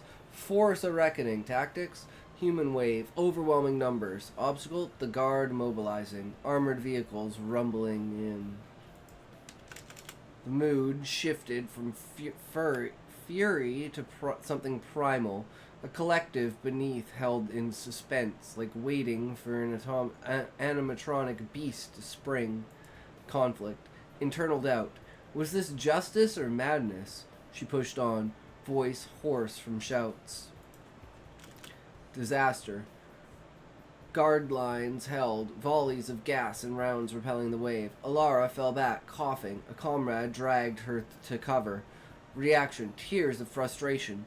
The weight of loss crushing her spirit. Dilemma, retreat and live to fight, or one last punch. Expectation shattered. She had dreamed of empowerment, like those heroines who beat fate with will alone. Decision. She rose, rallying with a cry that pierced the din. For our freedom! Marcus, freed in the chaos by sympathetic riders, flanked the guard's rear. Goal, sabotage from within. Tactics, whisper codes to disable vehicles. Obstacle, chaos, blinding coordination. Expectation, redemption. Conflict. Facing down a squad, he disarmed one with a tackle born of desperation. Disaster, shot in one leg. He crumpled, blood pooling. Reaction, grim acceptance, the horror of his end closing in like shadows. Jax, club in hand, joined the breach.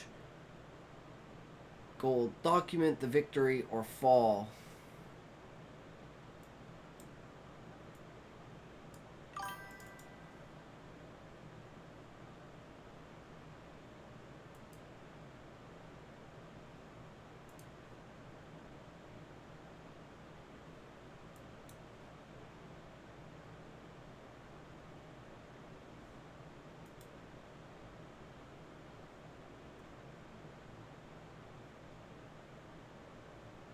See what this is like.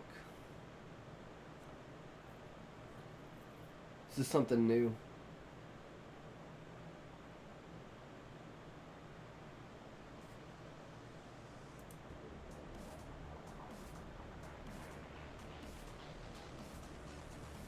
Nah.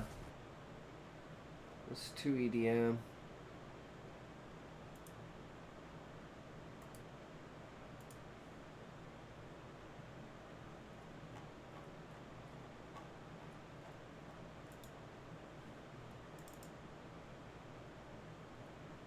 That'll do. Jax, club in hand, joined the breach. Goal, document the victory or fall. Tactics, improvised warfare. Obstacle, exhaustion. Expectation, legend. Gates buckled under the press. Protesters flooding in like a tide. Halls echoed with footsteps. Portraits of leaders torn asunder. Alara reached the chamber, confronting cowering officials. End it now, she demanded.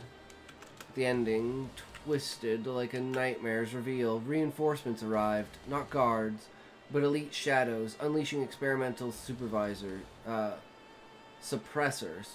Sonic waves that dropped hundreds in agony. Marcus, crawling, triggered a final leap. Global broadcasts hijacked, exposing the regime's depths.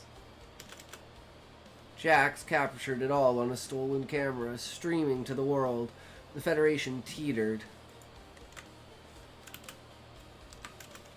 In the aftermath, as dawn broke over the smoldering ruins, Alara stood amid the wreckage. The president fled in exile. Interim council forming from the ashes. But the cost? Lives cost. Trust shattered, hung heavy. Marcus succumbed to wounds. A martyr. Jax vanished into legend. His feeds igniting reforms. Yet the monitoring lingered, a ghost in the machine, whispering of cycles unbroken. Alara, scarred but resolute, vowed to guard the fragile light, knowing darkness always waited in the code's depths. The city breathed again, but warily, like survivors in a haunted realm, where freedom was a fragile dream chased through endless nights. Damn, not bad at all. Definitely could use some, like, major, like, removal of those points, which I keep telling it to do, but it just, like, refuses to do, but whatever. It is what it is, right? So now we're on to the editing portion.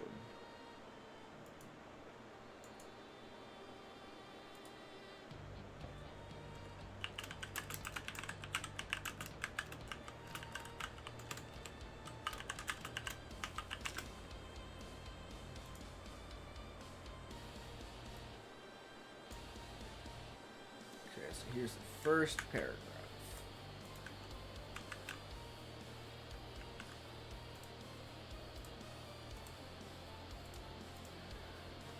There's this idea I have always clung to. Most people won't even consider it.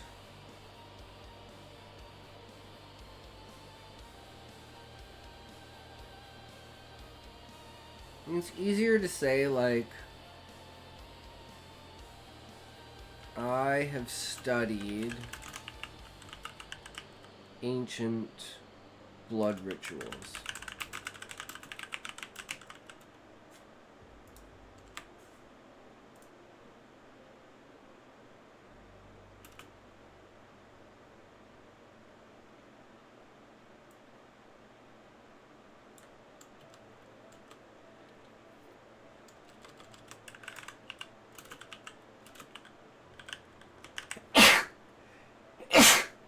Their aversion to current society caused many of these to be lost to time. An aversion to current society caused many of these to be lost to time. So when these ideas pop into my head, are they coming from me? From somewhere else?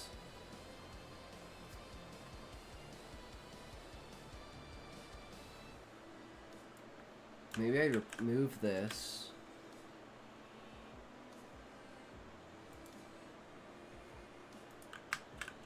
Been working on the rituals of this one tribe, the Kucha. Studied ancient blood rituals.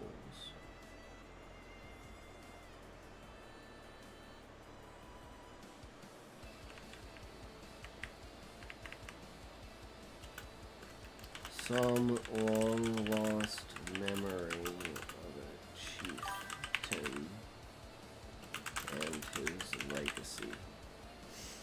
I looked up if you could make shotgun shell wrappings with parchment or vellum, and it's lower quality but will work, though you can't store them for long, as they won't keep moisture out of the powder.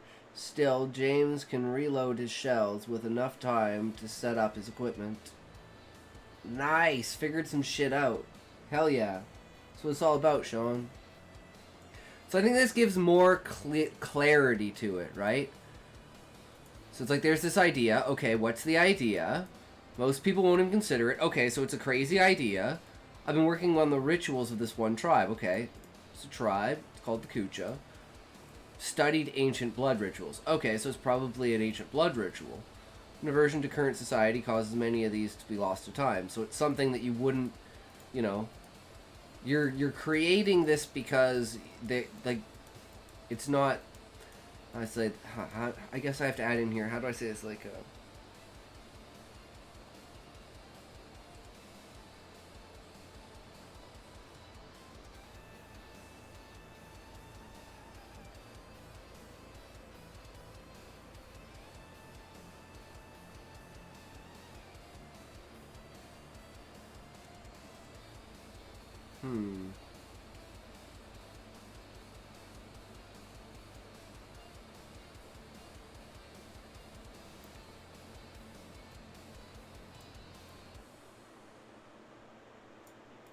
Studied ancient blood rituals. There is something different about this one.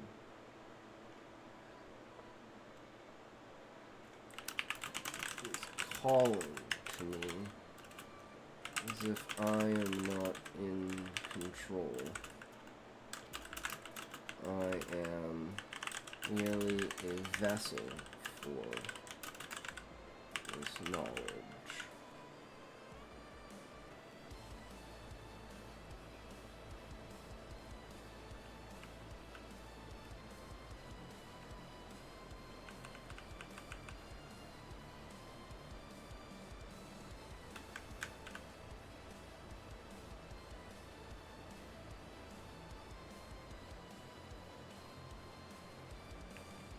Okay, I'm not sure about this, but like the reason why I want this here is to show that the reason why I think, like like is just like that things have been lost to time. So it's like even though I've done, you know, studied blood rituals.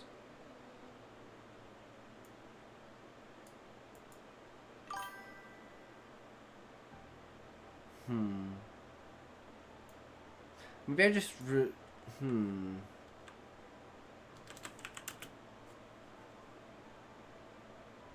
Okay, so I have been creating the rituals for this one tribe.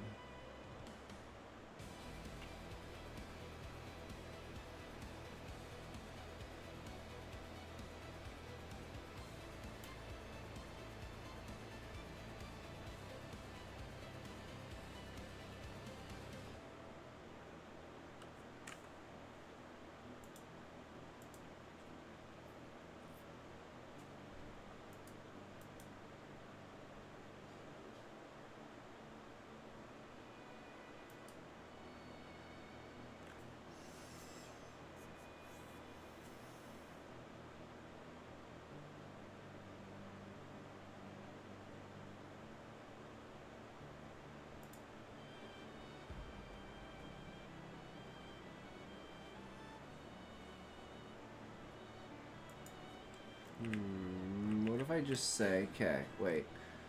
I'm creating the rituals for a clan called Kucha.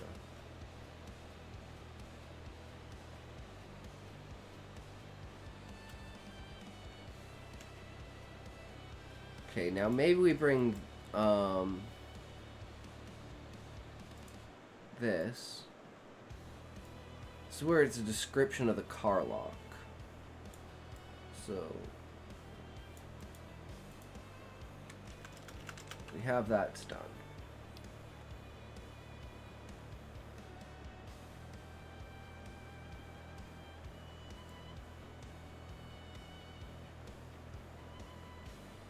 I need to describe it yet. I don't know.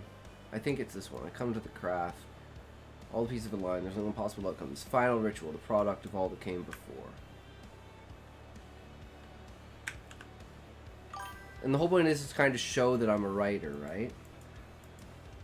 I sort of had a vision for how the showdown with the slavers will go. How one of the slavers would threaten the children if James and the rest don't back off, and as one of her lackeys starts towards the hold, James blows her head into pulp. Then casually states, if you bitches would rather live as slaves yourself, kill your captain, 'cause she is the one that brought you to this end. Which reminds me of, like, in Freerun, kill yourself. Absolute fucking cinema.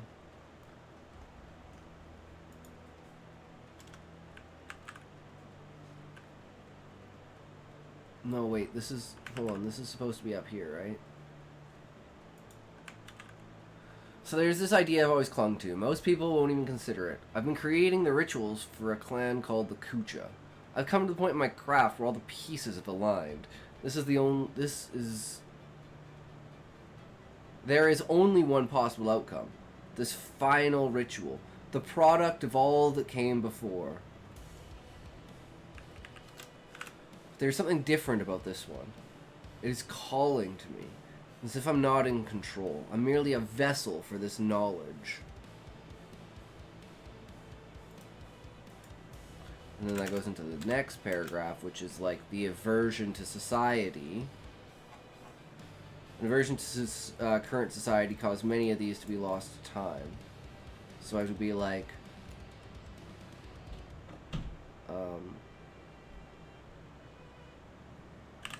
there were many documented tribes that practiced blood sacrifice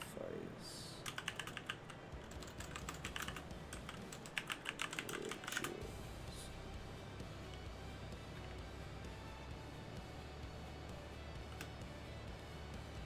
There were many documented tribes that practiced blood sacrifice rituals. An aversion to current society caused many of these to be lost to time. So when these ideas pop into my head, are they coming from me or somewhere else? Some long-lost memory of a chieftain and his legacy.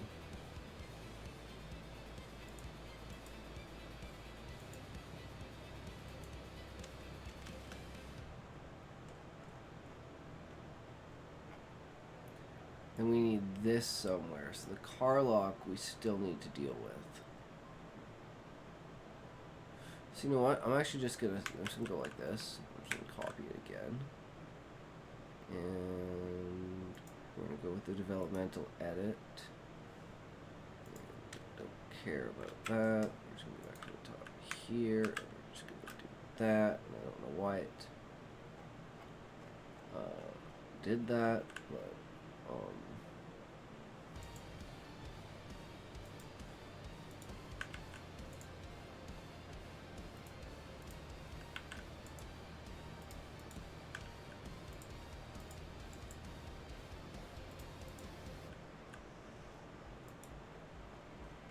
I don't know why it's stubborn like this. I'm just gonna add a new one. I don't even care.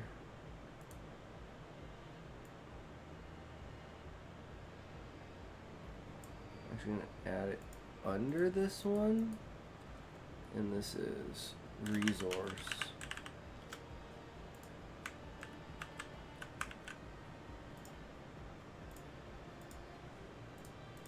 And then as I put it in, I'm going to delete it.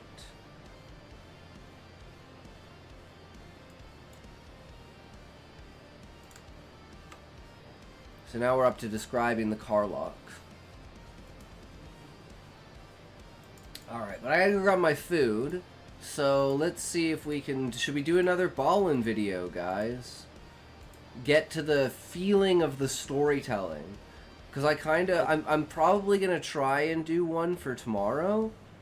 And see what it's like. And maybe we can watch it on stream. I only want to do like 30, 45 second, like really fast kind of, you know, speedy one.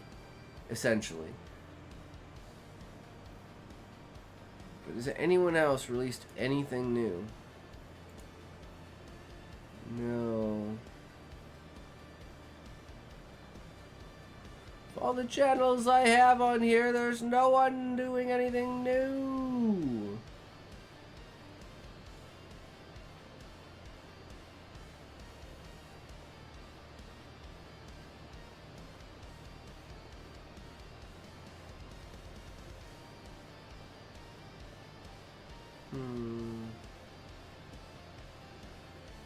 No Oompaville one? Looks like it's a Mr. Ballin. We've been binging on the Ballin. Need a shorter one. Work, death, balance. Places you can't go. I love places you can't go stories. Alright, I'm gonna grab my food. I'll be right back.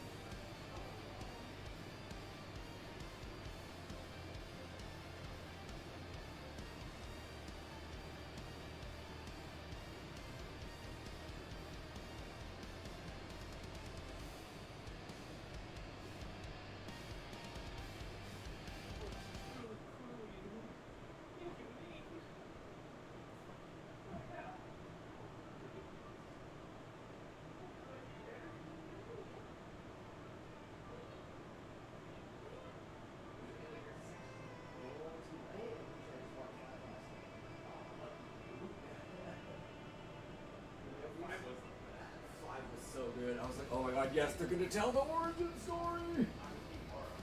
Yeah, I know, right? Same! Same!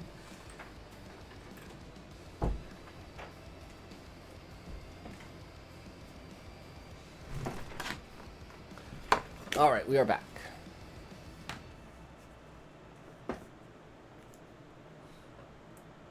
These are my favorite ones. They're usually someone dies in some sort of workplace. Either a customer or an employee because they do something stupid. Sometimes it's a freak accident.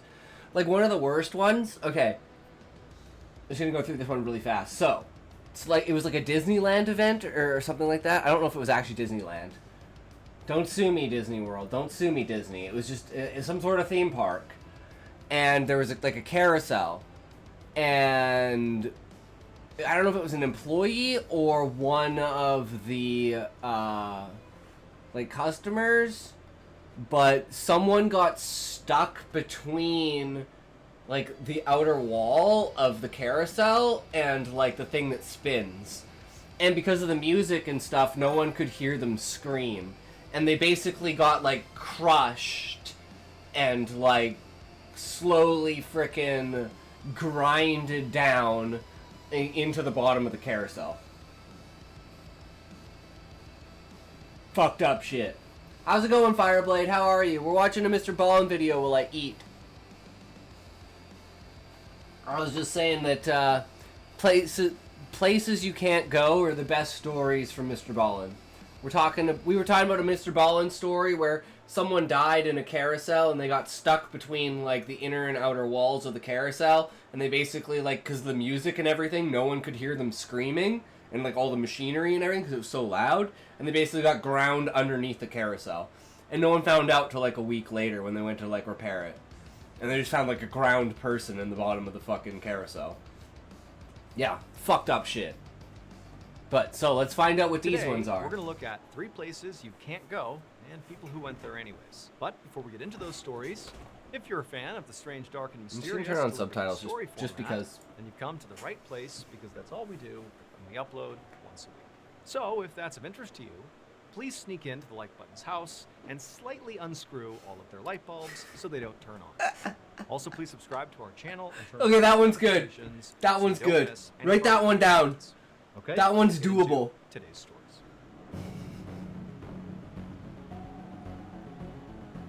Oh my god, that would be a great prank.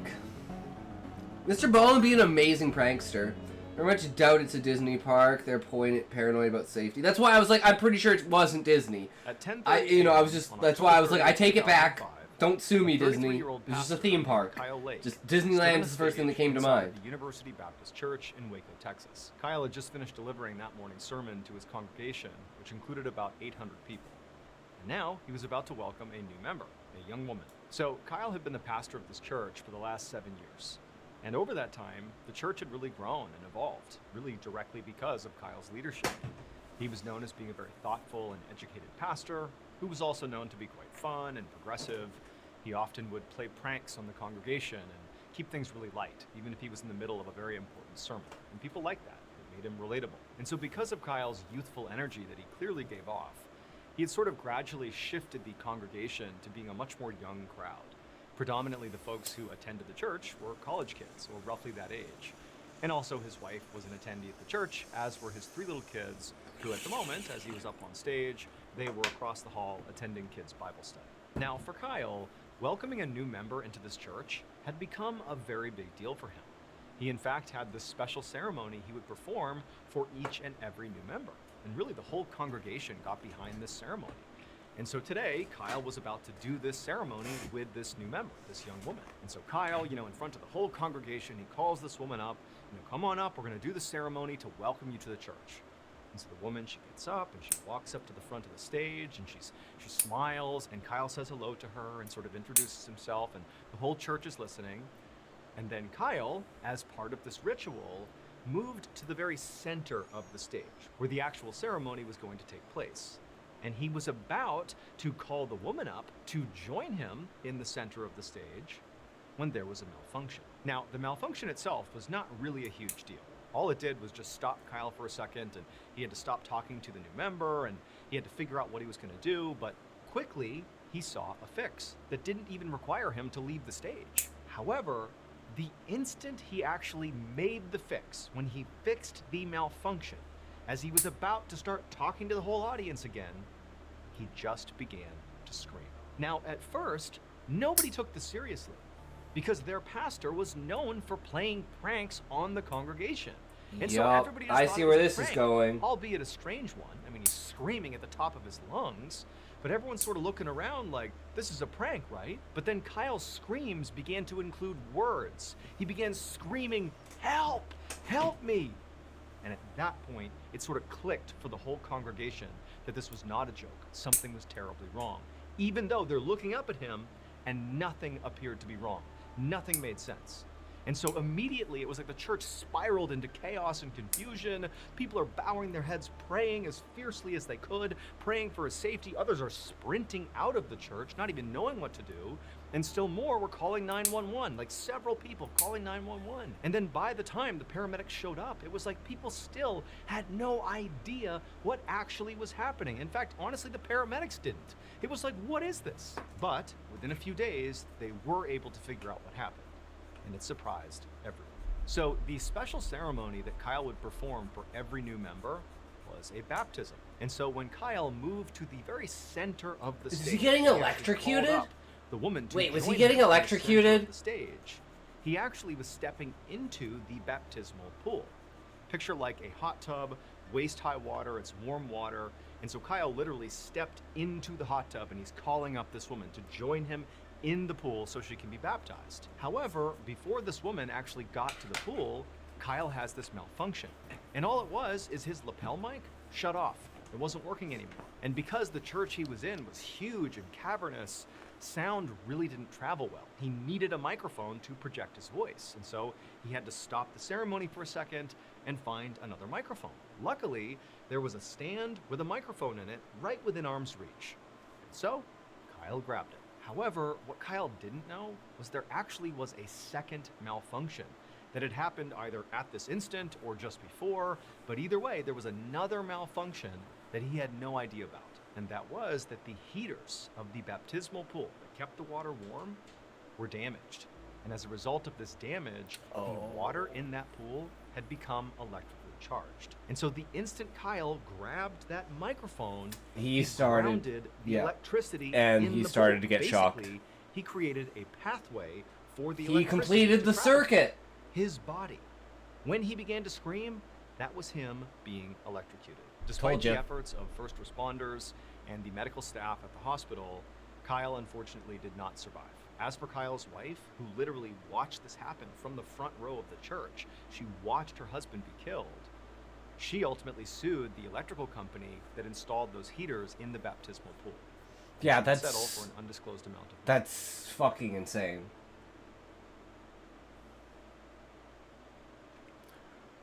Dive into a world of endless imagination with Freak Whether you fucking like to listen to accidents, stories, man. seek motivation, or just need expert advice, you can be inspired to imagine new worlds, new possibilities, and a new way of thinking.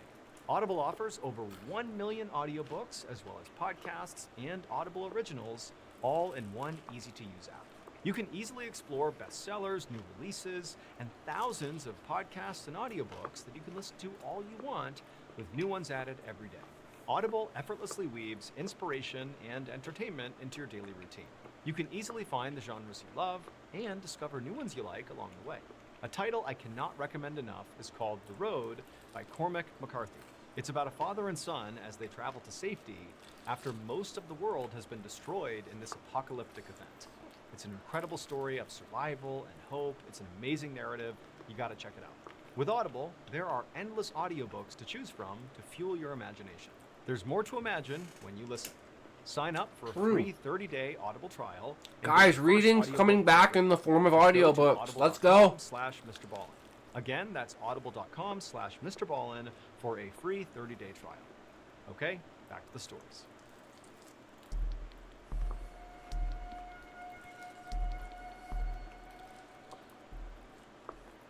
Around 5 p.m. on Sunday, August 15th, 1971, a 23-year-old man named Michael was sitting inside of his living room in rural Ontario, Canada. Michael was flipping through a photo album that showed pictures of him scuba diving and mountain biking and doing all these really high adrenaline activities because Michael really lived for adventure. And so as he's flipping through this album, he hears a knock on the door.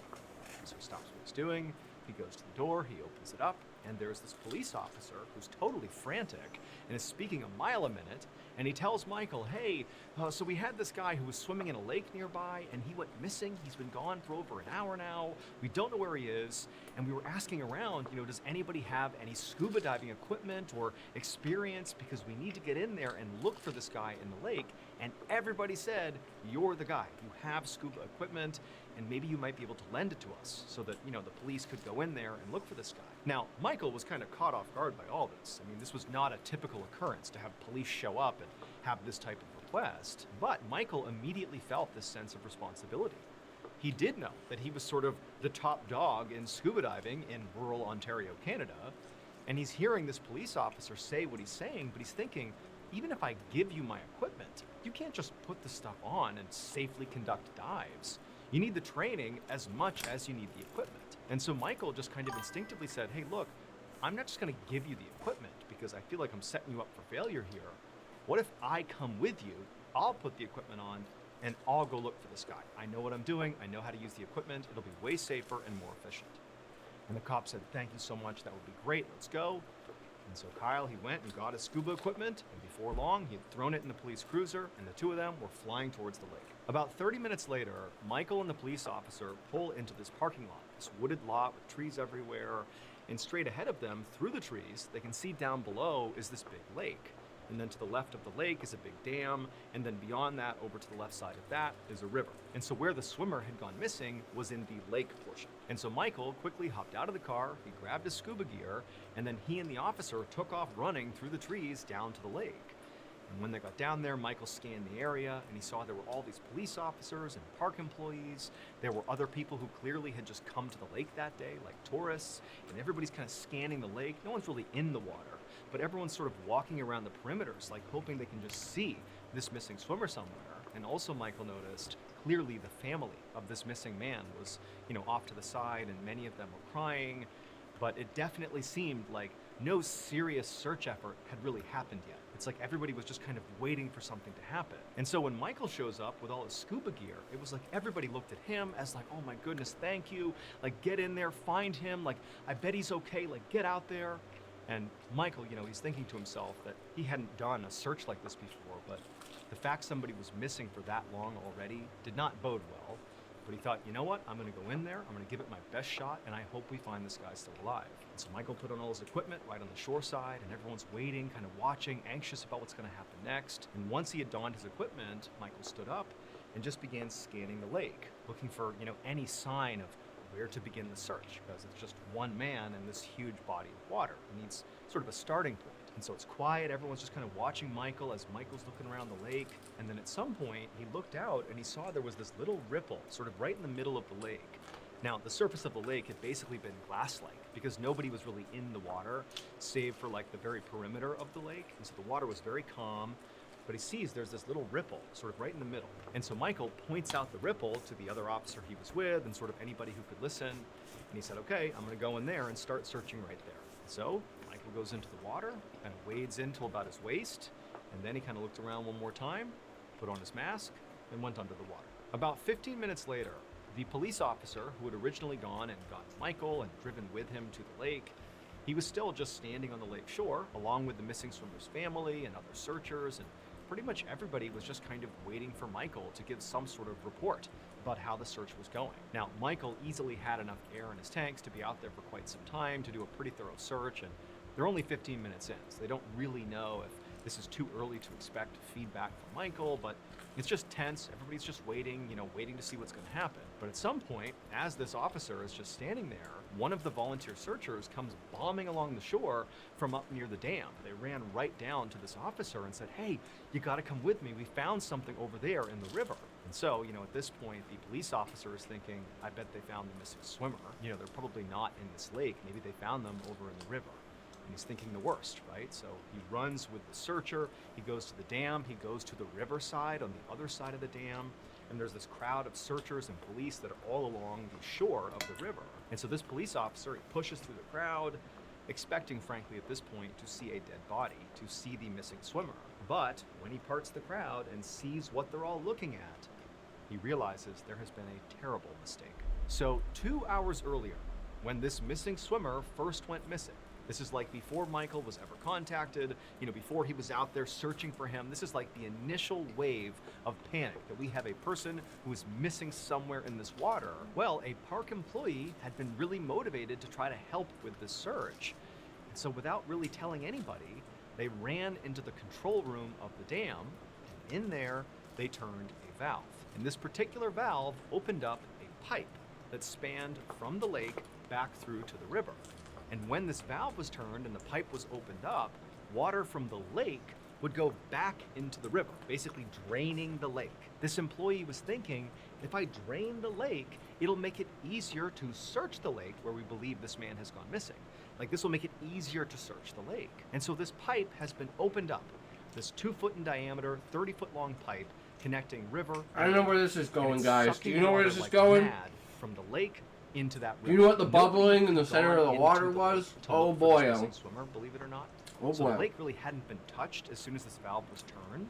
So the first person who went into the lake, once that was opened up, was Michael with the scuba gear. And when he went into the water and actually flagged the ripple on the surface of the water, he didn't realize this, but that ripple represented this deadly undercurrent of all the water being sucked into this pipe. And so as soon as he went out and went under the water, the current pulled him so quickly and so hard that he couldn't resurface. All his equipment got yanked off his body, and he was thrust into this pipe. And in the pipe, he got stuck, and he drowned inside of the pipe, before eventually being forced out the other end, where his body spilled out onto the shore of the river. That's what everybody was crowded around once they got up to the riverside.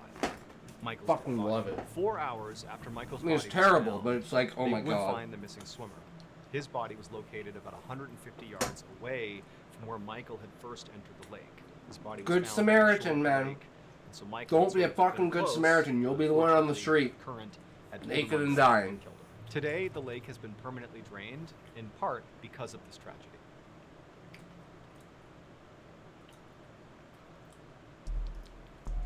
Oh no, here we go. Routine maintenance. This one's gonna be machinery. This one's gonna be someone dying through machinery. At 5 a.m. on June 28, 1988, a 25-year-old man named Jeffrey Link stood in the supply room of a small factory in Auburn, Indiana. reached up and he grabbed a container on the shelf, and then with it in hand, he turned, left the supply room, and walked out into the main factory area. So the factory where Jeffrey worked was called Bastion Plating Company. And what they did is they made chrome-plated parts for cars. And Jeffrey's specific job was being a machine operator, which meant he basically kept a bunch of these machines running and periodically had to do maintenance on them. And in fact, today, he was doing that. He was doing maintenance. Now, in general, this job that Jeffrey did was actually pretty dangerous.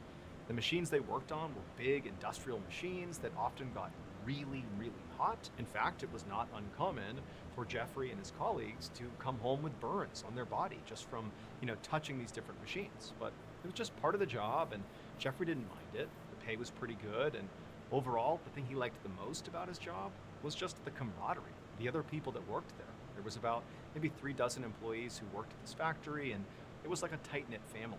And so it was like they struggled together. The job was kind of gritty and difficult, but it felt worth it. So on this particular day, Jeffrey walked along this walkway in the main factory area, and as he passed by his colleagues, he said hello. Again, everybody's friends here. And eventually, Jeffrey reached the machine that he was going to be performing maintenance on. And this machine was huge. And the only way for him to actually perform maintenance was to get inside of the machine. But, to Jeffrey and to his colleagues, this type of thing was completely routine. This is not a big deal. So, as soon as he got to the machine, Jeffrey, with this container he had gotten from the supply room, stepped inside. A few seconds later, one of Jeffrey's colleagues, who was standing on that same walkway Jeffrey had walked across to get to the machine he was working on, this guy hears a loud thud sound coming from over here, over where Jeffrey is. And he turns and he looks into the opening of this machine where Jeffrey had gone, and he sees what appears to be Jeffrey just lying on the ground inside of this machine. And this coworker is just not really understanding what he's seeing. He knows he just heard a thud sound and he's sort of putting it together. And as he's watching, another coworker runs into the machine where Jeffrey is. Clearly they've seen, Jeffrey fall, and so they go in to try to help him. And the guy on the walkway is watching, and this second coworker who rushes into the machine with Jeffrey just suddenly collapses as well, right next to Jeffrey. And then two more colleagues come running over. They go into the machine and they too collapse. All four people are just down inside of this machine. And so the coworker who's out on this walkway can tell clearly there's something bad over there. I don't know what's going on. And so they turn, they run out of the factory, and they call 911. When they come back inside to see what's happening in here, before first responders have arrived here, this is just seconds later, this coworker comes back to that walkway, and he sees now there's 20 other of his coworkers that have sort of begun congregating in this area near this machine, and they're all stumbling around, they're all disoriented, people are vomiting. It's like all hell had broken loose inside of this factory, and nobody knew why. And then the first responders become nauseated and disoriented, and they're completely down for the count. It's like nobody could be in this factory without losing their senses and collapsing. It would not be until later, when authorities were able to go into this factory with proper protective equipment on, that they could actually examine this machine that Jeffrey had been trying to do maintenance on. And also they examined the container that Jeffrey had brought with him into that machine. When they examined those two things, they figured out what happened. So the machine that Jeffrey was performing maintenance on, this big machine, was a huge metal tank that had recently been used to store a chemical called zinc cyanide. And so it was going to be Jeffrey's job to go inside of this tank, literally, and clean the inside of it. And so that container he brought with him from the supply room was a chemical cleaning solution. However, the factory had two distinct types of chemical cleaning solutions. And it was very important which one you used depending on what you were cleaning. Jeffrey knew that.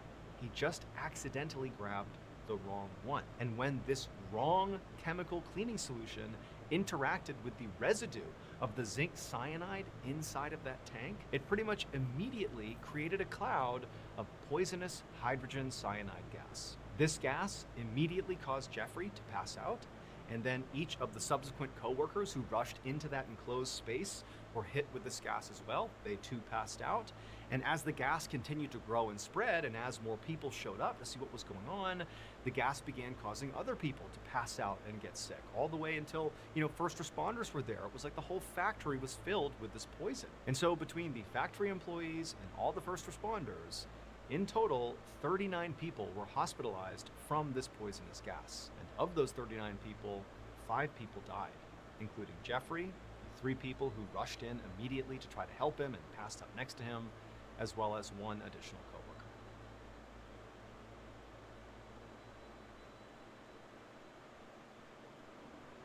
In case you haven't heard yet, our newest graphic novel, Mr. Ballin Presents Where Nightmares Live, Always is available good for stories, pre-order Mr. right Ballin. now. It contains another 9 heart-stopping, strange, dark, and mysterious stories, all based on real events.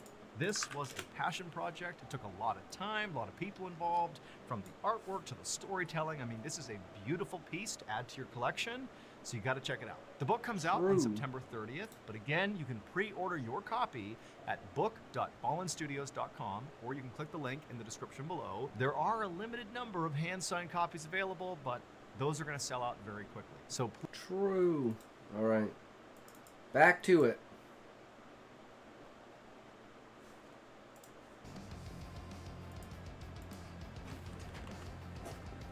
Okay. Okay, that's good. Let's check. There were many documented tribes that practiced blood sacrifice rituals, and aversion to current society caused many of these to be lost to time. So these ideas pop into my head. Are they coming from me?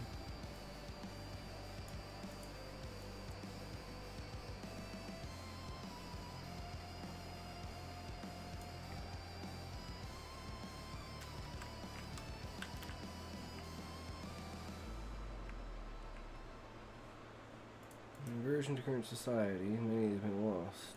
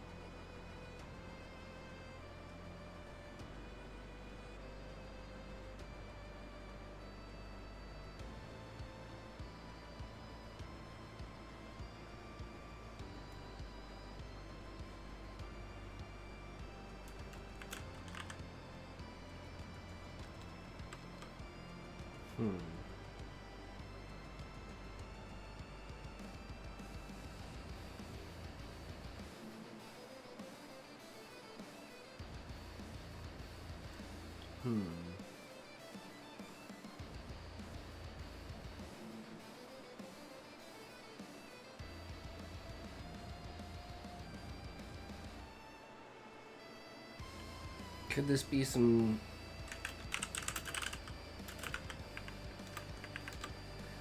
Could this be some long-lost memory of a chieftain and his legacy? Reaching out to me.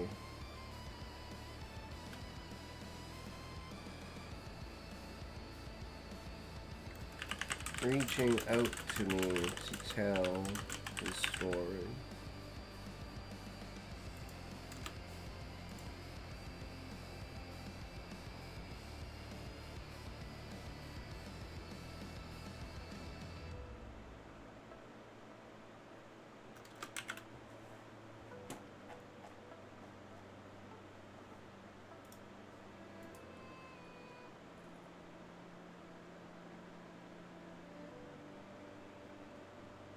Okay, so we still need to do the car lock and talk about the car lock.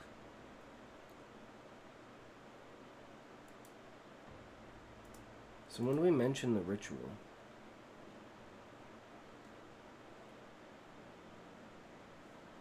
Maybe it should be here.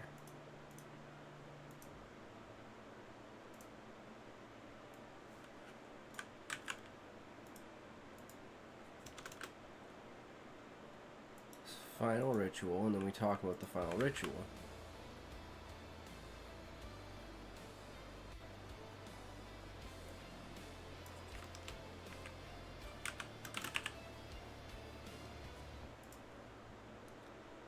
Final ritual.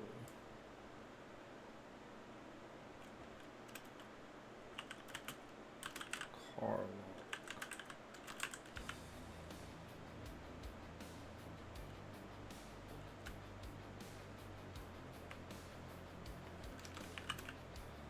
Product of all that came before, but There's something different about this one. It's calling to me. If I'm not in control, I'm merely a vessel for this knowledge. It is a succession ritual.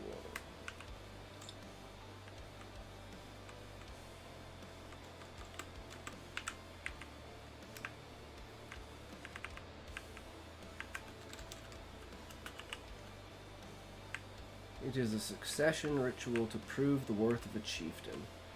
Great Spirit will judge whether he is worthy or not.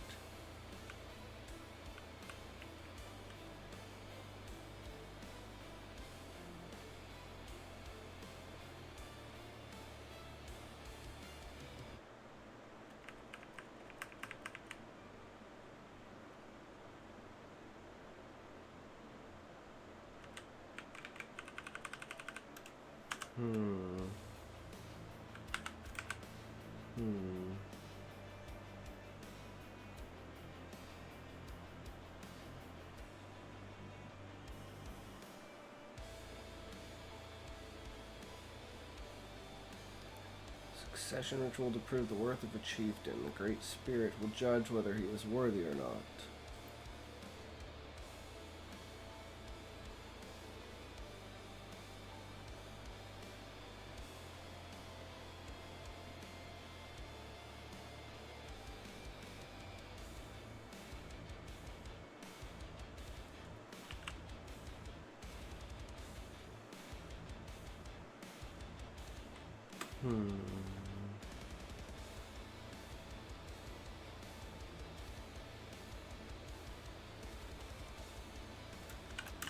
Must complete the ritual without moving or making sound. Show the Great Spirits the welfare of the village.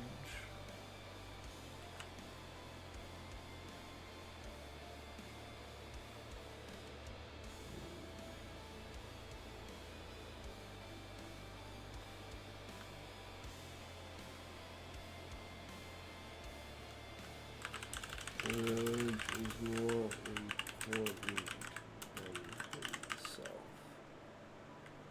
Let's complete the ritual without moving or making a sound to show the Great Spirit that the village is more important than himself.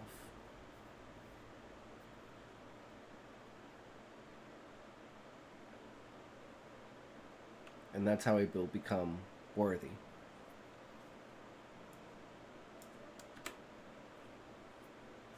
I think that works much better.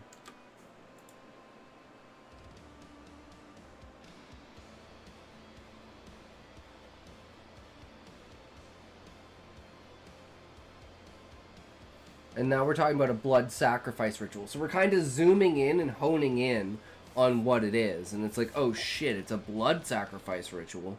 Who's he gonna have to sacrifice? Oh shit, right? An aversion to current society caused many of these to be lost to time. Could this be some long-lost memory of a chieftain and his legacy, reaching out to me to tell his story?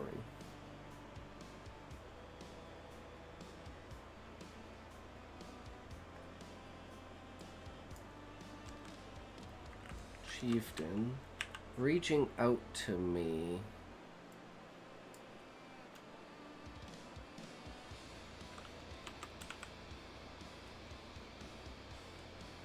Chieftain. Resting is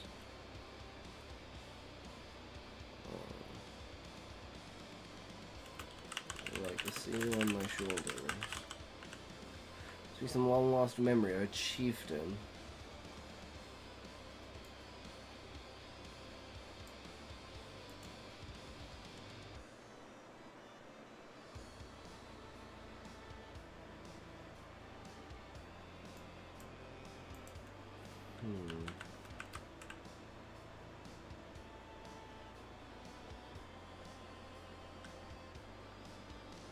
My shoulders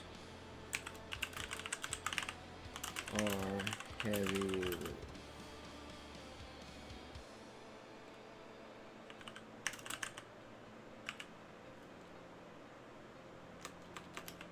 Are my shoulders heavy with the weight of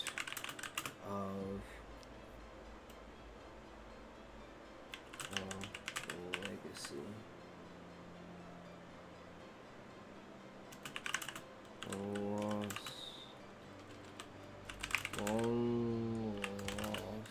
memories of some chieftain. My shoulders heavy with the weight of legacy, the long lost memories of some chieftain. I think that's a way better way of saying it.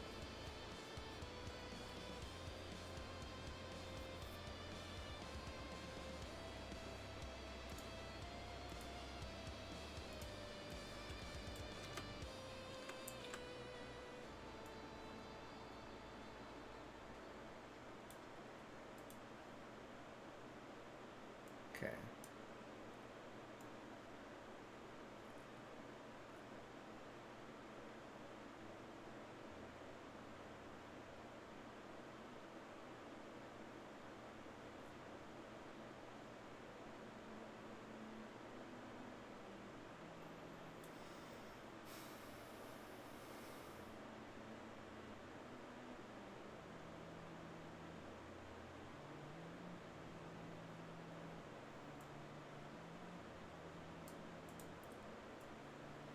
Okay, this...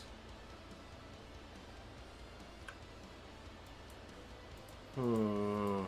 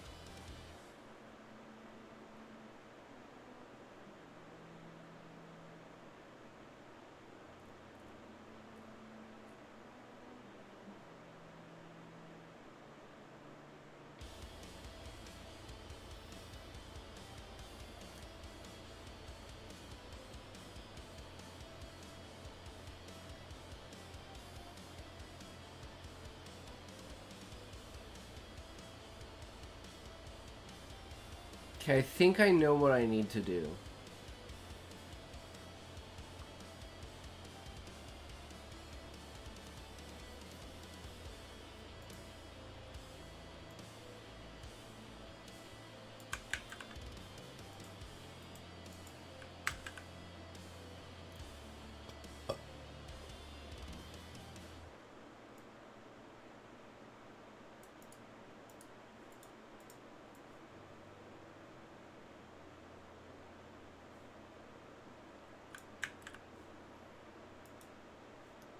So we're going to take this, we're going to move it up here.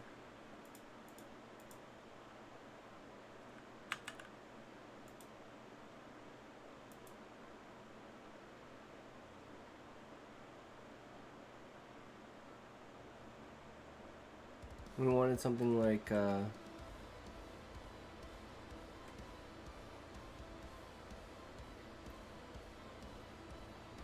see the bodies of the tribe.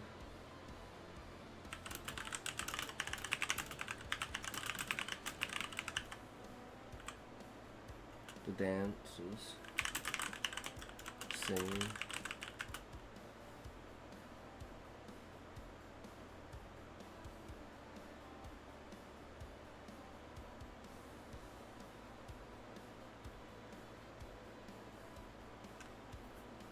Something about like a physical description. Like I wanted to have like this clan's like specifically to do with like peacocks. So they have like peacock dressings.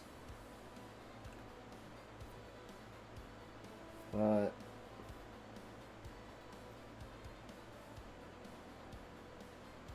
so it actually like feels like they're like a real, you know, thing. See the bodies of the tribe, the dances, the singing.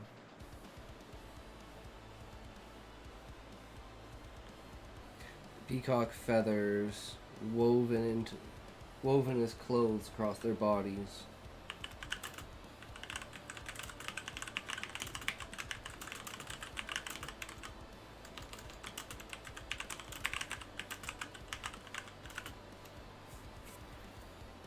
The more eyes, the more status.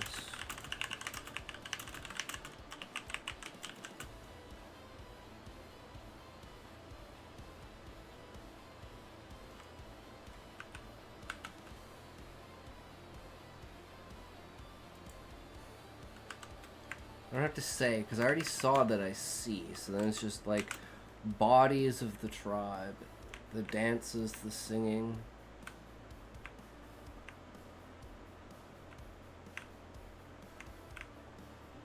Peacock feathers woven as clothes across their bodies. The more eyes, the more status. The pots aligned in a circle around a large pot. So like smaller pots aligned in a circle around a large pot. So I'm kind of like building this idea, so you kind of have an idea of what's going on when I do fall into the stream. A large pot.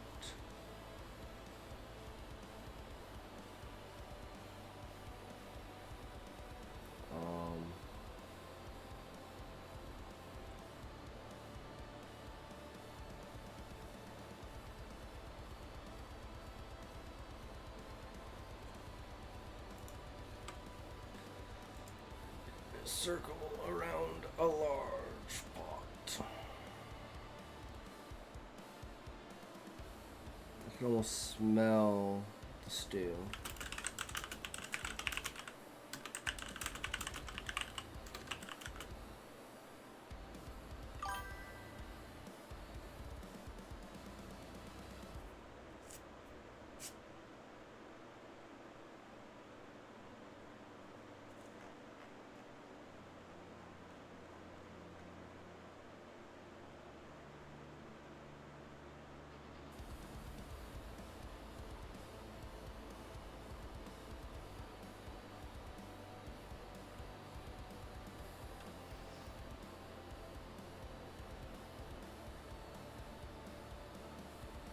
See, like, again, I want to give hints, but I don't want to say exactly what it is.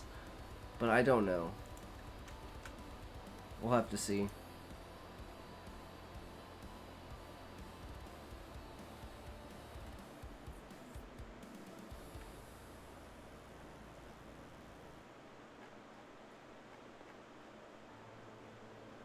So this is me, like, falling asleep and being like, yes. Oh. Yes, that's stew. It's all about that.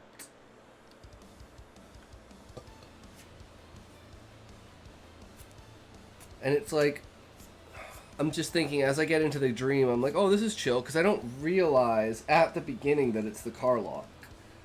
But as soon as, like, he starts the Ixiom, then I start to understand, and I'm like, oh, wait. Oh, wait. This is the Karlach. I'm experiencing it, or something like that.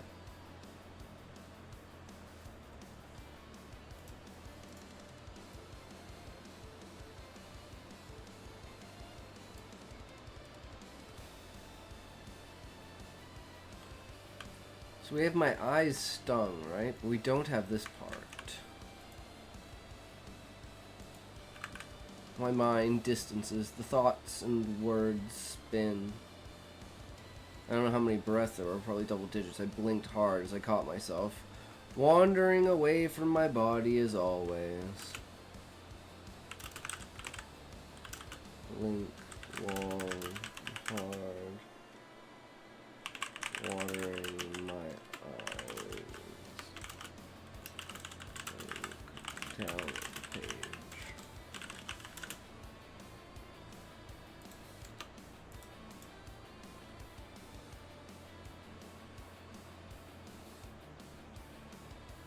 It's still blank.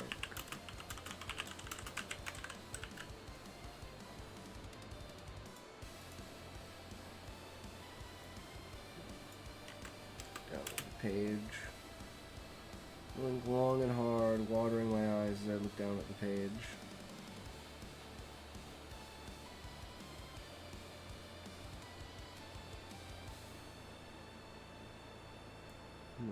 As I look up at clock.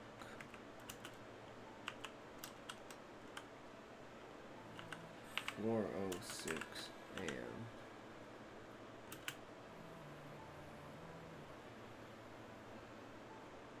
It's not that late.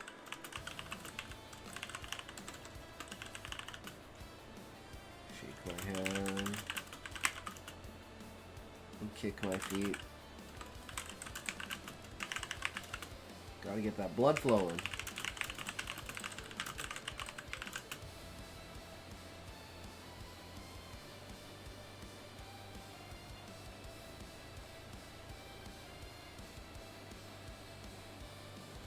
Wiggle in my chair. Almost dancing in my own way.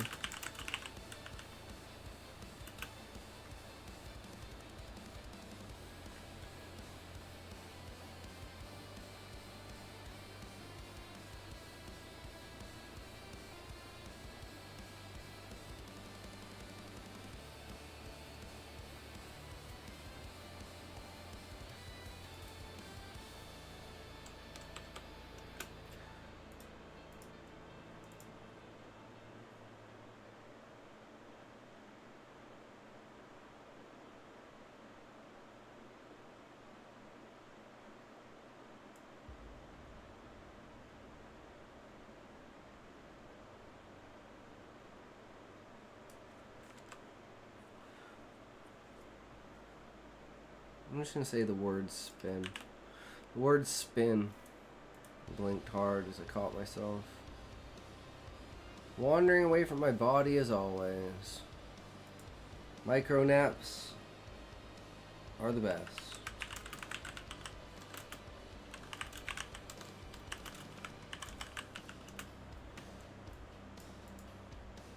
I blink long and hard, watering my eyes as I look up at the clock. 4:06 AM. It's not that late. I shake my head and kick my feet. Gotta get the blood flowing. I wiggle in my chair, almost a dance in my own way. My mind distances, the thoughts and words spin.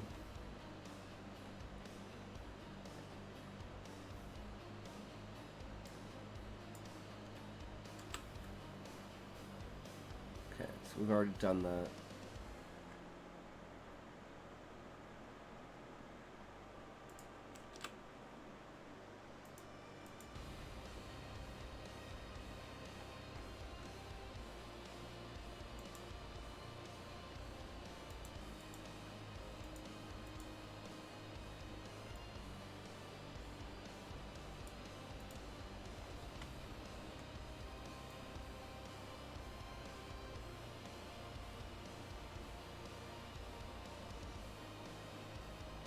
Okay, so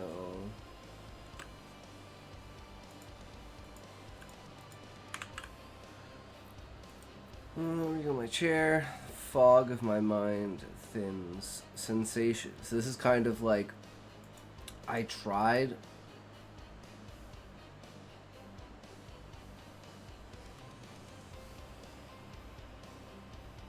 Yeah, because now it's like the fog of my mind thins. Because like I've woken myself up. I've kind of gone like, let's go, right? So then the fog of my mind thins, sensation and thought return.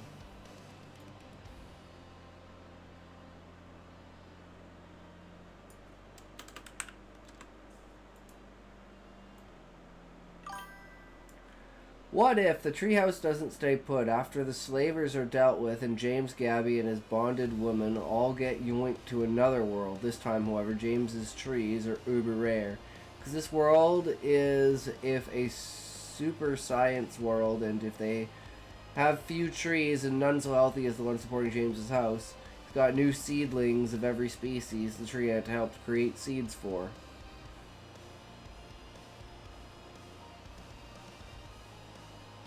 Interesting thought. And then it's all about the treehouse jumping from different things, and they have to figure out the reason why it jumps, and they can't be too far away in case it jumps away without them. How would they ever get back? Definitely adds an element to it, Sean.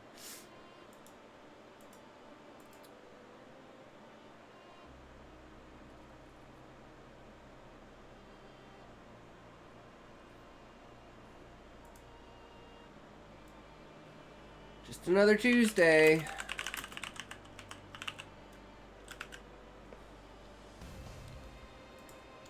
Just another Tuesday. Sleep paralysis at my desk.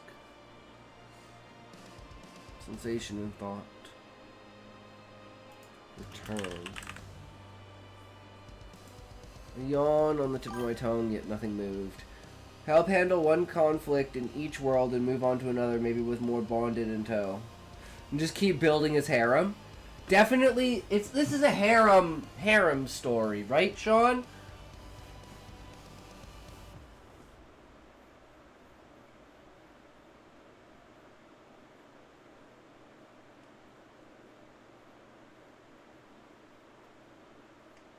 And then you can have them from different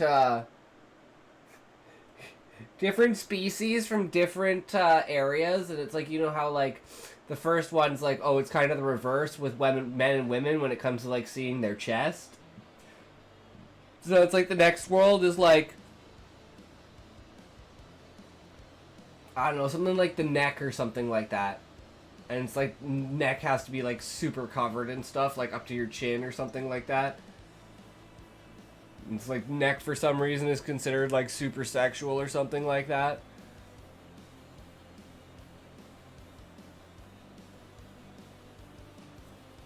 Just like something really fucked up and interesting. And then have like some sort of social taboo behind it. Covering your lower region. Maybe one where covering your lower region is a taboo. Where it's like, yeah, what are you trying to hide under there, bro? Like, what's going on? What do you got down there?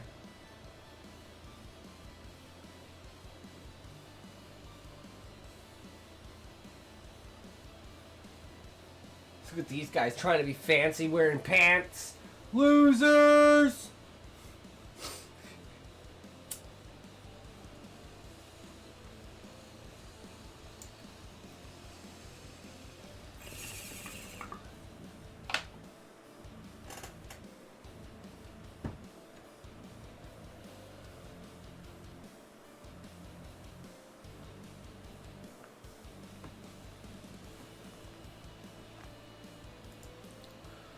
Fog of my mind thins, so like I'm becoming more clear-headed.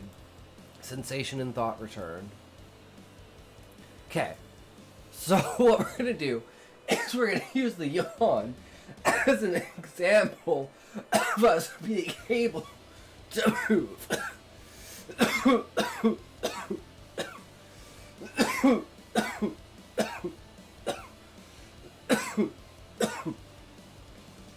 So we're not gonna fall asleep yet.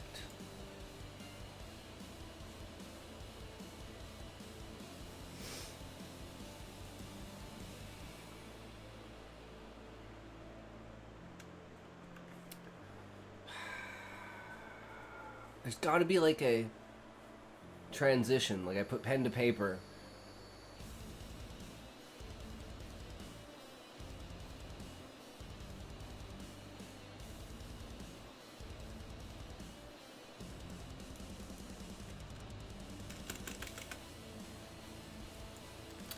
Yawn on the tip of my tongue.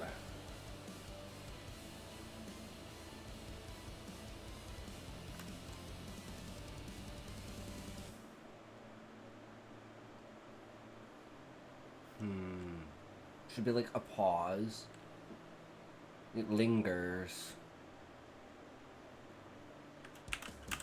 Lingers. Then executes.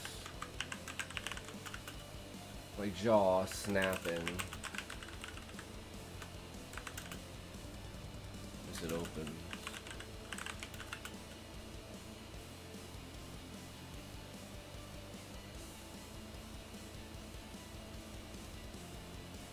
Good old braces. Jaw has never been the same since.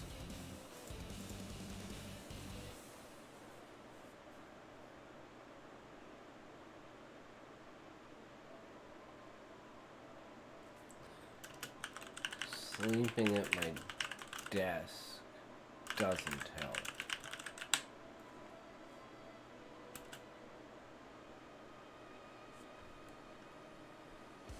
I get lost in the pen and paper.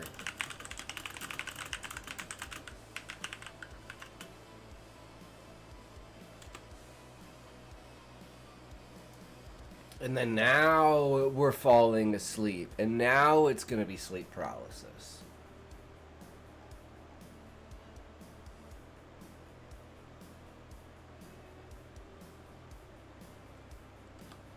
But we need something to dictate that we can't move.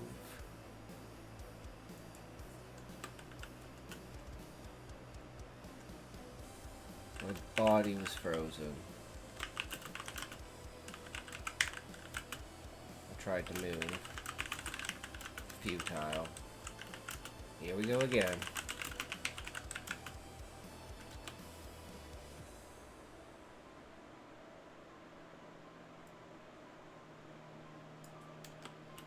I feel myself in an upright position. The last few memories of writing. The last few memories of writing jump into my skull.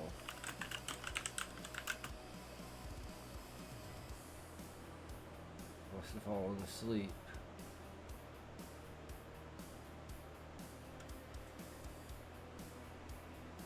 Most memories of writing jump into my skull.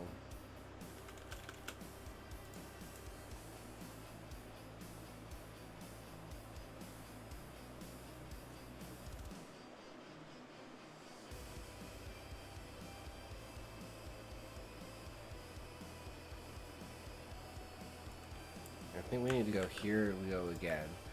Just another Tuesday. Sleep paralysis at my desk. Feel myself in an upright position. Last few memories of writing jump into my skull.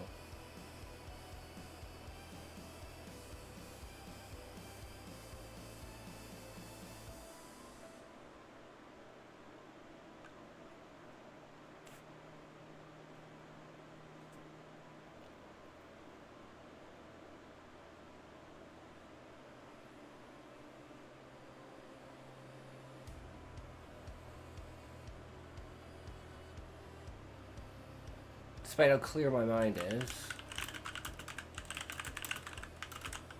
my body is broken. A useless husk.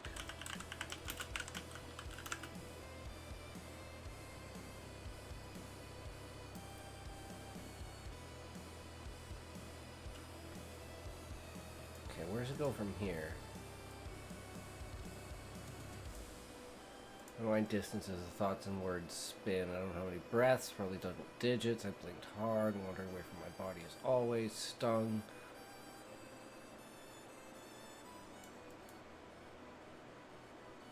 Okay, so I don't know if I have this. Okay, I think I need to put this here. Mind distances, the thoughts and words spin. I don't know how many breaths there were, probably double digits. get rid of that. Have we already done this? It says the words spin. I linked hard caught myself, wandering away from my body as always. Yeah, so we do have this. We just don't have... My efforts were futile, but at least with my eyes closed, I can now see the festival of succession.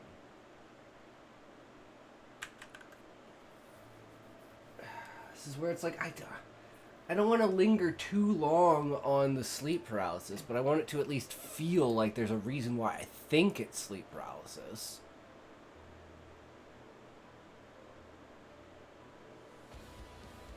It's like I instantly come to the conclusion, well, shit, that's sleep paralysis. I'm so used to it. I'm just so used to it happening that I'm just like, well, that's what it is. No worries about it.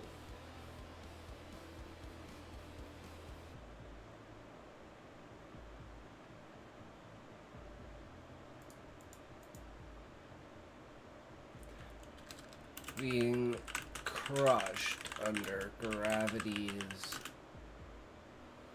thumb.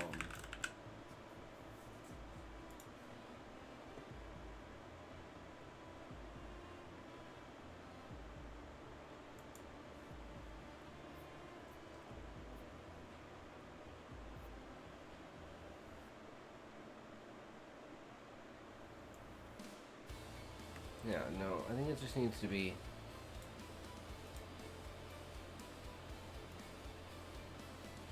Get rid of that. Move this here. And then, you know, at least with them closed, imagining was easier.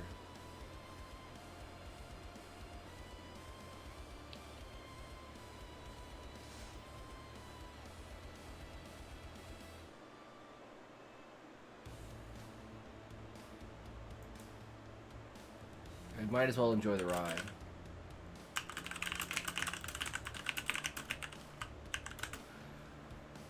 At least with my eyes closed. Imagining was easier. I could see it now. The Festival of Succession.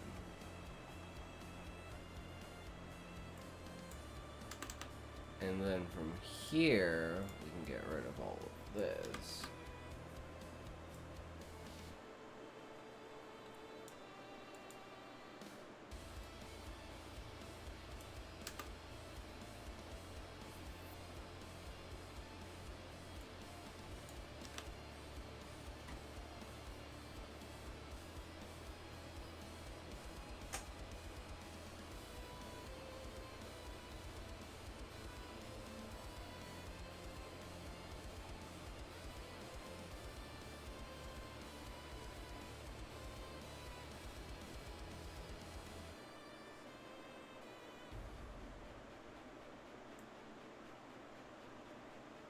Maybe I need this.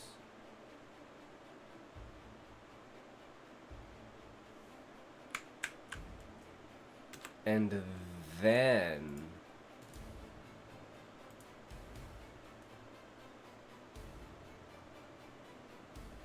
my efforts were futile. Unable to move, unable to breathe, trapped inside your own body. This is when the fear hits, like a bat to the knees. The best way I could describe it. Best way I could describe it is falling in place. So this is what it's going to be like forever. Thoughts start through your head pretty quickly. There's usually no rhyme or reason. Just the mind working itself out, taking a while for my body to catch up. In my head, my heart is going a million miles a minute, but in my chest, it's calm as ice. Just this pressure crushing down on me.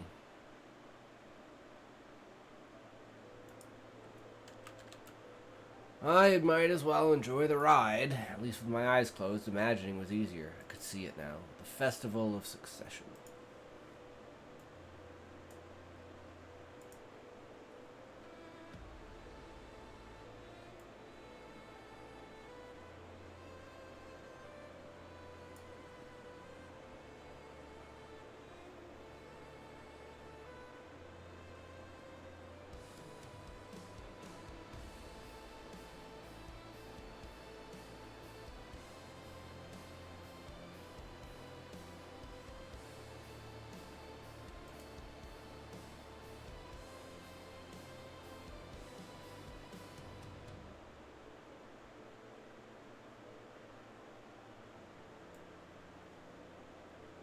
Okay, we're getting rid of this.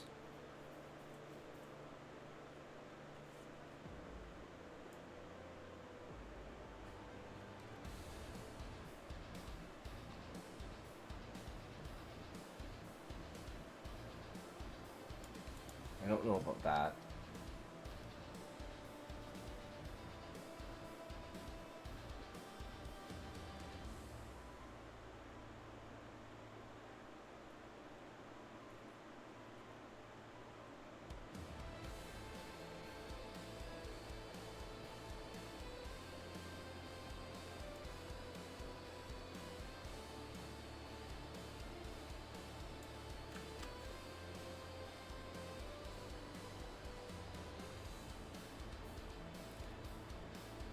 So far down here when he finally opens his eyes. Why need to find that?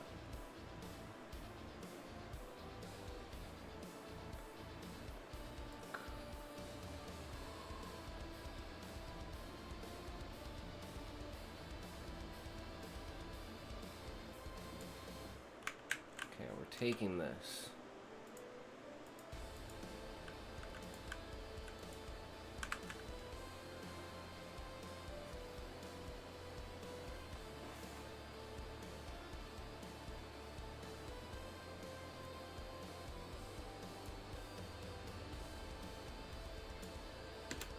The village alive with life, pots and fires under them stewed.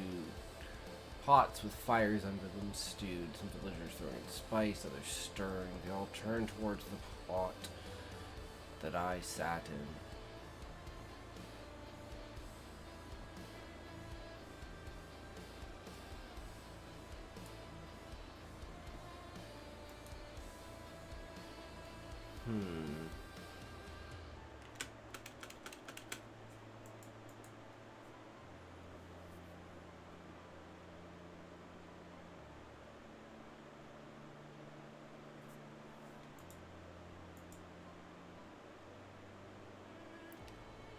And then I'm just gonna like do a summary maybe here of like setting the stage. So we already have the circle of pots with me in the middle.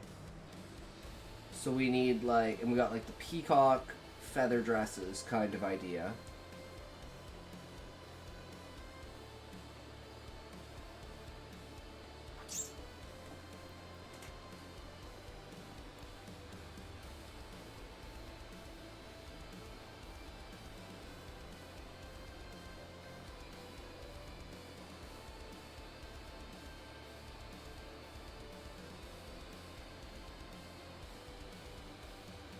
Oh, I already did that one. That's why this is all confusing to me. The more eyes, the more status. Smaller pots aligned in a circle. Okay, okay, okay. So we already did it. That's why.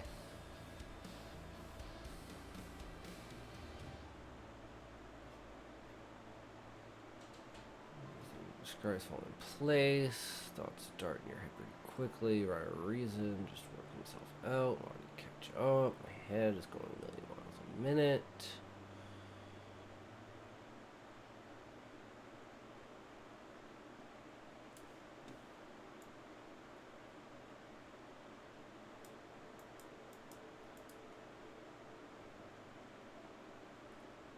Yeah, okay.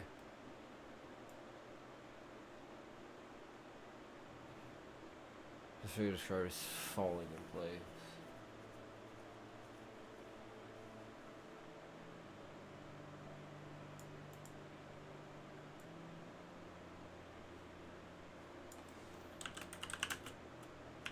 Endless field.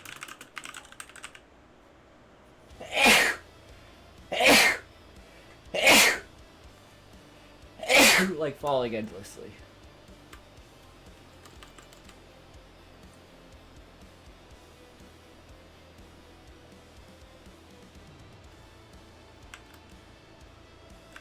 And you're falling endlessly.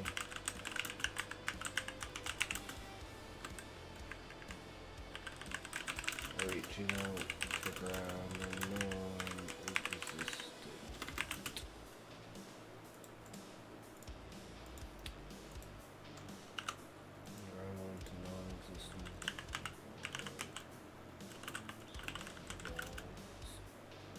gonna be like forever.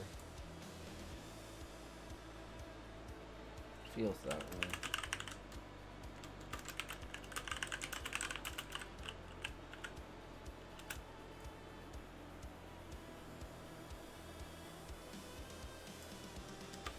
My head, my heart is going a million miles a minute, but in my chest, it's calm.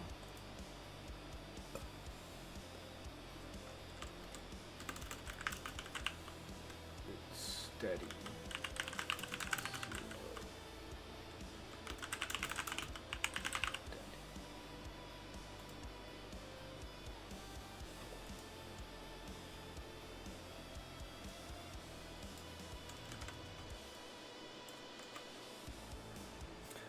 In my chest, it's slow and steady, just this pressure crushing down on me.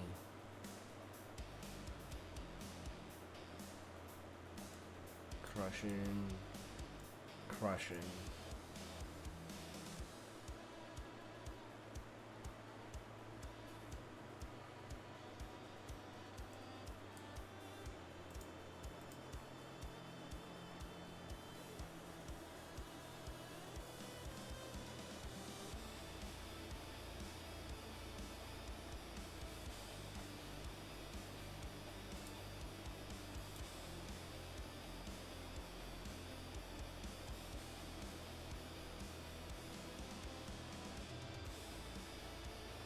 Was my daydream mixing with my sleep paralysis?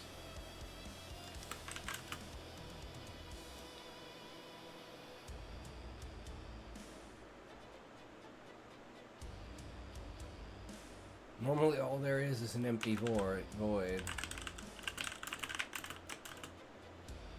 Normally there is only an empty void.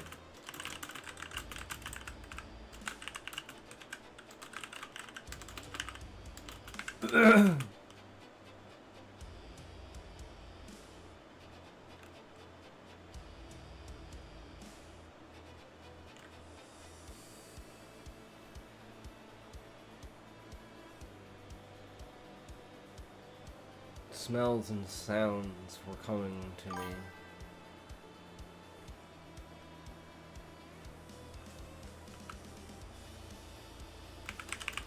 Sights and sounds were coming to me as if someone was attempting to wake me up.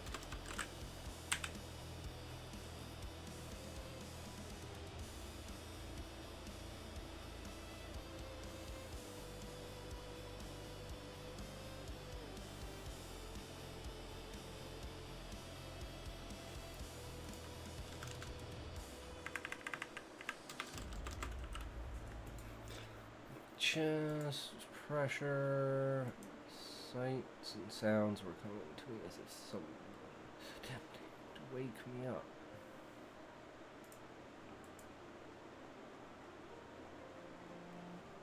Maybe this can lead into this because of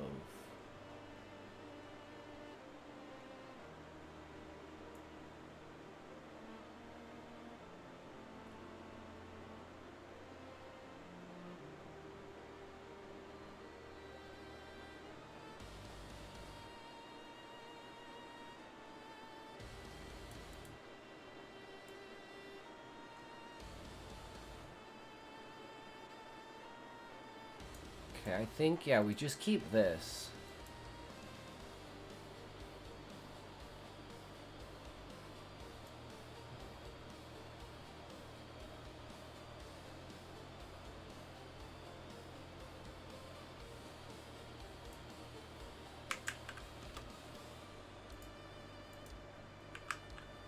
Sounds sweep into my head, the clanking of metal, the shouting of a crowd, shuffle of feet.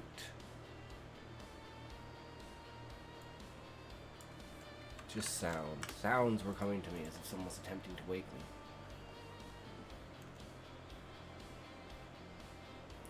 No, actually, let's just say, normally there's only the void. And then we're like, now sounds seep into my head. So there's more than the void. We're saying this is out of the ordinary by saying that. Clanking loud, shuffle of feet, shuffle. Shuffle of feet.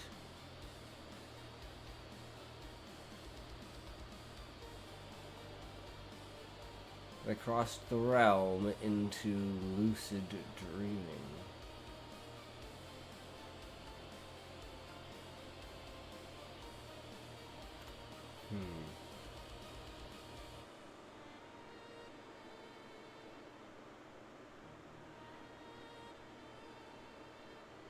Just are my eyes open?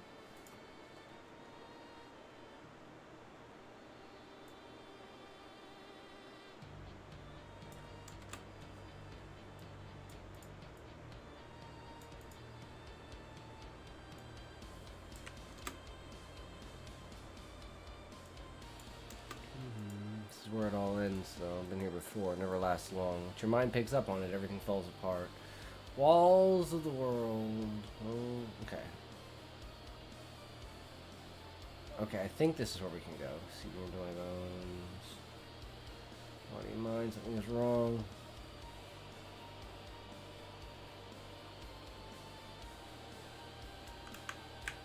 Okay, I think we went up to here.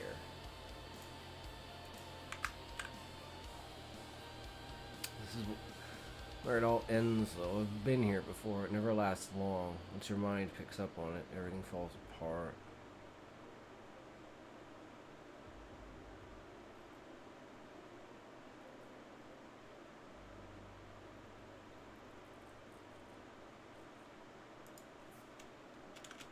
At least that's what I tell myself. Someone has to justify it. Wake up, you're dreaming. Wake up, you idiot, you're dreaming. Cold fear seeping into my bones. This distance between my body and mind. Something is wrong. So I pinch myself. That was work. Simple tiny prick will shock me awake.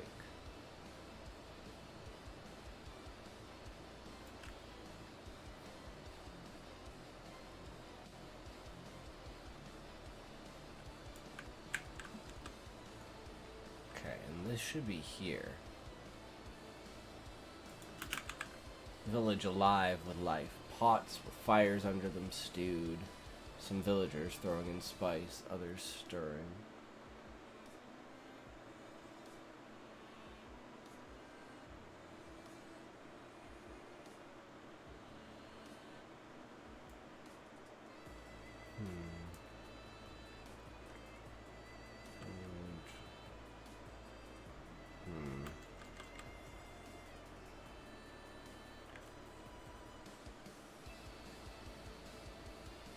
The lingering scent, the lingering smoke, the faint spices.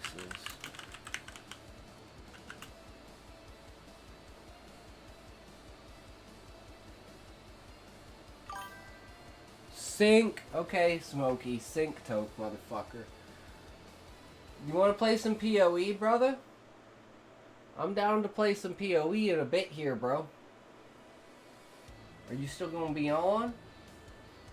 You got stuff to do or anything? I'm thinking like half an hour or so. The thought is, are you ready?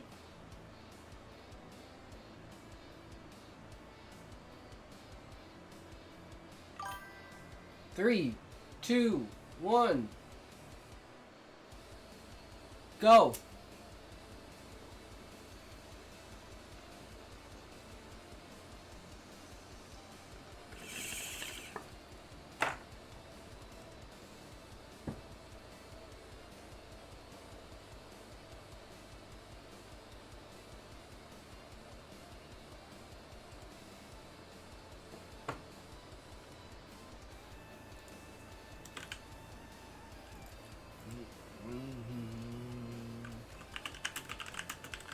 Fine aroma of feast. Been awake since 3 a.m. Fuck my life. It's now 7 a.m. Which means you're still going to be up for another hour, and then you're going to play PoE with me for like 2 hours, right?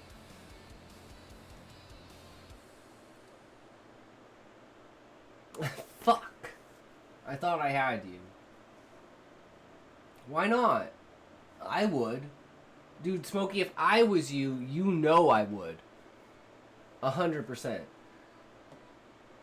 You made a monk. Really? I feel like this music is just really quiet. I don't know. Maybe it's just me. I'm joking.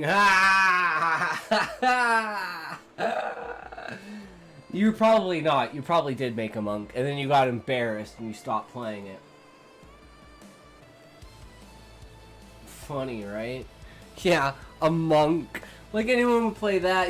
What's next? You're gonna have a warrior or a marauder? Ooh. Oh, no, my Deadeye is like a 90. Yeah, you were 89 yesterday, so I figured you were about 90 or 91 now. That's when the grind really hits. Ah.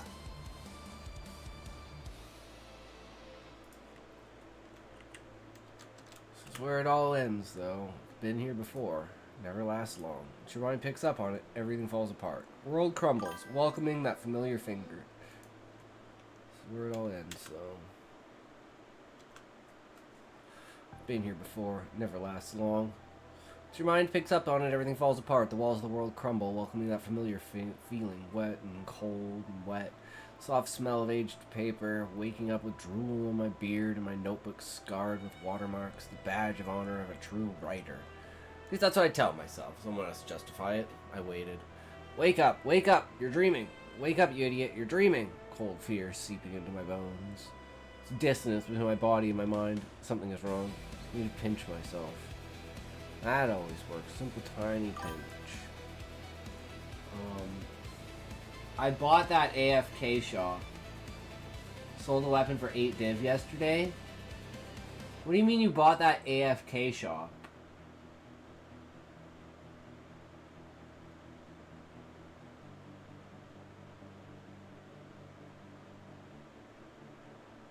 When you're offline, like. What do you mean you bought it? I don't know what you mean you bought it. I'm like, wait, is it a specific stash tab? A new stash tab that you have to buy?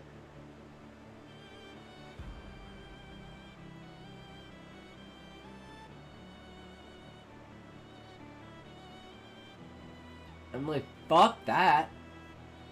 Want a tab to buy the in-game trade buy. What kind of tab do you need?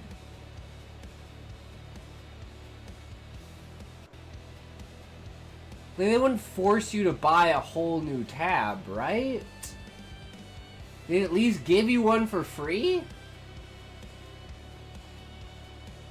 Merchants tab. Can I just turn any of my tabs into a merchants tab? Yes, they make you pay.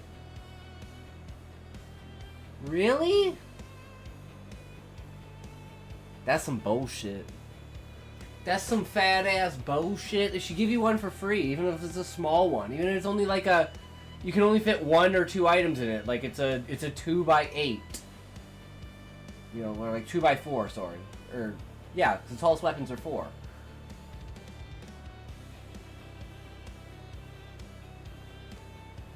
Because they're Path of Exile. They're not greedy assholes. They never force you to pay for something. But then again, I mean, I guess they kind of do. You'd want to make money too, right? I mean, now that I'm thinking about it... Well, of course they want to make money. But they're usually not, like, money grabbing like that. For something that's, like, that... Especially, like, it's usually you can change... Like, you have to buy the premium tab in order to do the trade. But now you have to buy a merchant tab instead of just turning your premium tab into a merchant tab. Bought 5 mystery boxes yesterday, not opened them yet. Hold on to them, Smokey. They're going to retain their value.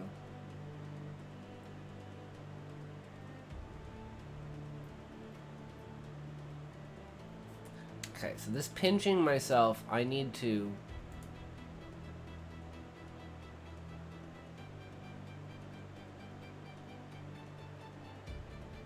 Crackhead, I'm gonna need to open it.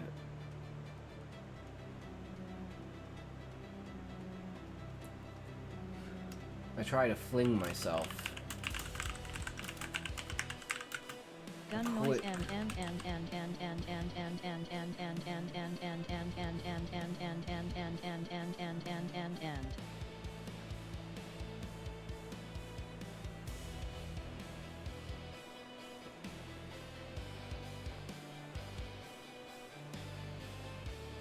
What a crappy TDS.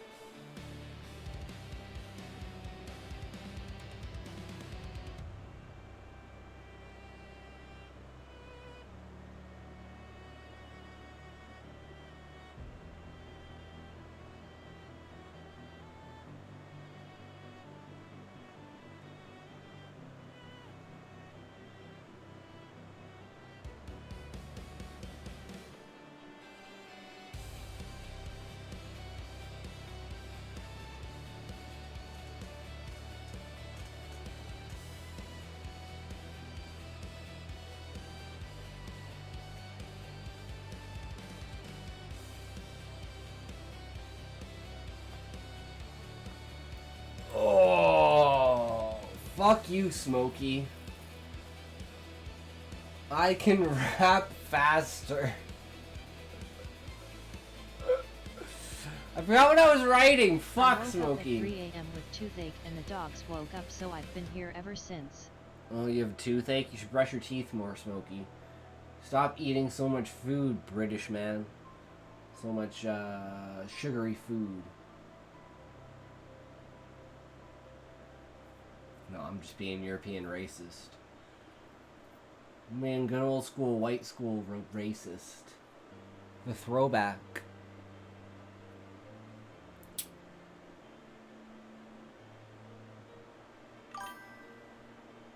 You can say what you want, but I have turkey teeth. Wait, is that a good thing or a bad thing? I don't know what that means.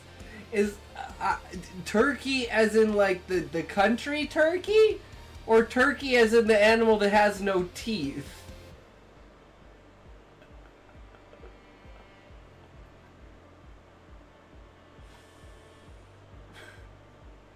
I don't know if that was a good response or not. I have no idea.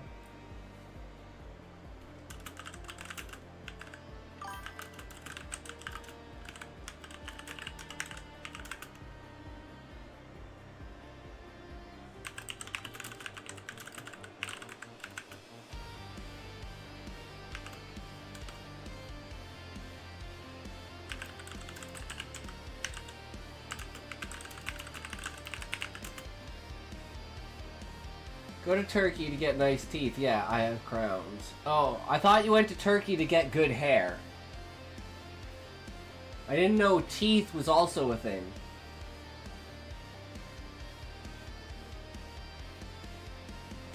I just knew that hair was.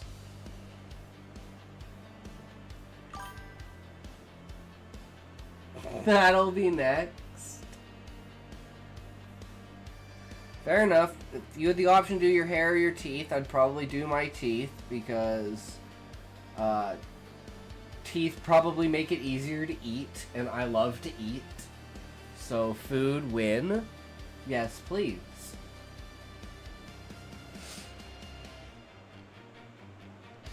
Okay, so I'm going to try and roll myself back to reality.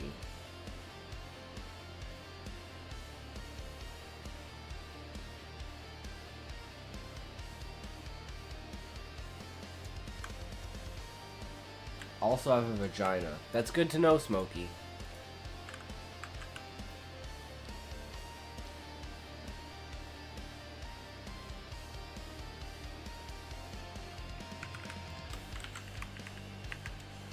Yeah, this is later. Try to move, it's no use. Still feel I'm wearing 1,000-pound fat suit, but I can't even feel my bones or muscles struggling. Still nothing. Well, I was racing. How to escape? And then we go up to the pinch. Where's the pinch? Is there anyone here? No. Smokey, why would there be... What? Why would there be anyone here? I literally wouldn't have even started streaming yet on my normal schedule. No, I'll go play PoE. I'll guide you, peasant. I mean, you can do what you want, but I'm really, like, getting into the bones of this, Well, Sean's here.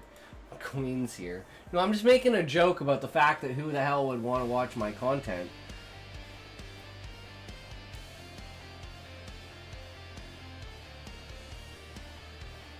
But, you know, that's a poke at Smokey.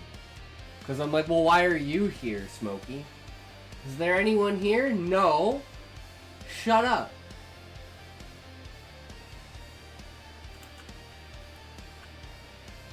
Oh, how do I escape? Oh, I just need to pinch myself. Oh, a simple trick. But if I can't move my body... How can I pinch myself?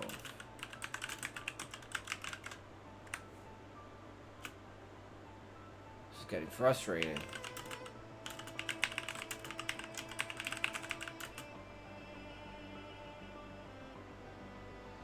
This is better than pure fear.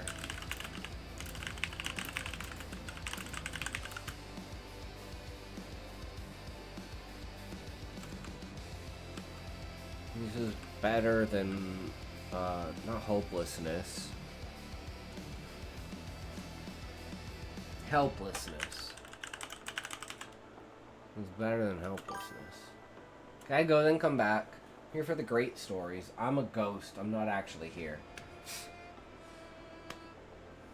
The great... Okay, Smokey, I'll give you a great story.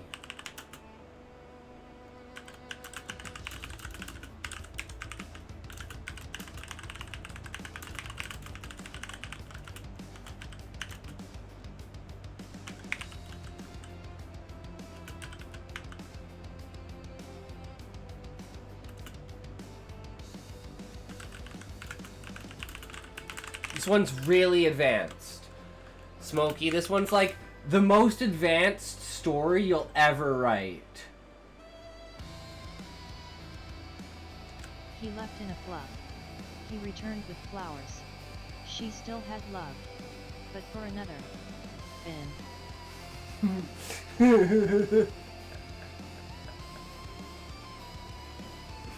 It's a 4-sentence story. I don't think Smokey's ever written a 4-sentence story before.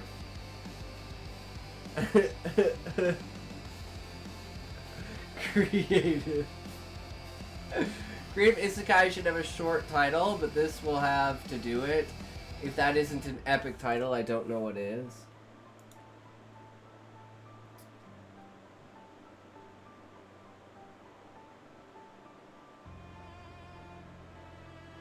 What is the title?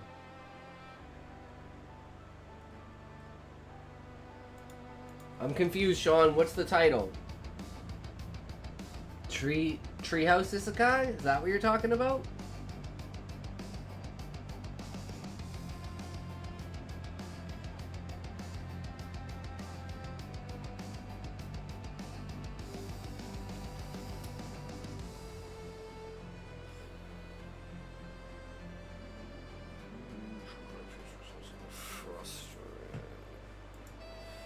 Better, at least better than helplessness.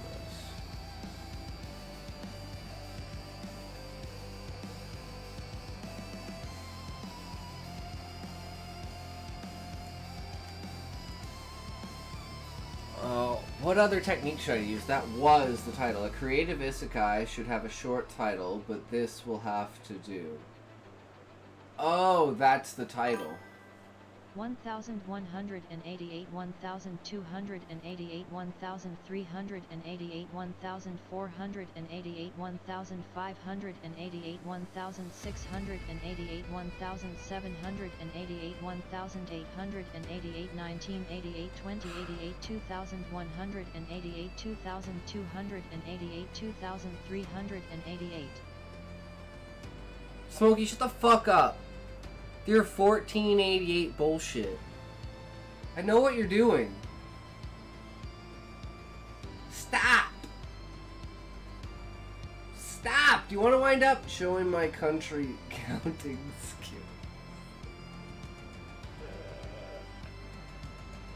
skill? Sure, bud. Sure, bud. 100% believe that. 100% believe that.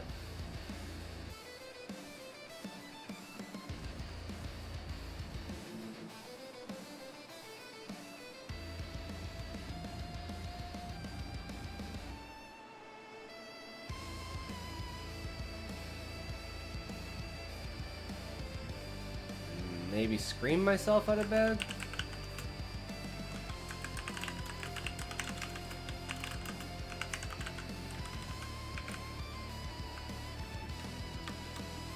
Rumbling fat ass out of bed. Wake the fuck up, I screamed into my skull.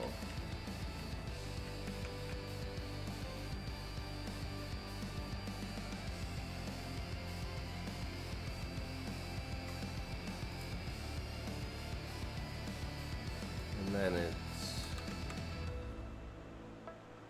sweet in the great spirit dreams. I was watching a 9/11 documentary yesterday.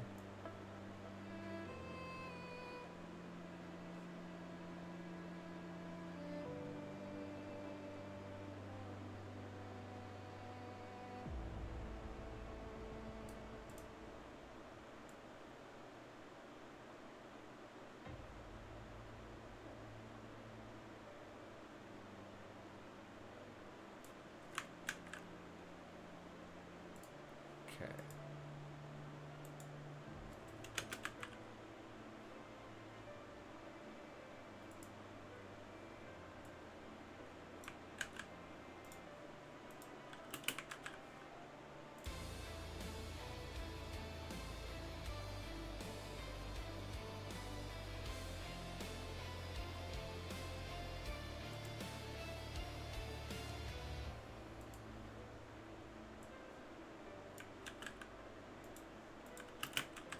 Imposing, not threatening.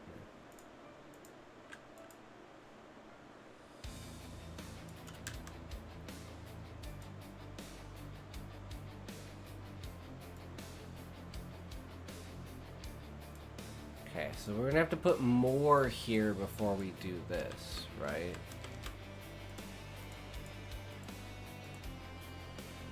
Before we go to this, we need something else.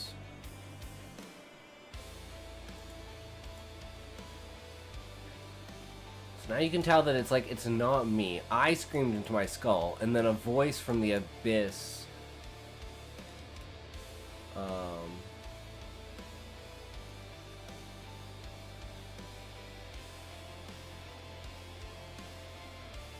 Voice from the abyss of my mind.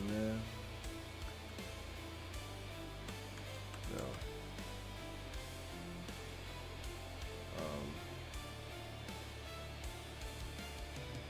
It was faint at first.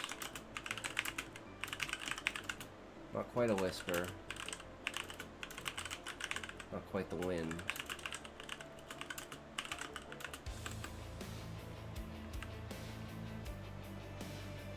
There it was again, louder. You could tell it was saying something.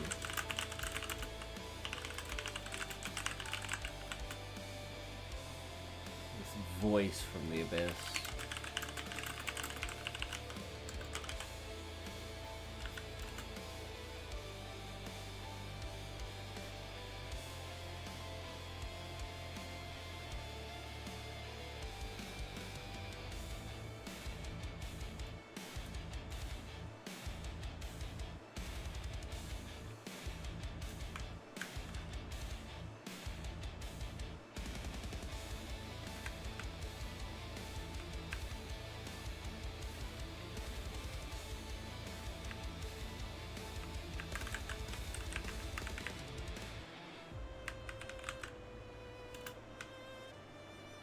This voice from the abyss.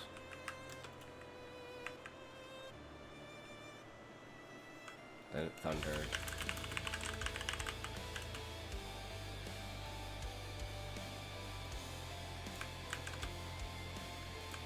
Imposing, not threatening. So even the great spirit dreams. Sound shaking my skull.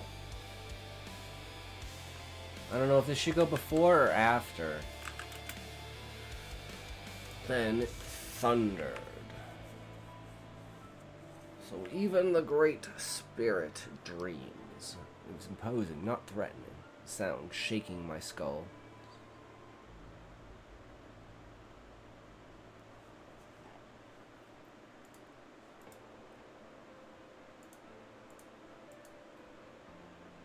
And there has to be something about me being like, yo, what the fuck? Why is there a voice in my head?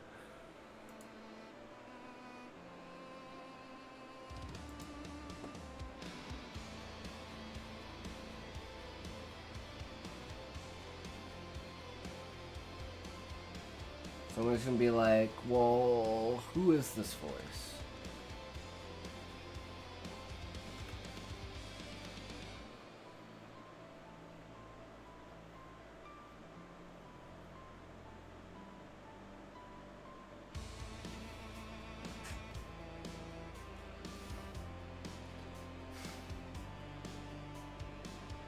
Thinking about like panicking or something along those lines. So, shaking my skull. Panic welled in me.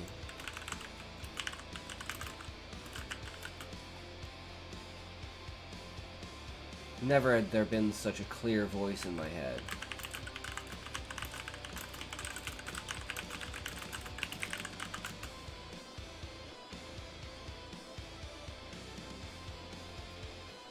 Who was this who called to me?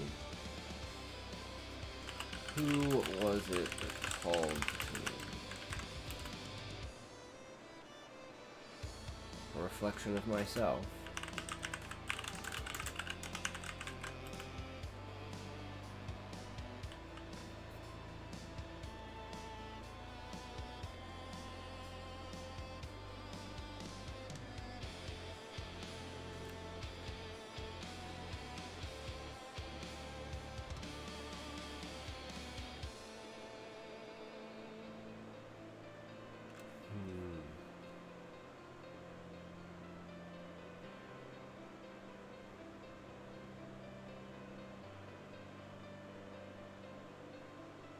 The darkness that I buried.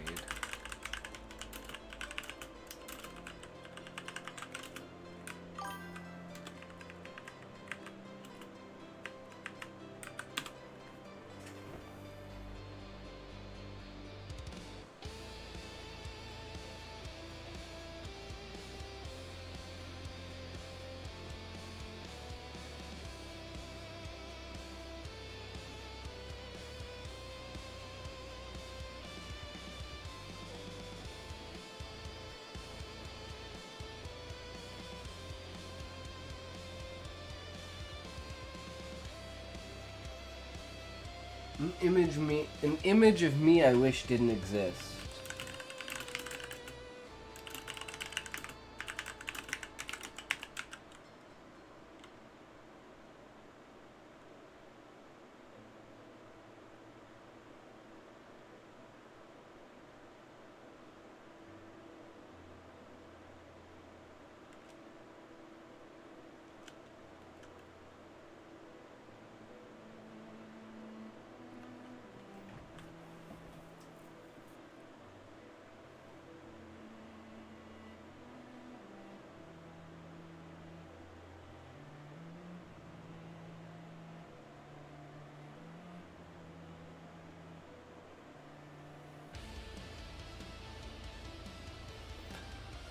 Okay, one thing I think I'm going to do, I think I'm going to go back. And I think what I'm going to do is I'm going to remove all quotations from me. And I'm only going to use quotations for him. I'm just going to abbreviate what I'm thinking and saying without actually using the quotations. So I'm going to say, I told myself, as opposed to putting the quotations. Because I think there's only 2 places where they are. Yeah, right here. Well, here's the second one. Maybe we use quotations earlier, and then once the voice appears, we never use them again?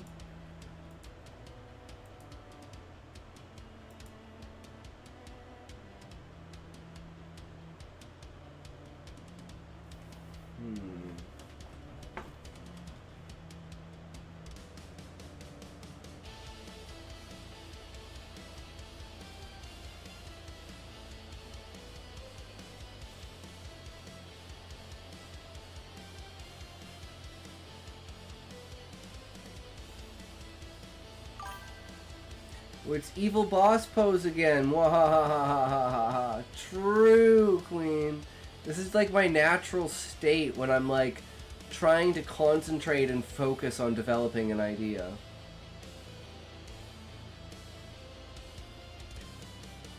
How do I want to portray this?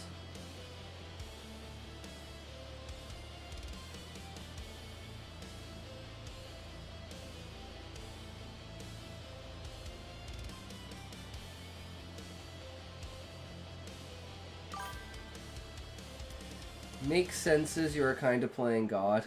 Yeah, there you go. That's a good way to think about it. I decide who lives and who dies in this moment. I decide what the world will be like. I decide where the world will be going. We know what we are doing. The question is, what will make it the funnest, the best, the most interactive, the greatest experience for both me and me? And me. Don't forget me.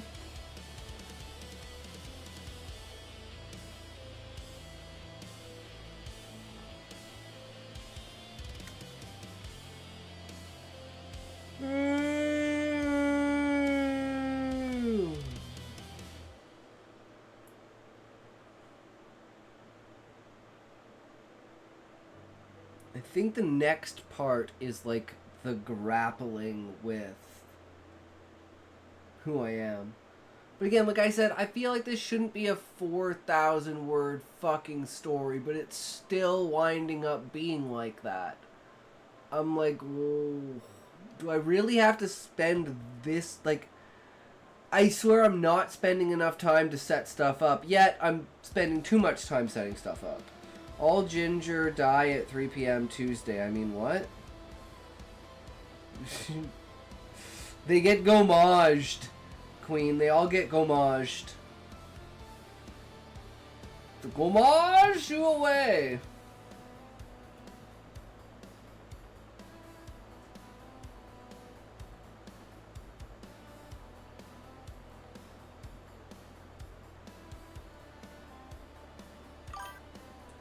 Story needs to be at least 5,000 words. Basically a chapter for most books. But the original story's only 1,000 words, Sean.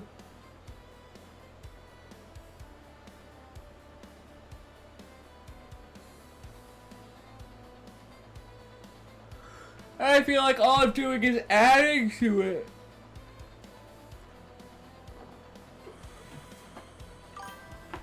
You're trying to stay... No, I just think that I feel that, like,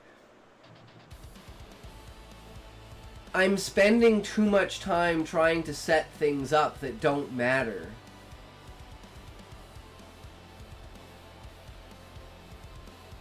But then if it doesn't matter, why is the sleep paralysis thing even in there?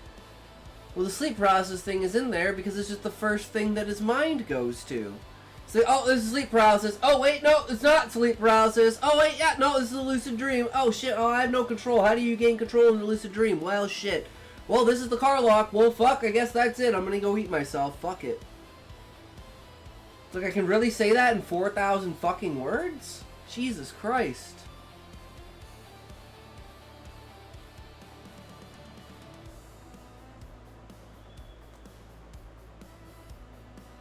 But this is the problem with getting fixated on the idea of word count and not just letting the idea and the story be what the story is. It needs to be as long as short as it needs to be. In my interpretation of the length of the story has no measure on the actual length of the story. The original story only had one viewpoint and no conflict, well, this one has conflict between the author and the chief, so yeah, at least 5,000 words.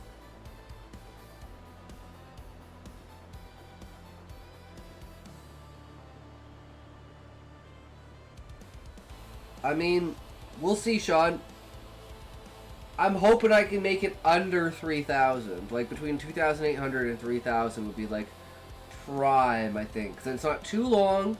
It's not too short. Things don't drag on.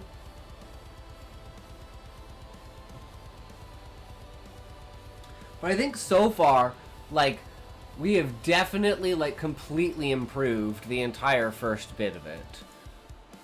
Like, just adding, like, a simple sentence here, moving things around, making everything feel more clerical, right? 10,000 isn't too long. Just tell the story and forget the length. Exactly, Sean. That's what I need to do. Which is when I start getting like this, I'm like, hey, I need to stop writing because I'm crippling myself when I'm writing. And I'm just gonna, like, freak out and, like, crash out and delete everything.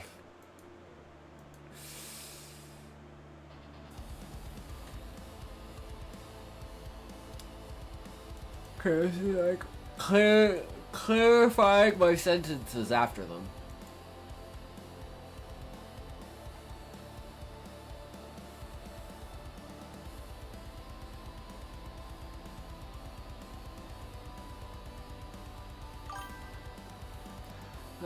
You also get the range to want to burn your work. Rage to want to burn your work. I'm so close! Oh. Whoops.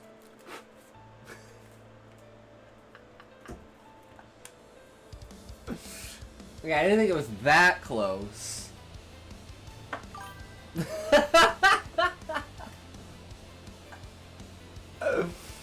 Shit.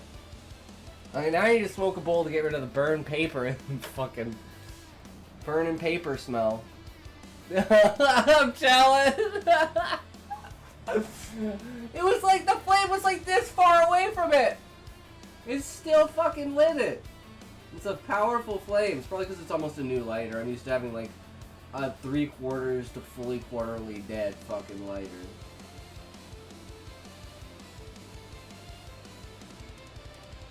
Mm-hmm, sure, that's what they all say. Yup. I should know. I'm the one who uses it the most.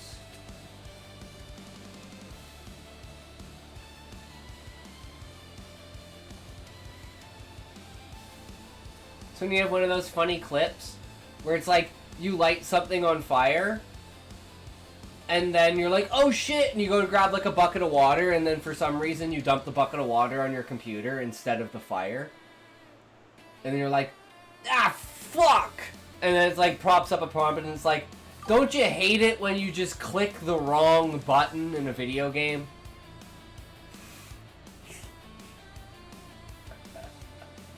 It's like, no, I meant to click on the fire, not the computer. Fuck!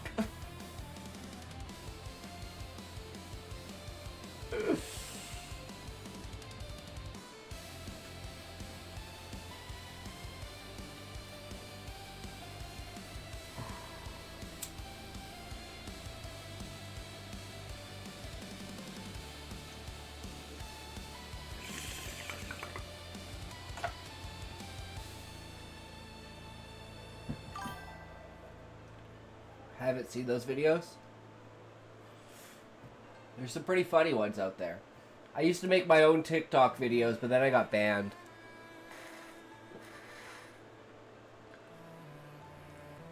My favorite one?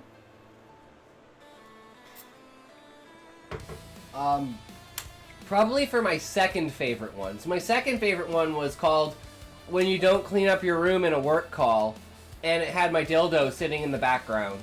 But I guess TikTok's, like, not cool with that. The other one was, like, so it's, like, a guy in a room, right? And there's a bunch of tissues on the floor, and you just see him from behind going like this. And then it's, like, it pops over, and it's, like, you know, the girlfriend or someone pops in the room. It's like, what the fuck are you doing? And then the person turns around, and he's got, like, tissues in his hand, he's fucking bawling his eyes out, and he's like, I found a new anime!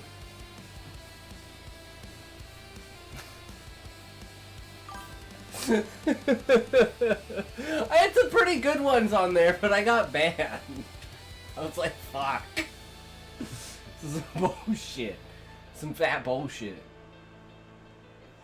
Also, I had some showing off, like, my sword play with my sword. Like, dual wielding with my swords and fucking...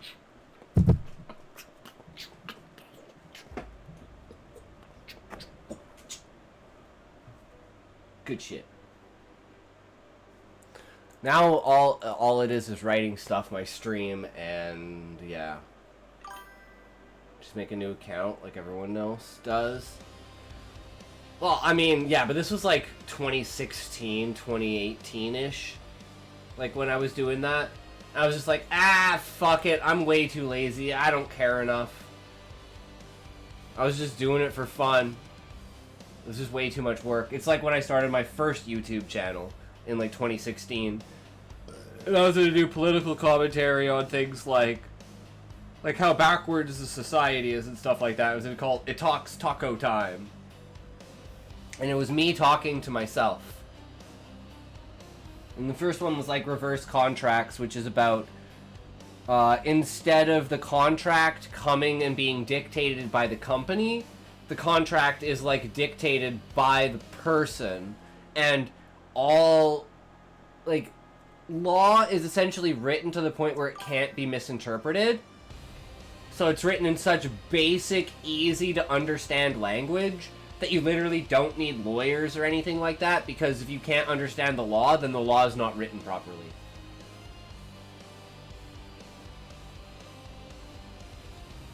So you would be at a point where anyone could basically create a contract for their individual, what they think their individual worth of pay is.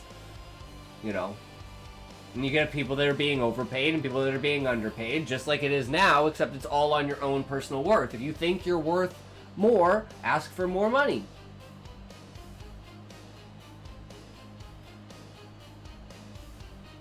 But, you know, it was kind of stupid. It wasn't very scripted. It was very, you know, it's hard having a conversation with yourself when it's not scripted and you're like both on camera at the same time. So it's like I did the first one and I thought I left enough gaps between times, but I was always cutting myself off. And I was like, this is fucking karma, me literally cutting myself off. It's fucking hilarious. Well, actually, I could bring it up. Actually, I totally forgot, because I was like, I can't get into my other YouTube, but it's connected to my YouTube.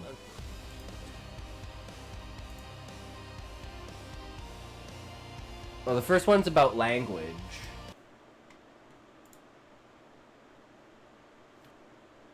Yo, so this is Scotty here. I'm gonna do a little thing called It Talks Taco Time Talks. Same fucking thing, guys. It's the same thing. Except it's got my StarCraft stuff up there. Well, let's introduce our guest. It Talks. Hey, I'm a Talks. I'm just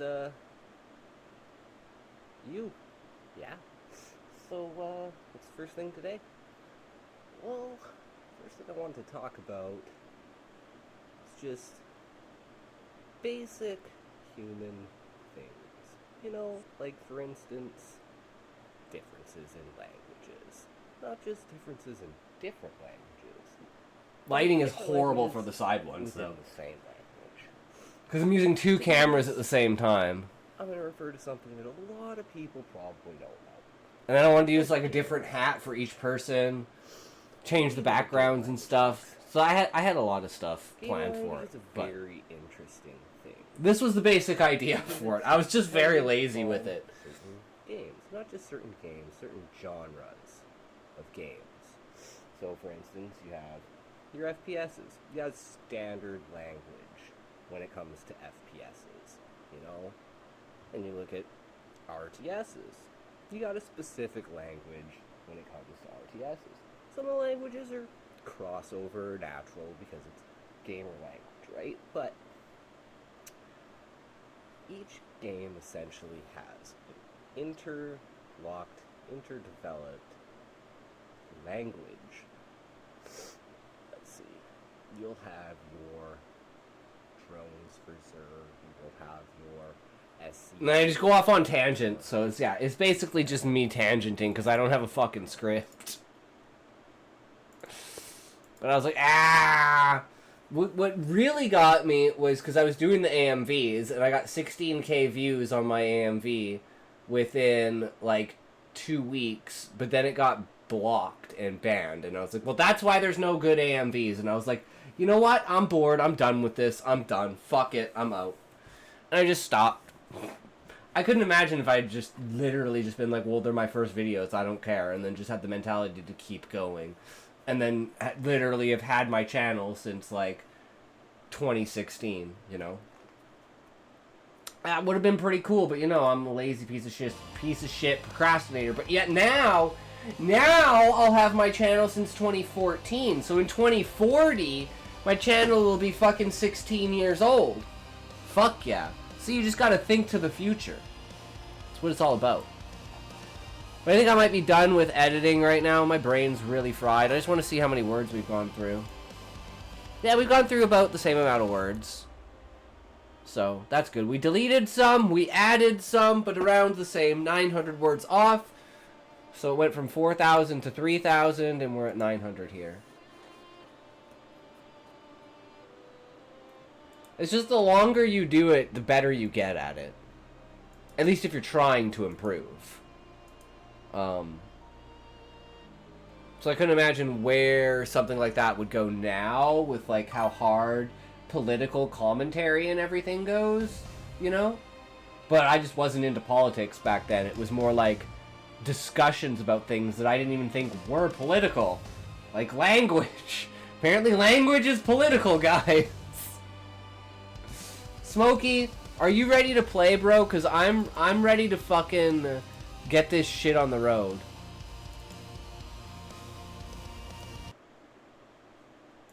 I'm gonna call you, Smokey, okay? You better answer in like 6 seconds. 1, 2, 3, 4, 5, 6. Well, you failed, Smokey. Congratulations, you fucking failed. Way to go. Way to go, dude. What's wrong with you? What is wrong with you? As much as wrong with my game. Woo, Smokey. Play PoE on your phone, bro. It's like old school RuneScape. You can totally play PoE on your phone. You can absolutely play PoE on your phone, bro. 100%.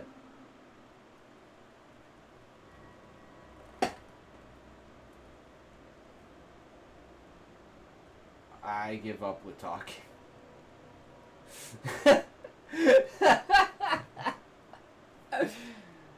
One mistype and it's all over, Queen.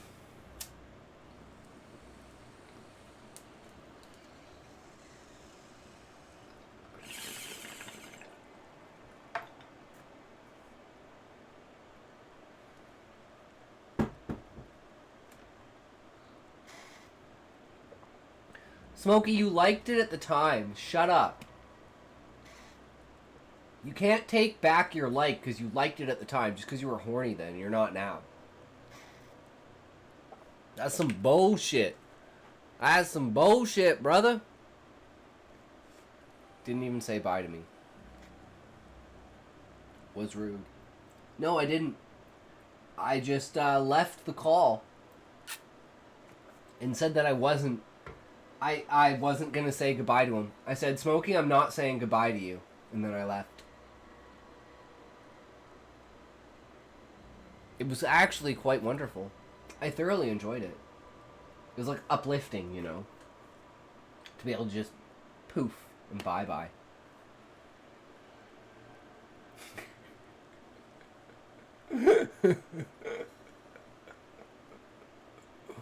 You can't take back consent and retroactively claim it was R.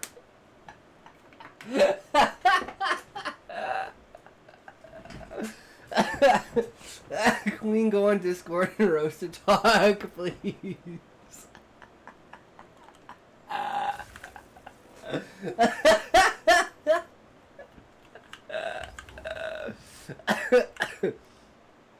Oh, it's a good time.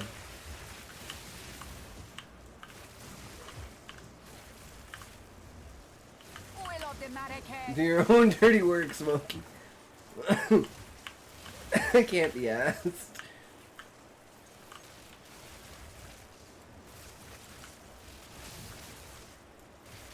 Die for Wow, Queen.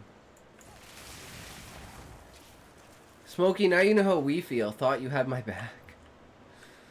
That's a big assumption there, Smokey.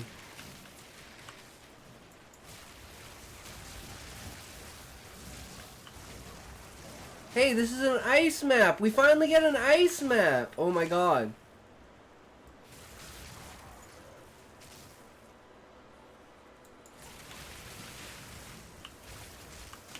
Blesses would. I don't care. What would have made you think that? He's naive. He has childlike naivety. Said my name a few times. So I assumed you would have my back because you know... You should have said you know what my name is. Like, if you know what my name is, you definitely have my back. If you can remember my name...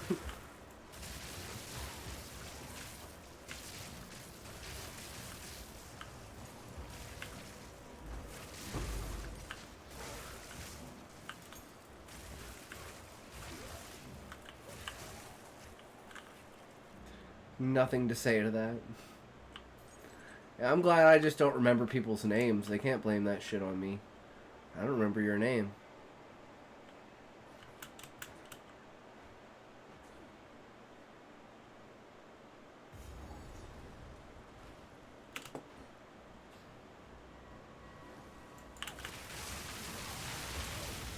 You will burn! Didn't break a sweat.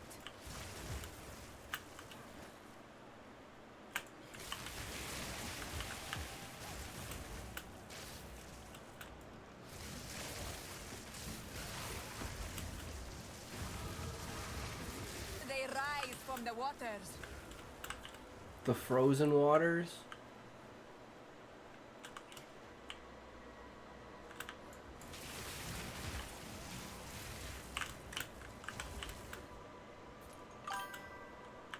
Yes, the waters. If you keep playing, you might reach endgame in 2 weeks.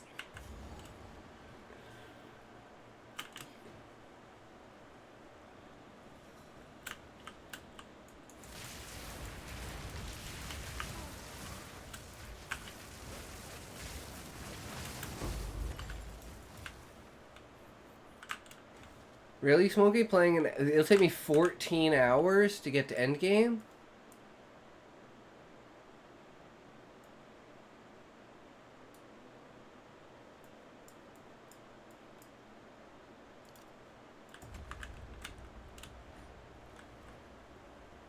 I don't know about that. I think it'll take me longer than 14 hours.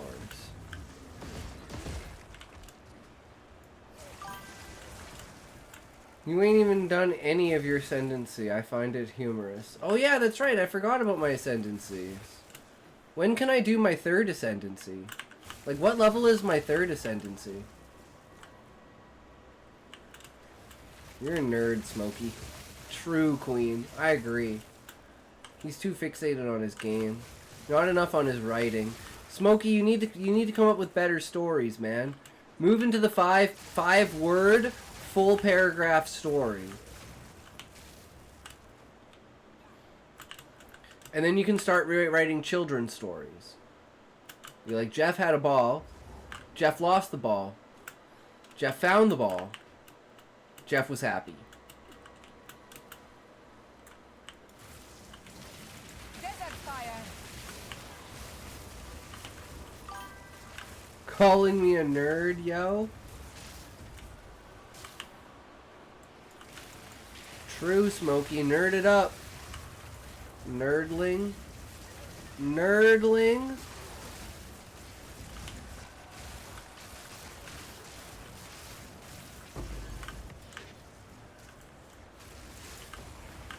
Didn't mistype. You're talking about specific gaming mechanics. Smokey. You're a nerd.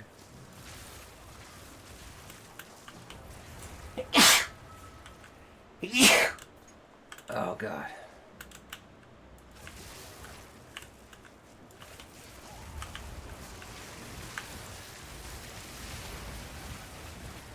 Are you not reading the words you're saying about the game? It's common knowledge, though. Yeah, to a nerd, saying that video game knowledge is common knowledge is nerd speak.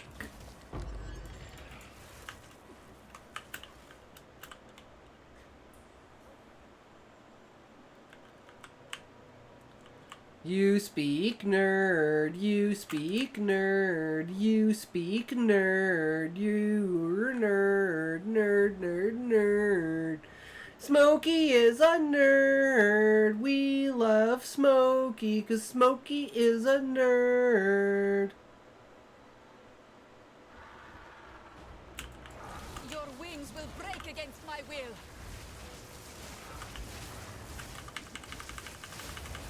Need mana.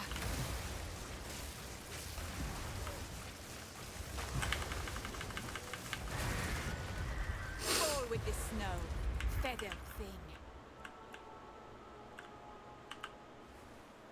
Okay, well there's more entrance here, but there's also entrance over there. I don't want to lose this map. I don't know which one's which. This one had a boss at it, though.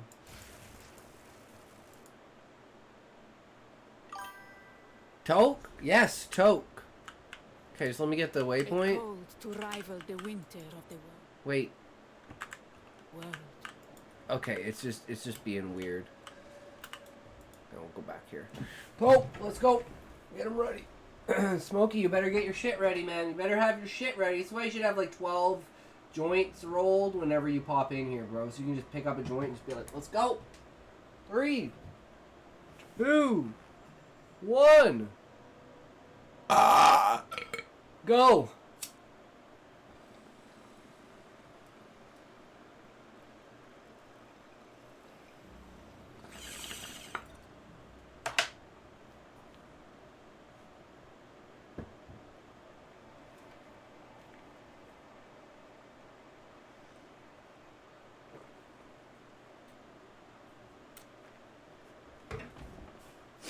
I got good timing on the ads, though, tonight.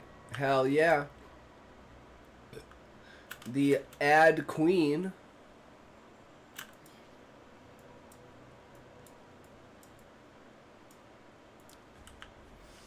Howling Caves. Subscribe, you won't get any.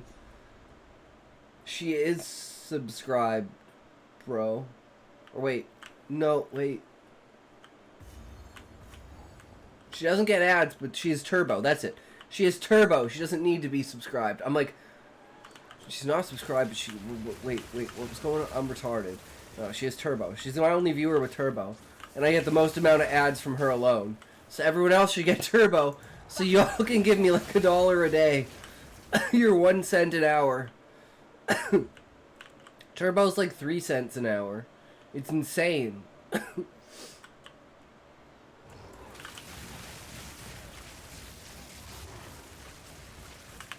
Didn't break a sweat. Oh shit. Well, now she is. Holy shit, thank you. Here, take my Prime. Thank you for the subscription. Boys, I'll take care of these guys. Are you sure? There's an awful lot of them. They hit me with a truck.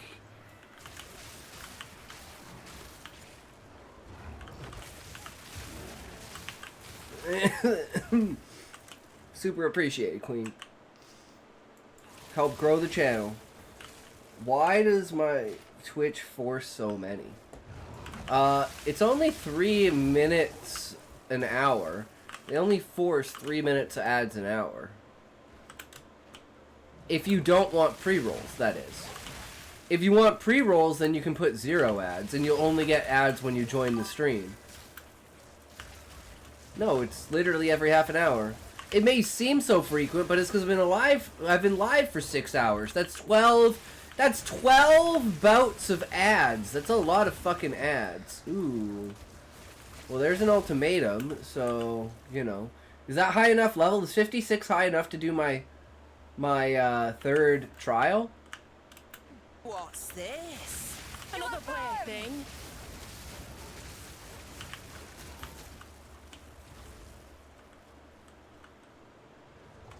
So Twitch makes some money to get paid to show ads. Yeah, but Twitch is dying. When did you do your first and second? My first and second what?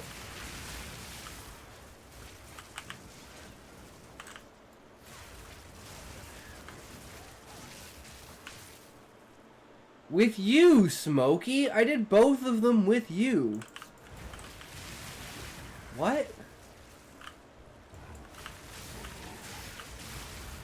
The third one isn't it level 60 though, right?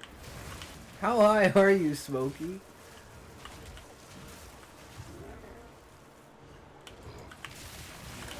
Yeah, because I was fucking with you remember in the ultimatum and I was like, you were like, oh yeah, just pick the worst possible ones?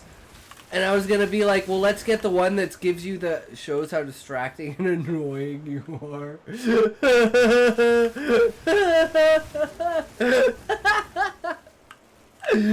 True, Smokey.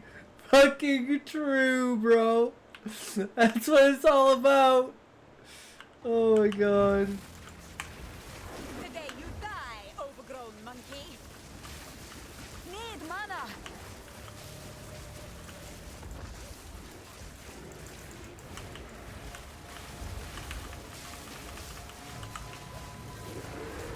Quite the magnificent Wrong screen layout, nerd. Oh, you're right. Thank you, Levi. How's it going, Levi? How are you, good sir? No one else seems to notice that, yeah, I'm bad at that.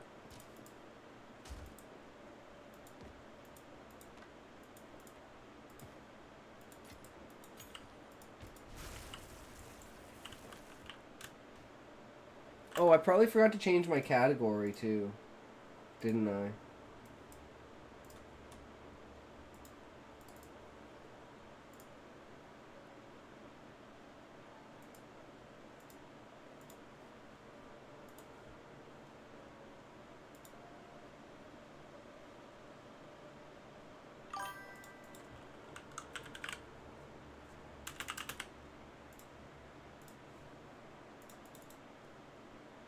Things going right on my end. The missus will be moving in like 10 days or so. Pretty busy. Ah, getting everything prepared. Nice, nice. Hell yeah, buddy.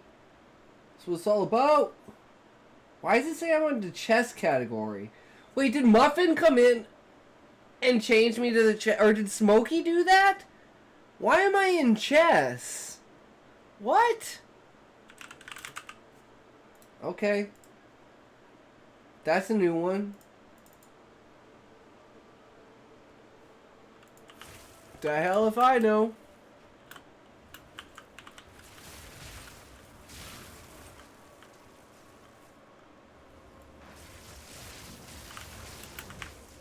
Desert fire. Didn't break a sweat.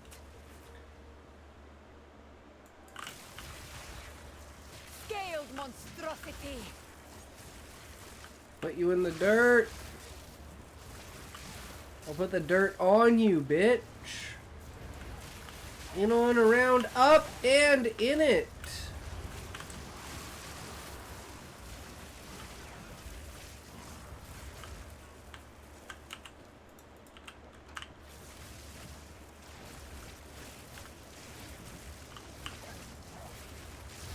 One from all sides? Well, I can attack from all sides, bitch.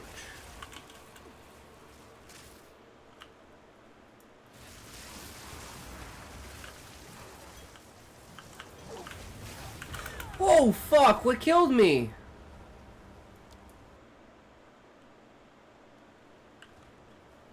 I love this game sometimes. You're like absolutely invulnerable, and then out of nowhere you'll just die in one hit. Like I was like full health, full energy shield, just like chilling, dead.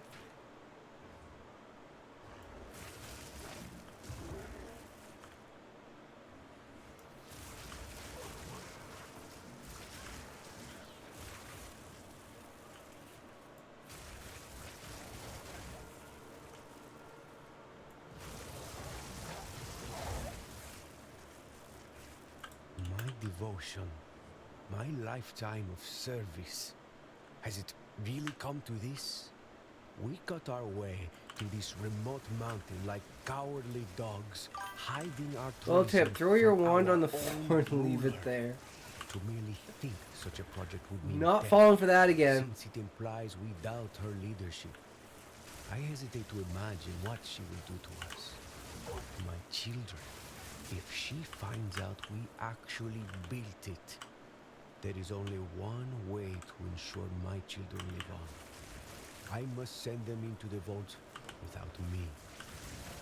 I will finish this task, then return to Atzoatl to play my part. Here then is my last I'll buy gear with the accomplishment. currency I gave you. After the I already bought gear, This bro. I simple don't need more carving gear. I had a divine left word. history. I'll use that shit to buy gear when I'm like 70. The queen is mad, and I hope she finds the immortality she seeks. May Yaumak deny her death's journey, so that we may finally be free of her.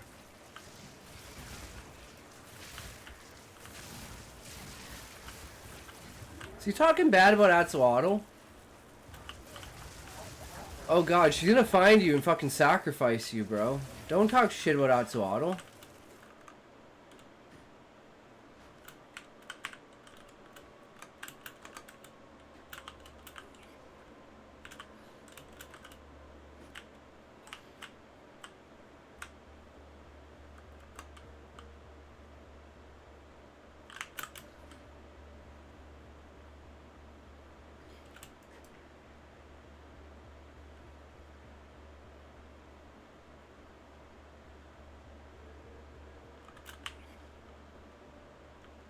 Are you shitting me? Well, what am I supposed to do here then?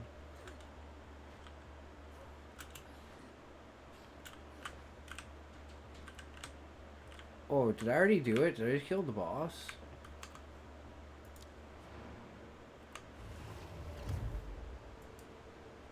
Right, the ice tusk.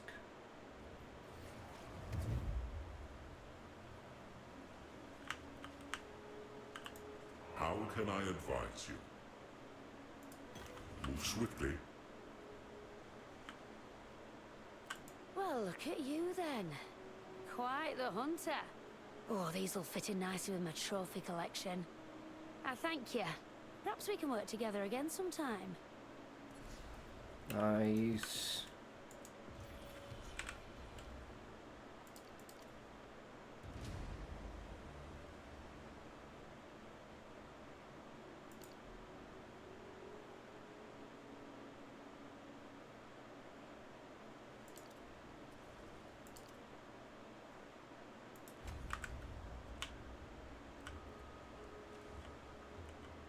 Nice to see you.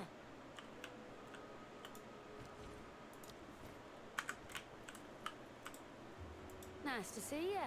Well, try your luck. Damn. I mean, it's worth at least one exalt, right?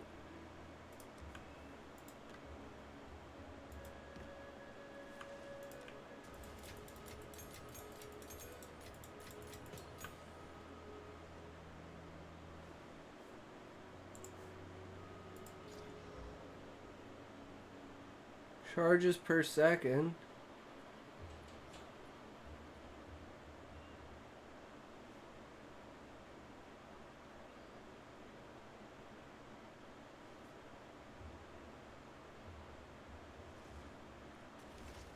Hmm.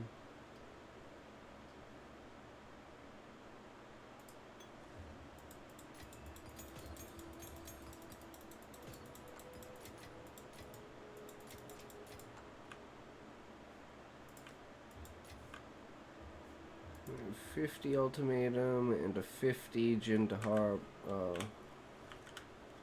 That one. Whatever the fuck that one is.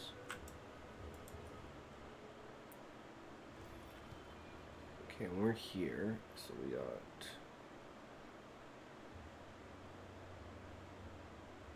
Howling Caves. I need to do the Abominable Yeti.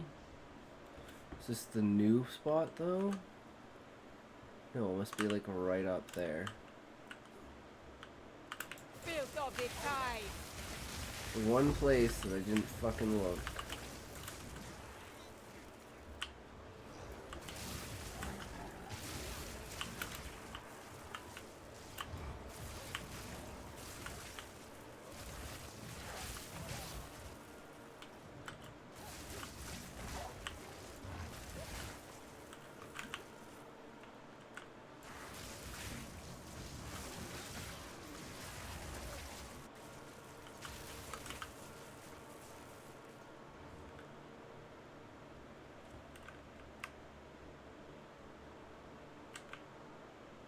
Can't understand. I've been everywhere.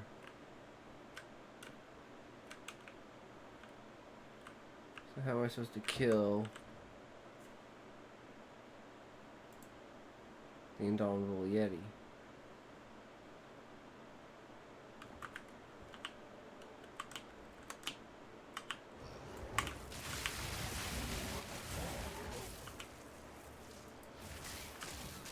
Can you kill what is already dead?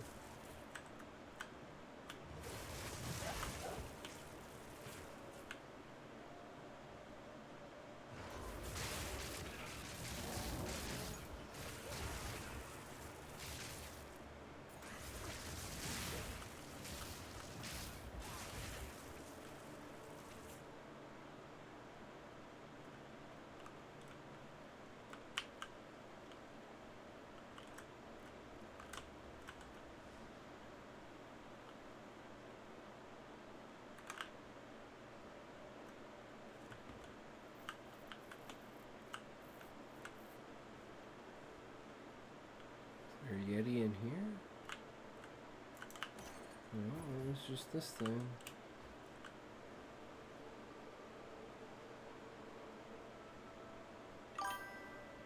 I know where the boss is. Well, I'm pretty sure I killed the boss. That's the thing.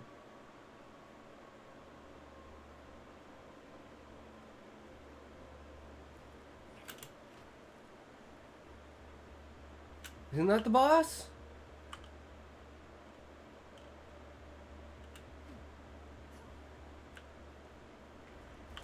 So why does it say kill the boss?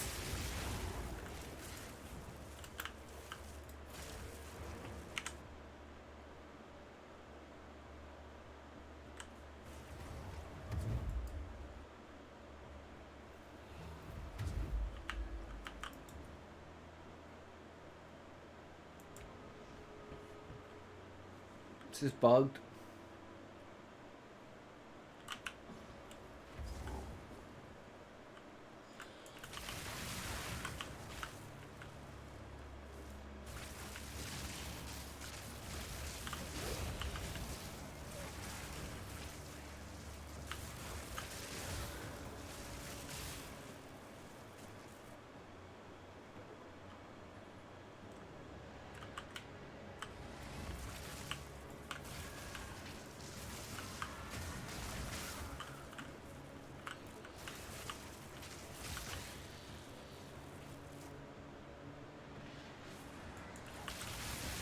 You are in for it now, sweetheart. Take those sexy glasses off like a good girl. You don't need to see what happens next. Smokey, if I die, I'm blaming you. You will burn!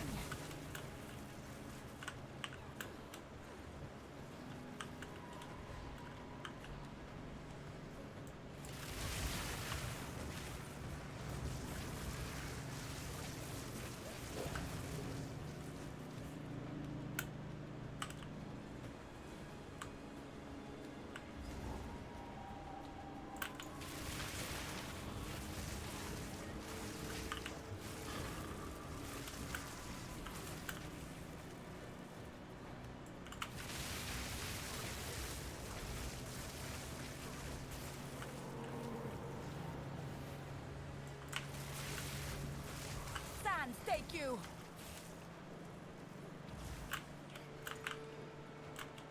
I miss my sexy librarian. You can put those sweet sight setters back in place, slut.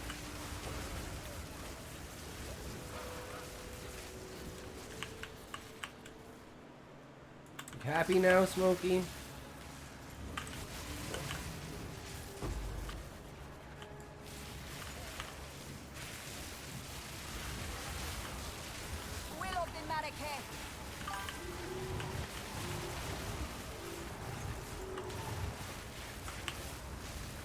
What? You didn't die yet? I'm opening the things, idiot.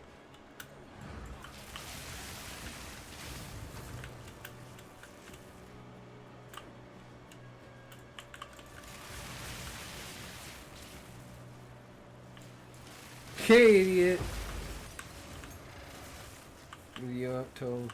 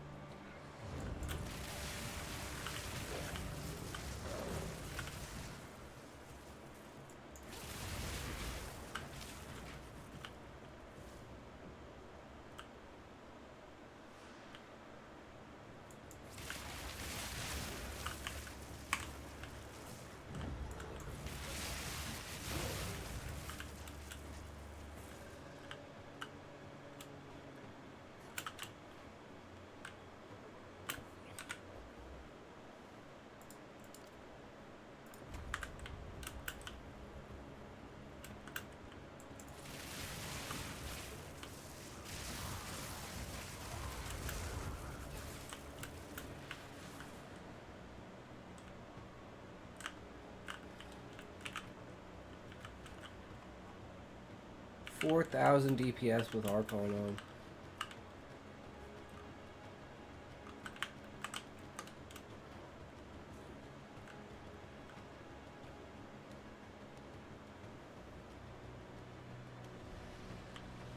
The Winter Owl has heard your name. He does not command the monsters, but nor do they attack him. Curious. I am Elder Maddox. Perfect Jeweler's Orb is like 35 Exalt. Buy one, they go up. Has calmed the spirit. Here. That's a good idea, actually, observe Smokey. the You're biting smart. chill of the gale, while I mourn our losses. But I don't know if I'm going to be playing Winter Owl blesses Spark. you, and the spirit concedes. I have little time left in this world. I mean, I guess you and could I just am on buy my it and last not use adventure. it. From here, I shall observe winter across 3 weeks of night. Then I shall join the wisdom of owls who came before me. Before you depart, I bear a gift. Make your choice.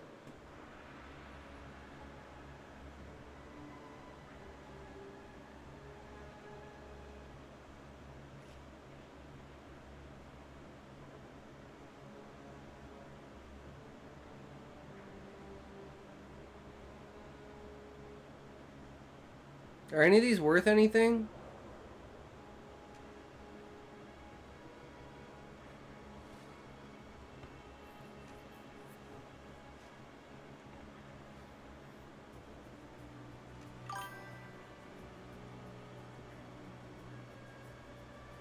Oh, my face is covering them.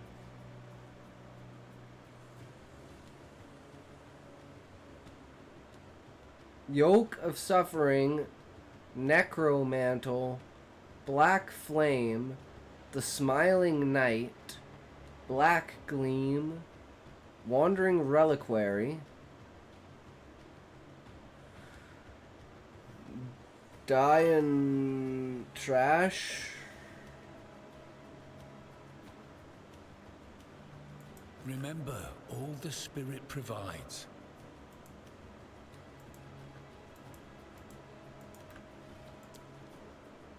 Stay warm.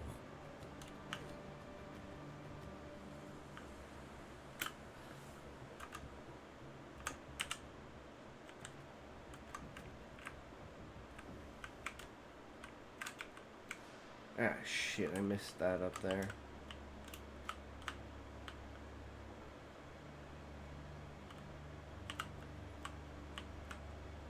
Still be a fucking dead end.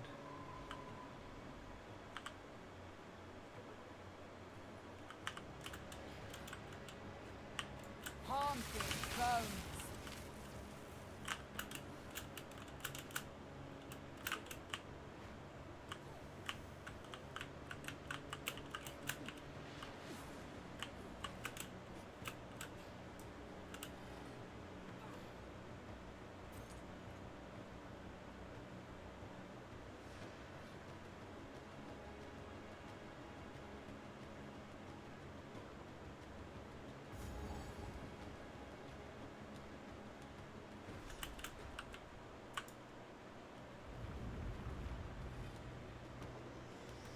Ooh, now we're getting deep in it.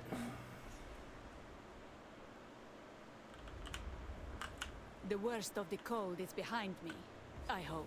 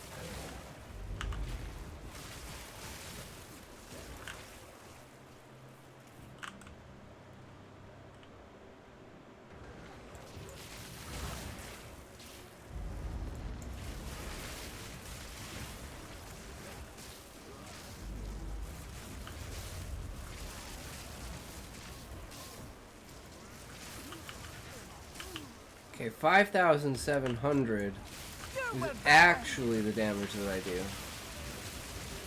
And that's not even capped out with all of this.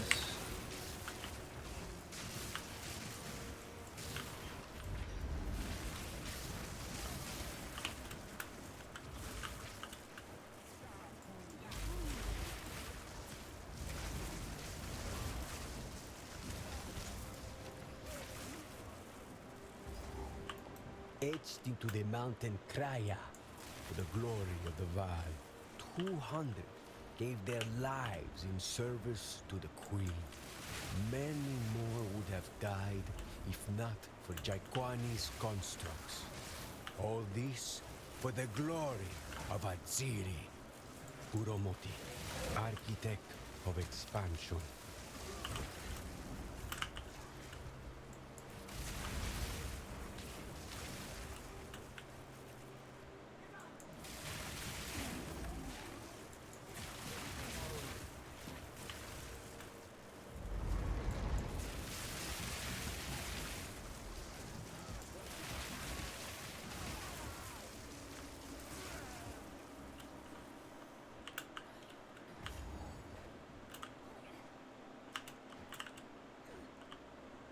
The sky darkens.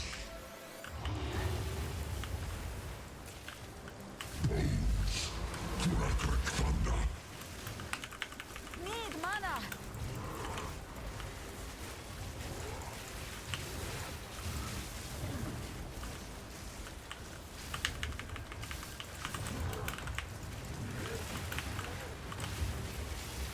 Taste lightning. Crackling breath. Another beast led by nothing but its own hunger. True.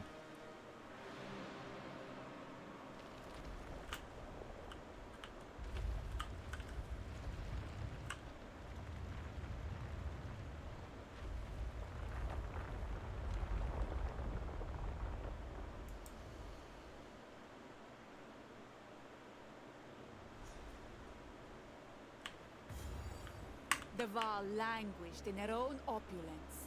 A pity.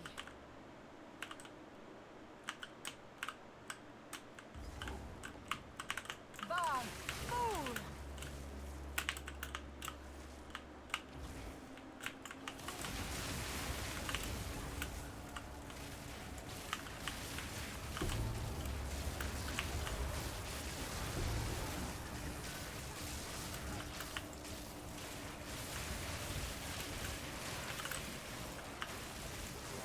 Sand take you!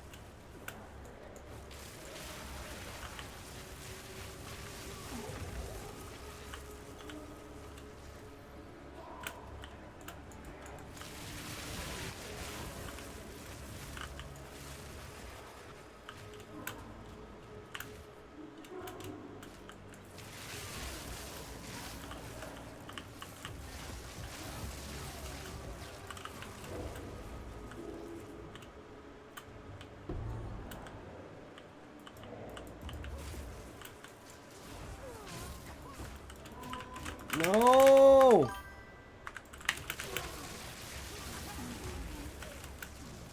That run is so dumb. It's like, I don't mean to, but I accidentally just hold down spacebar like a second too long and I start running.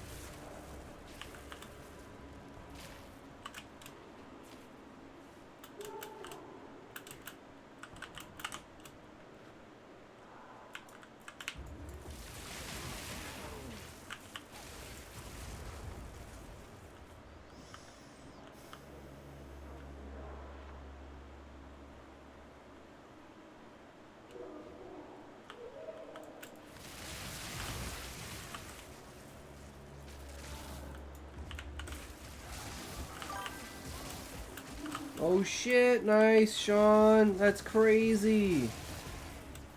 Almost 200k points, bro. You're rich.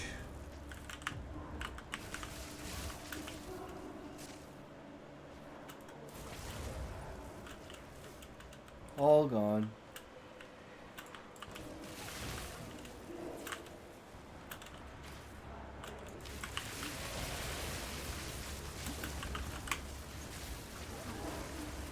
Sans, take you! Out of mana. Another soul core. Now, where to use it?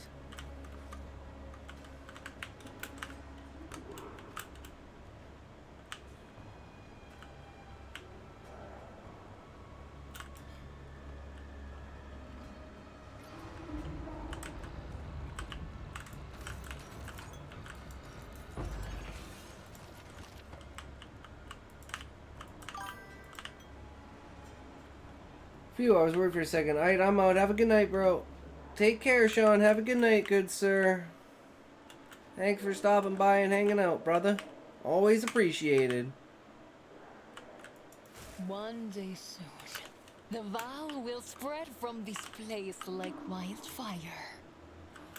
The decline in detected corruption that began 20 years ago continues at pace. Soon, we will reach the threshold left for us by our great forebears. Ready yourselves! Solin and I have long served you, crafting the blood euphorics and eradicating pain. No longer. We must be sharp-eyed and sharp-minded. After countless years, our now is about to become at long last. We will be remembered as the heroes that went forth and repopulated. You may now couple and bear children as you wish. The carnal pleasures are ours once more. The limit is lifted. The new Val Empire begins here. Now, with us.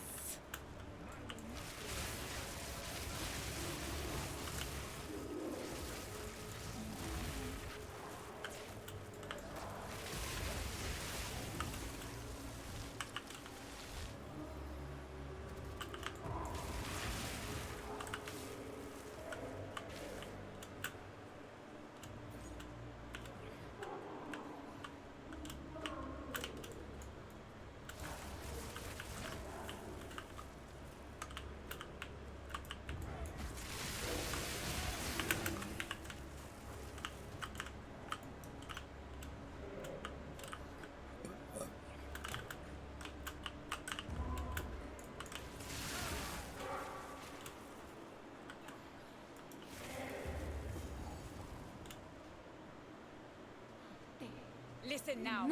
The time of the sparrow has come. What nonsense do you speak? No matter. Now you die!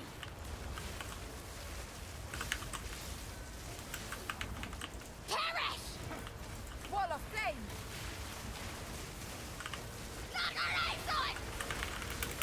Fuck. We live.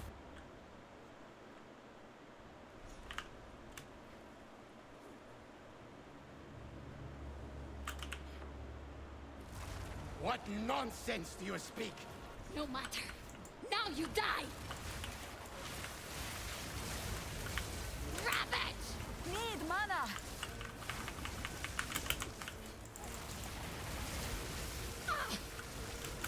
Outlander! Rip to shreds! Raging blood, no solid! Suffer Bitch. for this! Enough! Doriani lives. We submit! If you wish to as well, then kneel.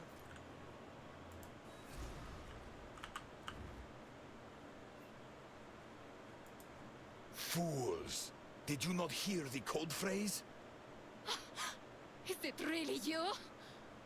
Ayasiri? Doriani himself? I am not worthy! You seem sane enough. The spirit of the Val endures. Assemble yourselves. The time has come. You will march forth unto war. As you wish, Master Thaumaturge. Let us meet back in King's March. The Quachik shall join our cause. Nice. What about this last checkpoint?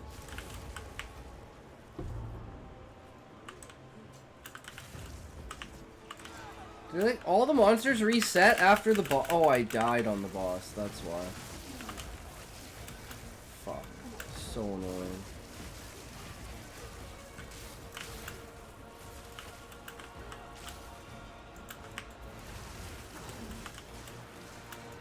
Die, scum.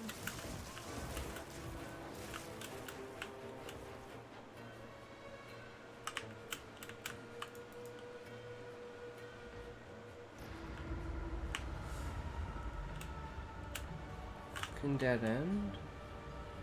There's literally nothing in there?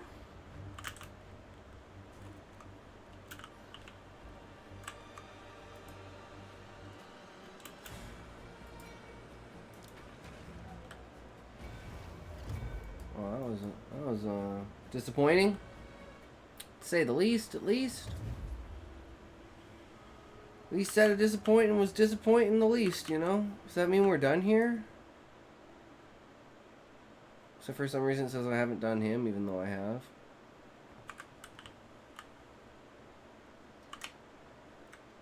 The Quachik may have joined our cause, but that will last only as long as we share a common enemy. Be wary. If we do manage to stop the Twilight Order and slay the beast, we may suddenly have more to worry about. To Orgum, then. Hopefully they've had time to rebuild.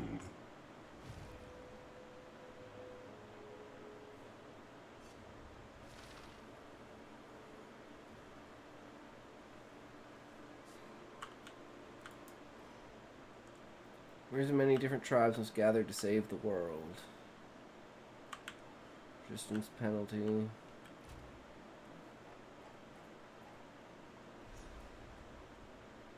Still need more fire res. There is something very wrong in these lands. It is not corruption. It is something far older, far darker. I must search my memories. Give me time. Time is short. Move swiftly.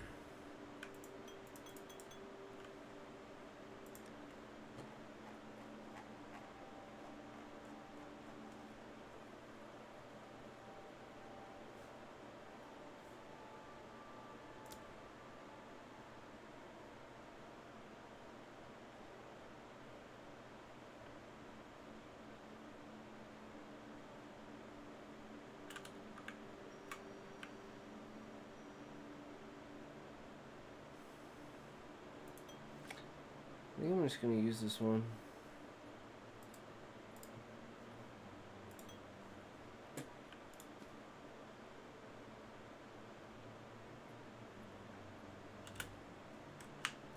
What brings you here? Your timing is impeccable. We could sorely use your aid. That is unfortunate. We have great need of you and your fellow Edomites. By the first ones. You're calling us to war? Our people do owe you a debt, but right now, Ogham is on the brink of destruction once more. We can't sleep. We can't move. We can't rebuild. We're being picked off in the dead of night. One by one, our people are being dragged off into the darkness. Only the distant sound of screams gives us a clue as to what has happened. This sounds serious. Our neighbors in Holton, Thane Wulfric and Lady Ellsworth, have lost their bloody minds. Bloodletting, torture, pain, misery. Sounds like the Vol. That's all that lies in wait for those stolen off to Holton. Look, now I understand you need us, but we can't leave this place undefended in the face of this. Help us once more, and we'll come to your aid. I will do this thing you ask of me. Good. We've still not rebuilt the roads the Count destroyed, so you'll have to take a harrowing route. Of late, we call it the Blackwood, for it's become home to darkness and madness. You'll find a path to reach it through the crops. Una knows more about the Blackwood's curse. I dare not go there. Should you need to, call on her. If you find a pint out there... Oh, it's our old local hero. Welcome back. It is good to see you. I'm feeling better already. So Renly gets all the lines and they don't get anything. It's kind of sad. How can I help? Point if you sad. find a pint out there, do bring it back.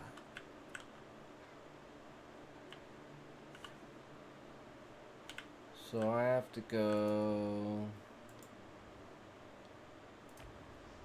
here.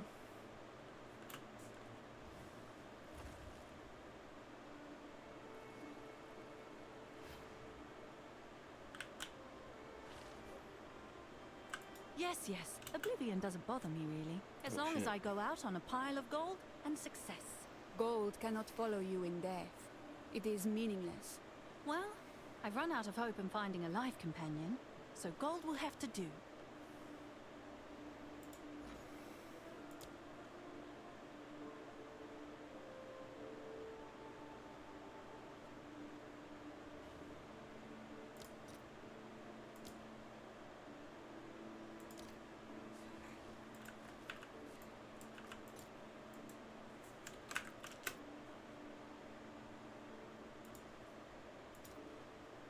Let's see if there are any takers.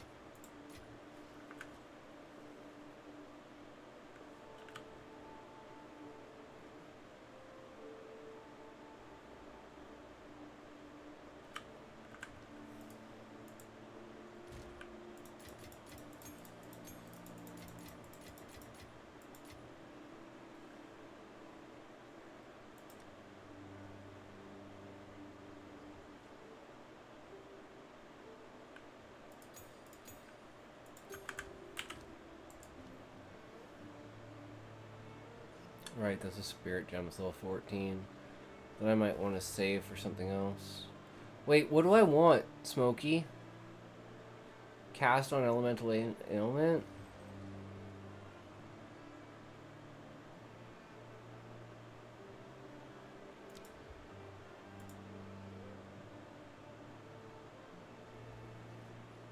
Grim Feast? I remember that. But pretty sure they nerfed it, right? Cast on critical?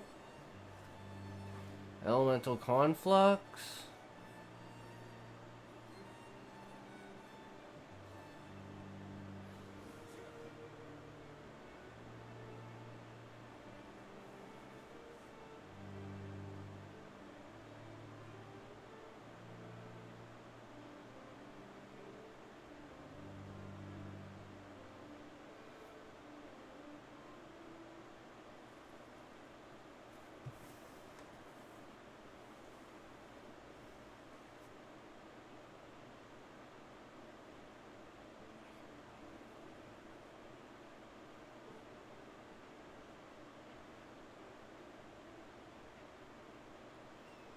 Fuck if I know.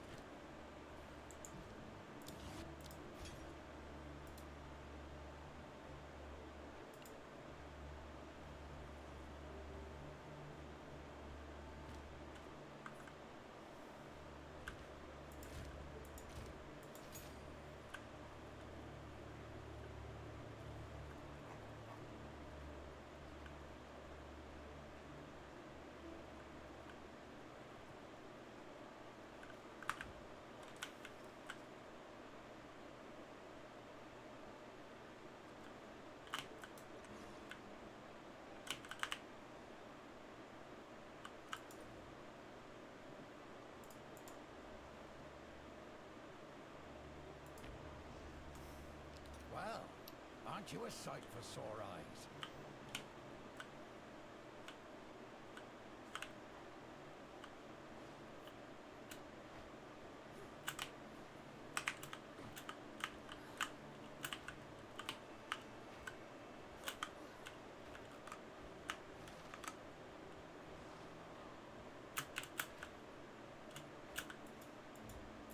Scorched farmlands. Let's go.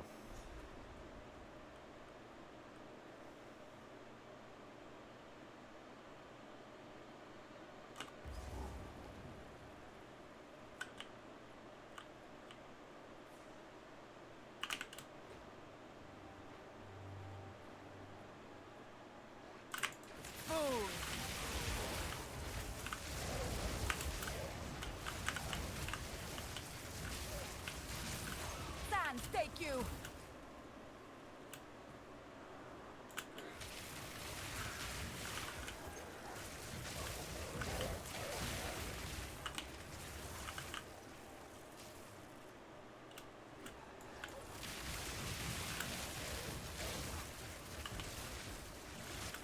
Out of mana!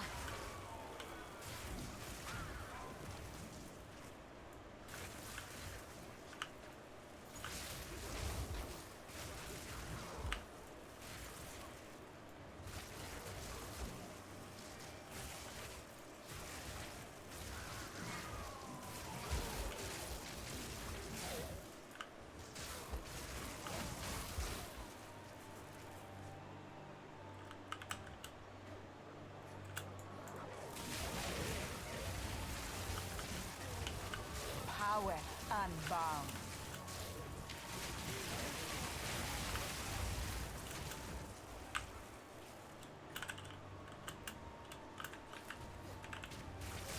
I'm level 60 now, so I think I can do my final thing if I get to the right area, right? My final ascendancy.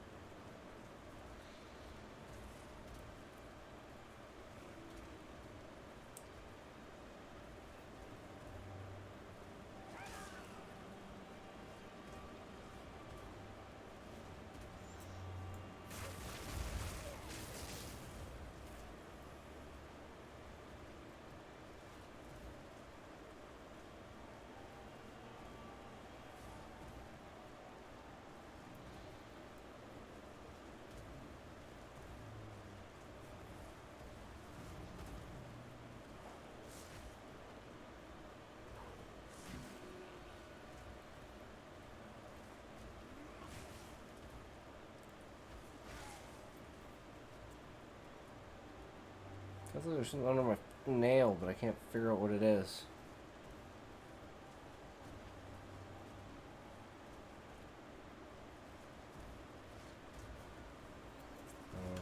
It feels super fucking weird.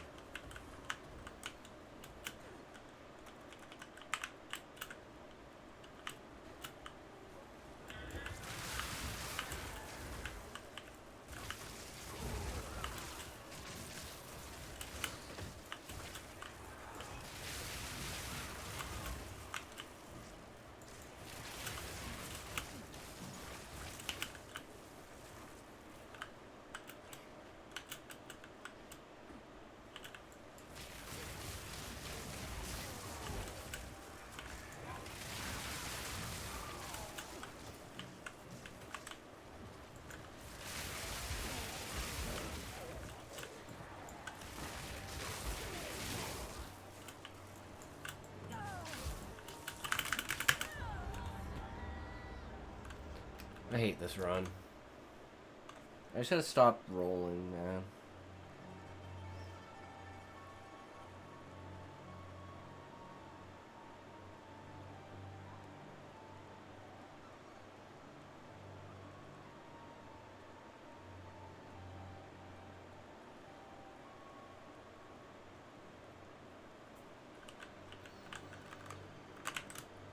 Oh.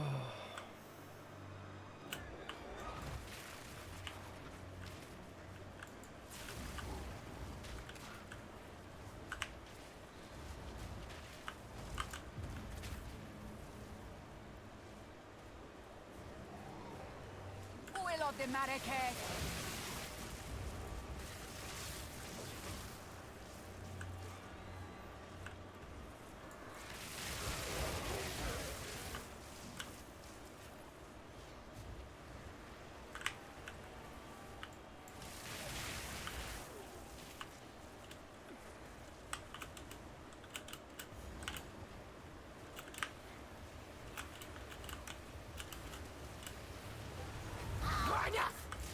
We kill the threats first, then finish what we started! I Frost shall fail you.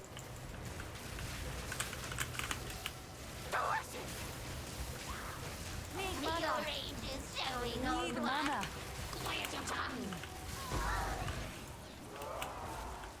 In all things opposed, yet they meet the same end.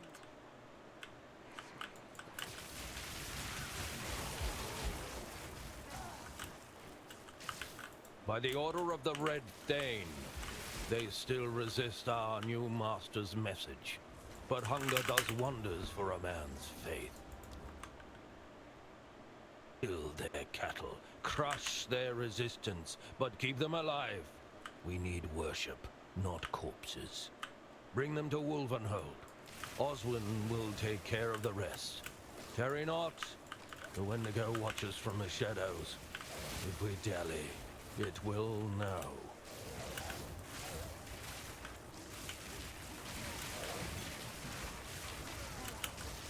You will burn!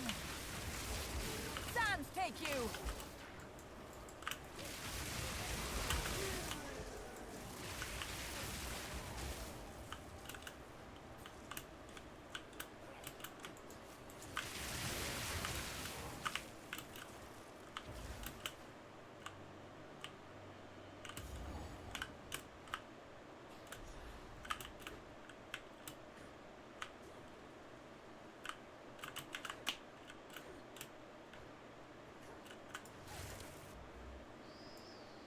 Now I don't know what the point's in. Intelligence? That's probably smart.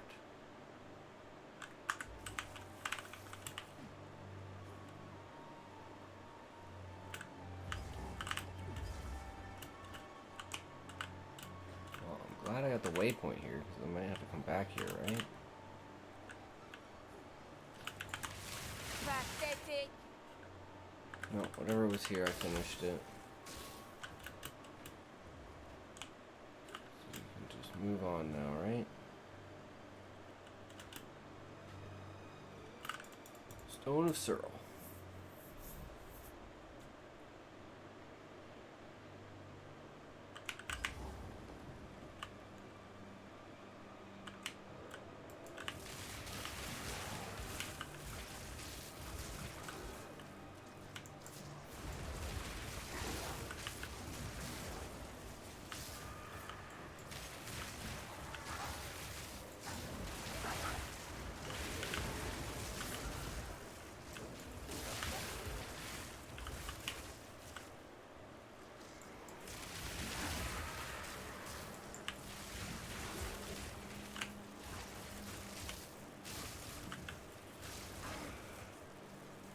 This stone, its purpose eludes me, but the world feels altered somehow. Victory is mine!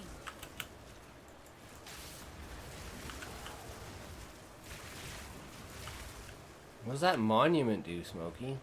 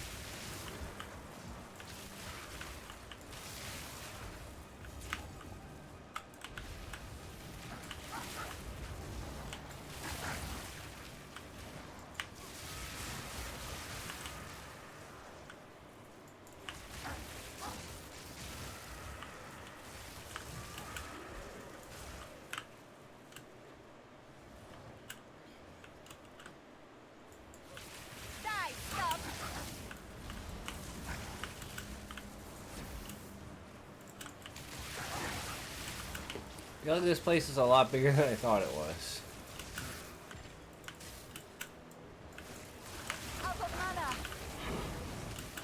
Oh my god, my first map! And my second map! Boom! Look at that.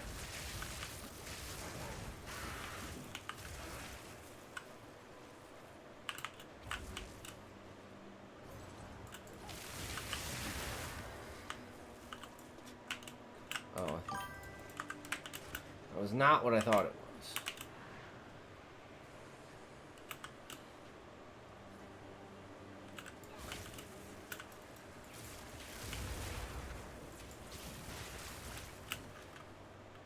There's gonna be another one in the middle.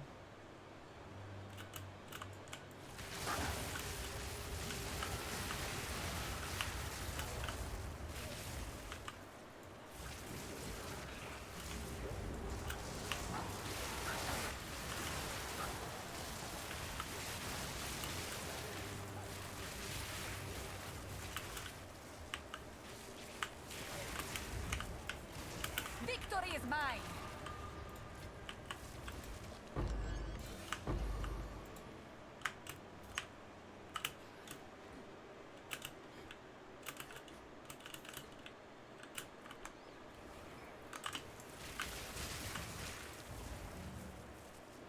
And come down here.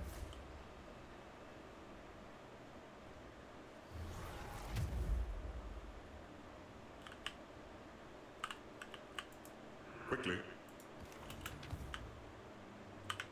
No, it says travel to the stones of Sarrow. Speak to the hooded one. Travel to the bazaar. Activate the remaining megaliths. Okay, so apparently there are more.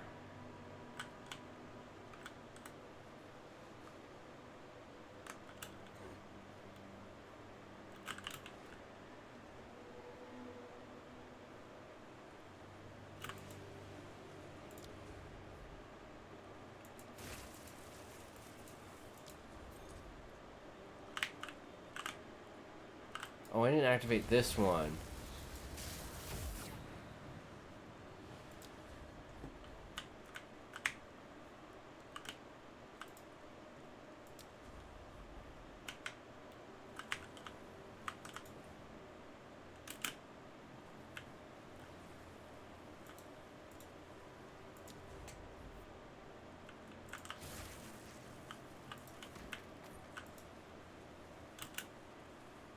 Find what the megaliths are powering.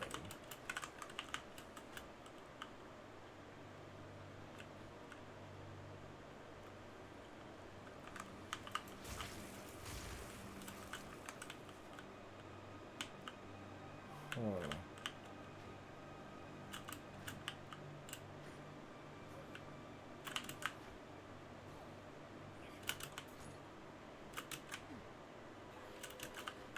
This is it.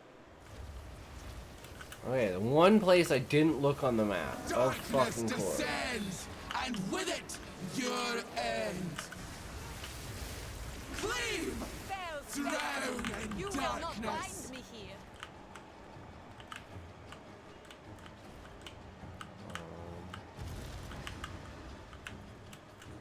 Drown in darkness. Desert fire. Run!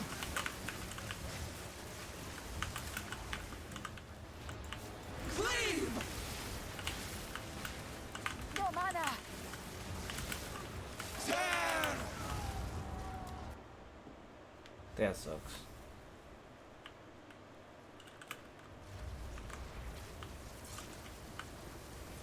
Darkness descends, and with it your end. Cleave!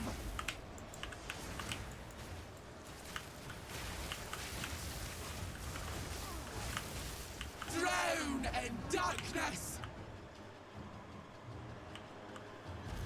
Ruin!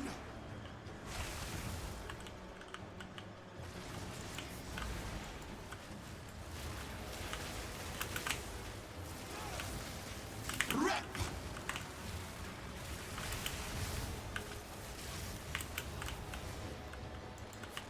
Mist and storm entwined!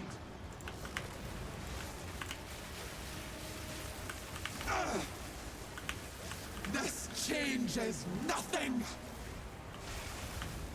Ruin! Ah! The mist! Oh, that's thunder. Yet you die with a whimper. They're spirits. What are they doing? It seems they gather here for a reason. Seems they were trapped within that cursed one. With their aid, perhaps you'll be able to pass through the Blackwood.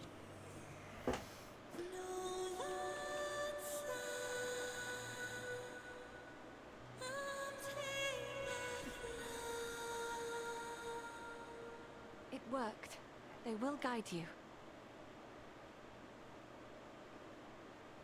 It is good to see you. Turn to the darkness and scorched farmlands. Okay. So this is why... Die, scum! Damn, nice level up. Perfect fucking level up, Jesus.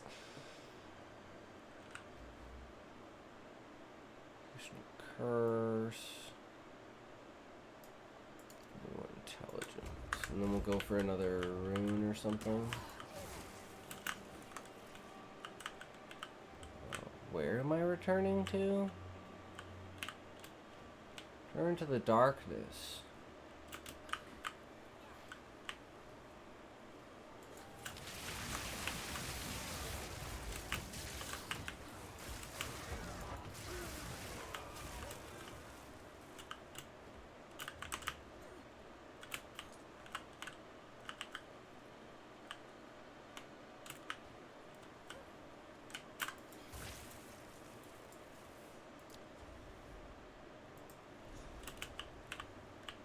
Aha, here we go. I'm smart. Figured it out. Could almost pass for the Wildwood, if one believed such stories. Well, I think I'm gonna call it here, guys. Oh, I'm fucking tired.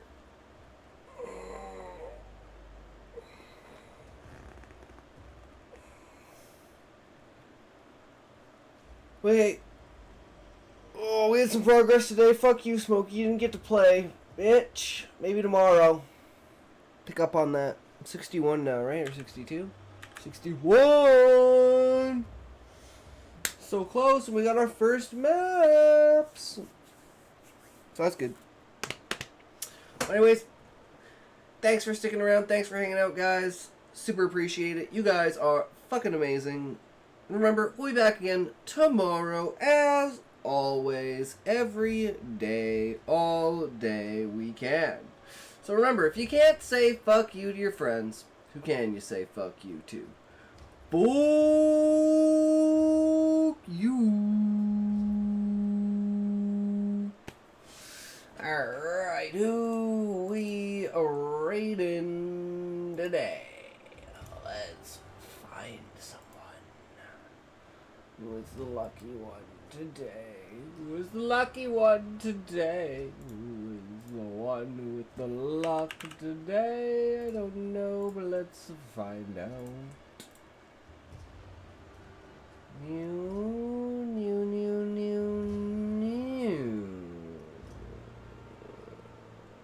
Dupe. Alright, you guys ready? Here we go. Get your wheels ready. Get your wheels ready.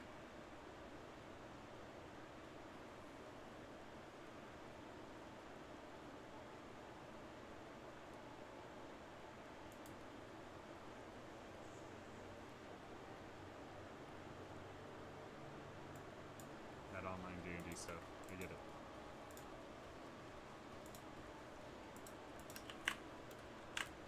Hello. Oh my goodness. A raid. Oh my goodness. This is like the second raid I've ever gotten.